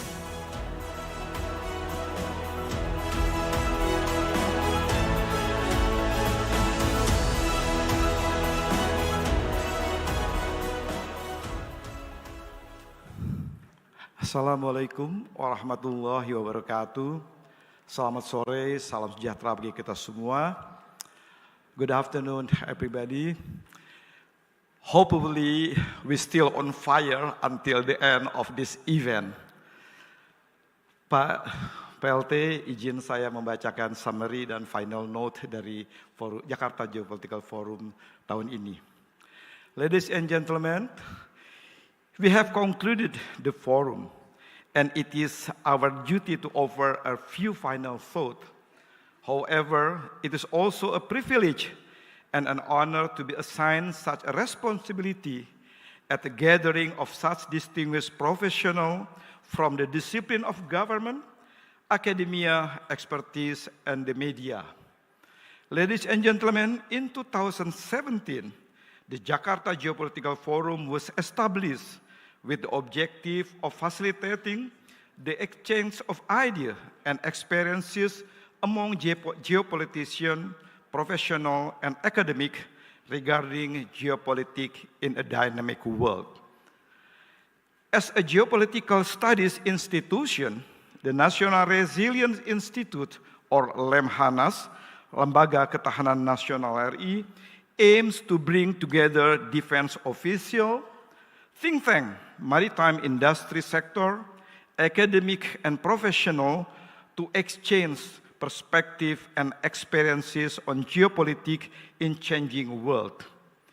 Partnering with the Coordinating Minister for Maritime Affairs and Investment, Kementerian Koordinator Bidang Kemaritiman dan Investasi, to co-host the 8th Jakarta Geopolitical Forum 2024 with the topic addressing Geo-Maritime Resilience Challenges in the Indo-Pacific. This forum focused on addressing critical issues and exploring ideas related to the geopolitics and maritime resilience in the Indo-Pacific region.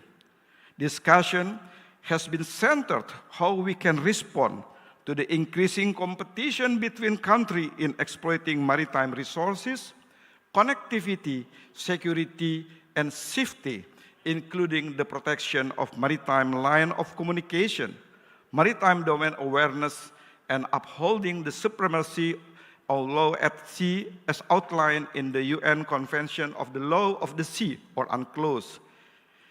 In addition, the forum will discuss the need to protect the global environment and consider future geopolitical trends from a geo-maritime perspective. The following key ideas has been discussed. The first strategic issues, the interesting and important issues, is geopolitics and maritime rule of government in the region. From this session, we have the remark. Firstly, the Indo-Pacific region has a strategic importance due to its potential. It plays a crucial role in global trade due to its strategic location. Moreover, it has abundant biodiversity and support a diverse maritime economy, such as shipping, fisheries, and tourism. The Indo-Pacific region is facing maritime challenges that are multidimensional and interconnected. Thus, addressing these challenges necessitated integrated and cross-sectoral approach by all ASEAN state members. A whole-of-government approach It's seen as a critical to implement at the national level with a whole of community approach coordinating across pillars in crucial at the region level. ASEAN advocates for comprehensive cooperation across government agencies to address issues like transnational crime, IUU fishing, and environmental degradation, and also sees the need to break down silo between specialist agencies and foster integrated cross-sectoral coordination. The forum agreed that the fully utilize the vast maritime resources on the Indo-Pacific region, all stakeholders must prioritize cooperation and strive to avoid unnecessary tension. Second point, regarding its role in implementing a whole-of-government approach in the Indo-Pacific region, ASEAN provides forums like the ASEAN Maritime Forum, AMF, and ASEAN Maritime Outlook, AMO, to align efforts of different agencies and stakeholders, ASEAN and stakeholders. ASEAN also facilitates dialogue among member states and external partners to address maritime security and manage geopolitical tension, as well as upholding the importance of adhering the UNCLOS and international law for peaceful dispute resolution and rule-based maritime order. The geopolitical theater in between the Indian Ocean and Pacific Ocean has attracted other regions to actively engage in economic cooperation as well as security and political interests because of the interdependence on maritime logistics and supply chains. Tension in the Indo-Pacific region as hotspot will have a significant impact on the interests of countries globally, including the economy, security, and other interests of another region such as EU member states. Therefore, it is critical for both the EU and the Indo-Pacific region to enhance engagement through cooperation, not confrontation. Both countries are similar in terms of both are committed to promoting dialogue, cooperation, and partnership in green transition, connectivity, security and defense, and human security to address non-traditional threats in maritime affairs. In a difficult world full of challenges, we need the middle power to exercise agency to work these global interconnected challenges through implementing a whole of government or even a whole of nation approach, since it is not a job only for a particular agency or department. In addition, middle power have to internally increase their impact and enhance the implementation of a whole of government approach and work together amidst the competition among the great power and the problem we are facing in the Indo-Pacific region. Partnership and cooperation make us all stronger.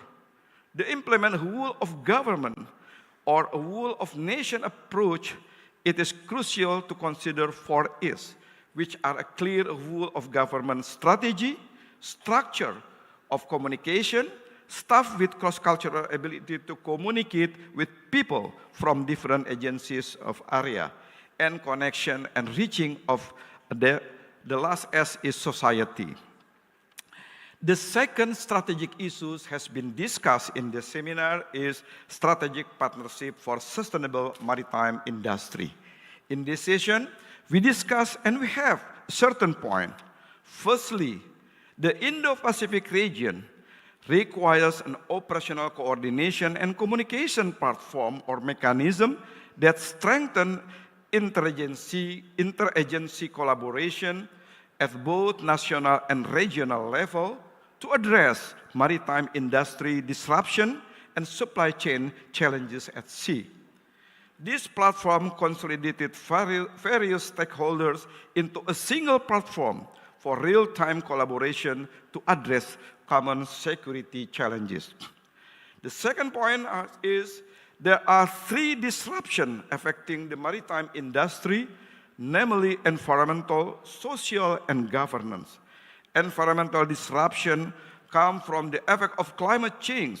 Social disruption is associated with high budget on innovation and research and major accidents that can happen anytime at sea. Meanwhile, governance disruption involves cyber attacks resulting from the massive use of digital technology in shipping and marine logistics services. Advanced technology have significantly transformed the maritime industry by improving efficiency and security through the deployment of sophisticated surveillance systems such as drones and satellites. Additionally, the integration of artificial intelligence, big data analysis, machine learning, unmanned systems, and real-time data sharing framework has greatly enhanced maritime domain awareness and operational efficiency.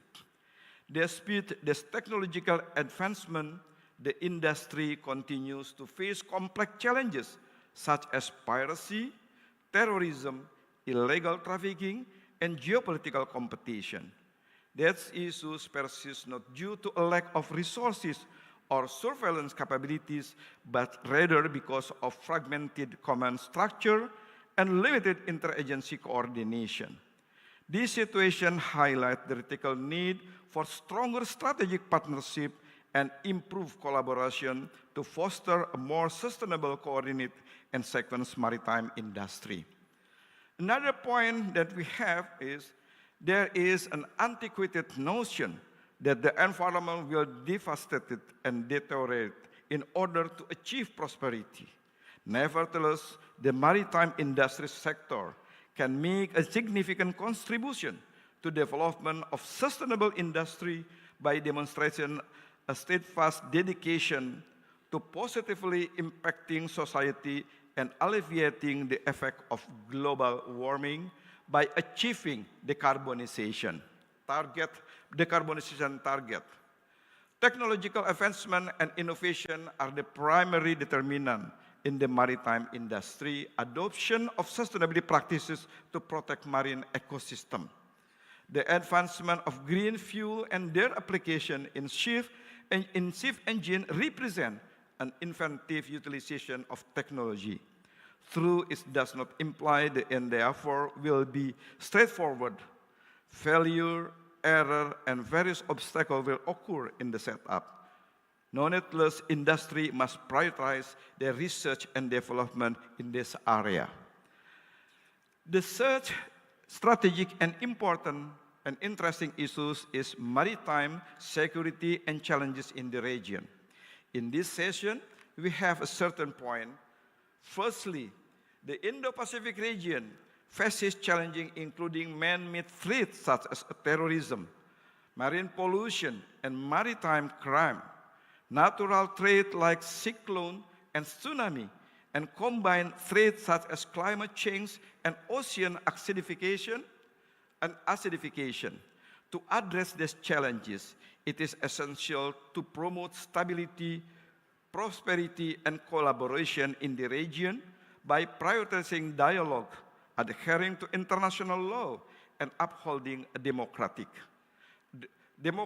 rule-based international order where all nations can prosper as equal sovereign entities. The second point, the maritime security policy and doctrine of the state that have been delivered today stress the importance of achieving their national interests at sea, particularly in the maritime connection and supply chain routes that are susceptible to maritime terrorism and threat.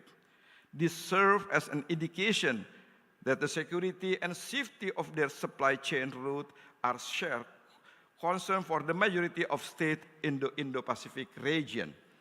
This can serve as a catalyst or common cause for the establishment of strategic cooperation to maintain order at sea.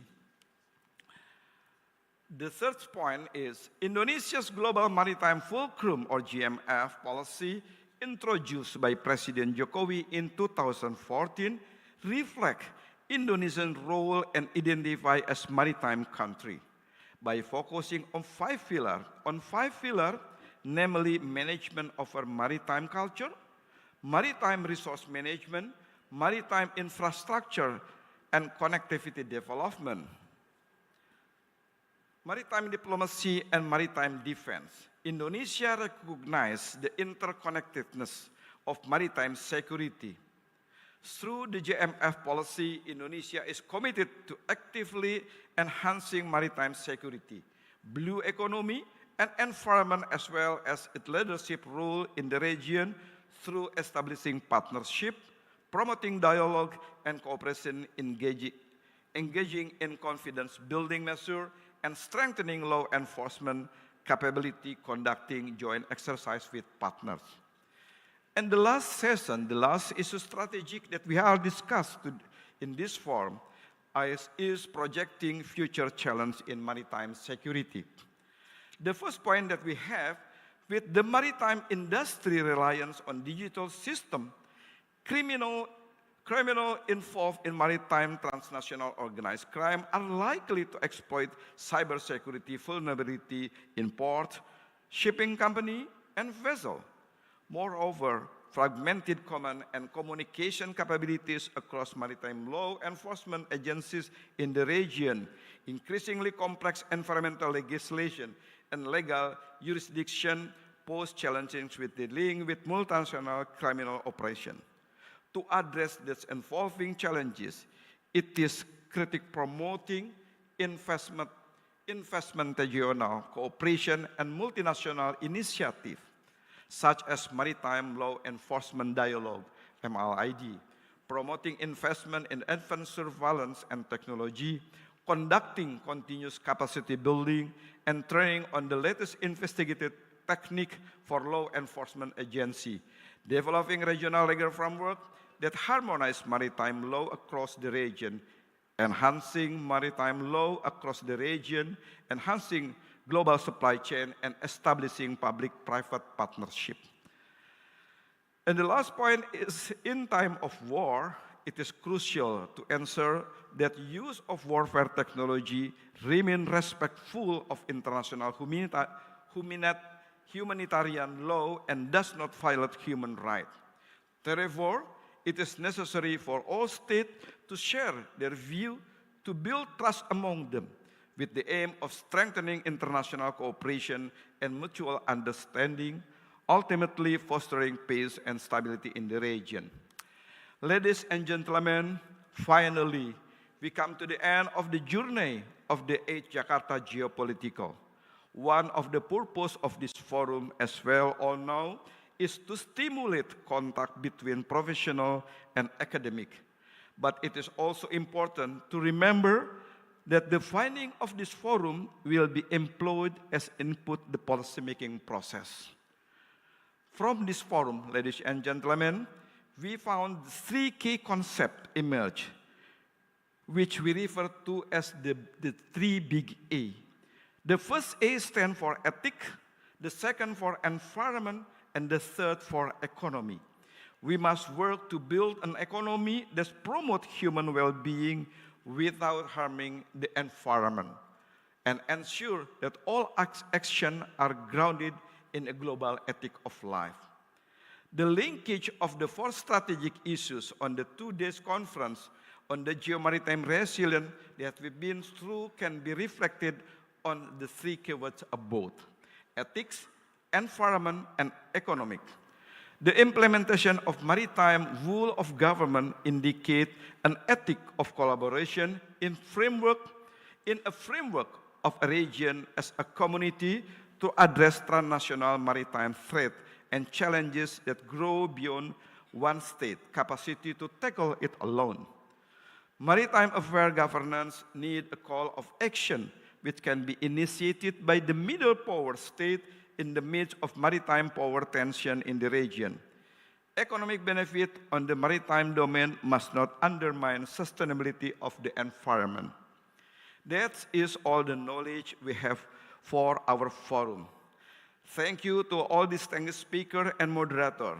Your attendance and participation have been essential and have undoubtedly contributed to the forum's success.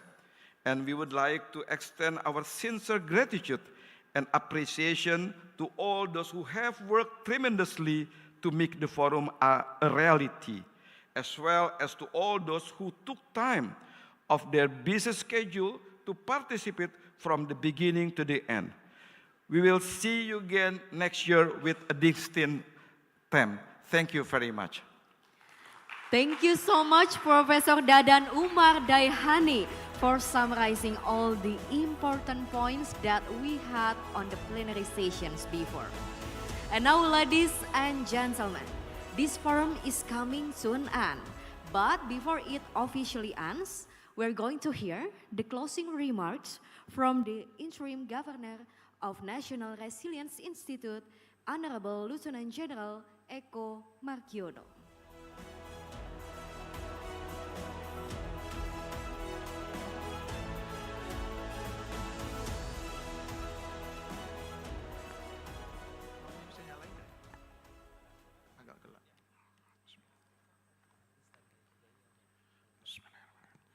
Assalamualaikum warahmatullahi wabarakatuh. Good afternoon. Peace be upon us. Excellencies, Head of Representative of International Agencies and Organizations, Honorable Speakers of the 8th Jakarta Geopolitical Forum 2024, distinguished guests, ladies and gentlemen. First of all, acknowledging the success of the Jakarta Geopolitical Forum, I would like to congratulate to all participants and the organizer of the conference. Also, I want to thank you to our honorable keynote speaker and all the speakers. As we come to the close of the insightful forum, it is clear that maritime security has evolved from beyond the traditional concept of sea power and legal frameworks. Today's discussion has highlighted the growing complexity of the maritime domain, shaped by factors such as globalization, climate change, economic interdependence, and technological advances. We have heard from distinguished experts about the addressing geo-maritime resilience challenges in the Indo-Pacific, geopolitics and maritime whole of government in the region, strategic partnership for sustainable maritime industry, maritime security and challenges in the region, projecting future challenges in maritime security. The need for resilience, collaboration, and a comprehensive approach has never been more urgent. Maritime security can no longer be managed unilaterally. It requires the cooperation of states and non-state actors, as well as the engagement of both regional and global stakeholders. Excellencies, ladies and gentlemen, as we leave this forum, let us carry with us the insight and strategies shared over these 2 days. It is now our responsibility to continue working together to strengthen the resilience of the Indo-Pacific region, promote sustainable maritime practices, and ensure that the seas remain secure and share resources for future generations. Finally, I look forward to seeing the continued collaboration and progress that we emerge from our discussion here. I wish everyone an inspiring dialogue and fruitful discussion. Safe travels, and until we meet again, thank you very much. Thank you so much for the closing remarks, the Interim Governor of National Resilience Institute, Lieutenant General Eko Markiono. Distinguished guests, ladies and gentlemen, and now we have come to the end of Jakarta Geopolitical Forum 2024. In this session, and in this day especially, we had discussed about many things, especially about the geo-maritime resilience in Indo-Pacific, which cover regional geopolitical aspect and of course its impact in handling regional maritime security, sustainable maritime industry, economic and environmental aspect, as well as future maritime security challenges to maintain regional geo-maritime resilience. Thank you so much for our panelists, our speakers, and all the moderators, and thank you to you, our participants, who making today a success. On behalf of the organizer, we would like to extend our greatest thank you and appreciation for your kind attendance and participation. I'm Scholastica Sylvia signing off, and now please enjoy a very special performance from 101.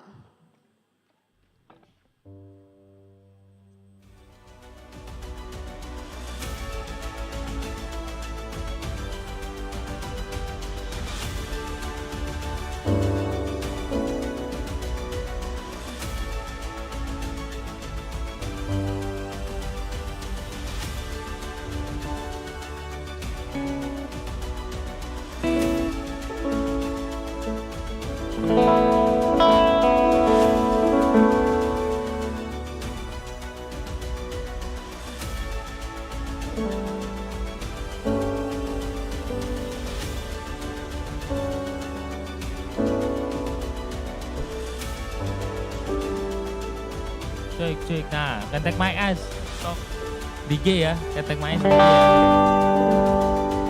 Yuk, Seng bisa gak bunyi gak? Bunyi dulu Seng. Ya bunyi dulu yuk. Ya Seng, ritem aja Seng, ritem aja Seng. Ritem kontak mic. Cek, cek. Cek.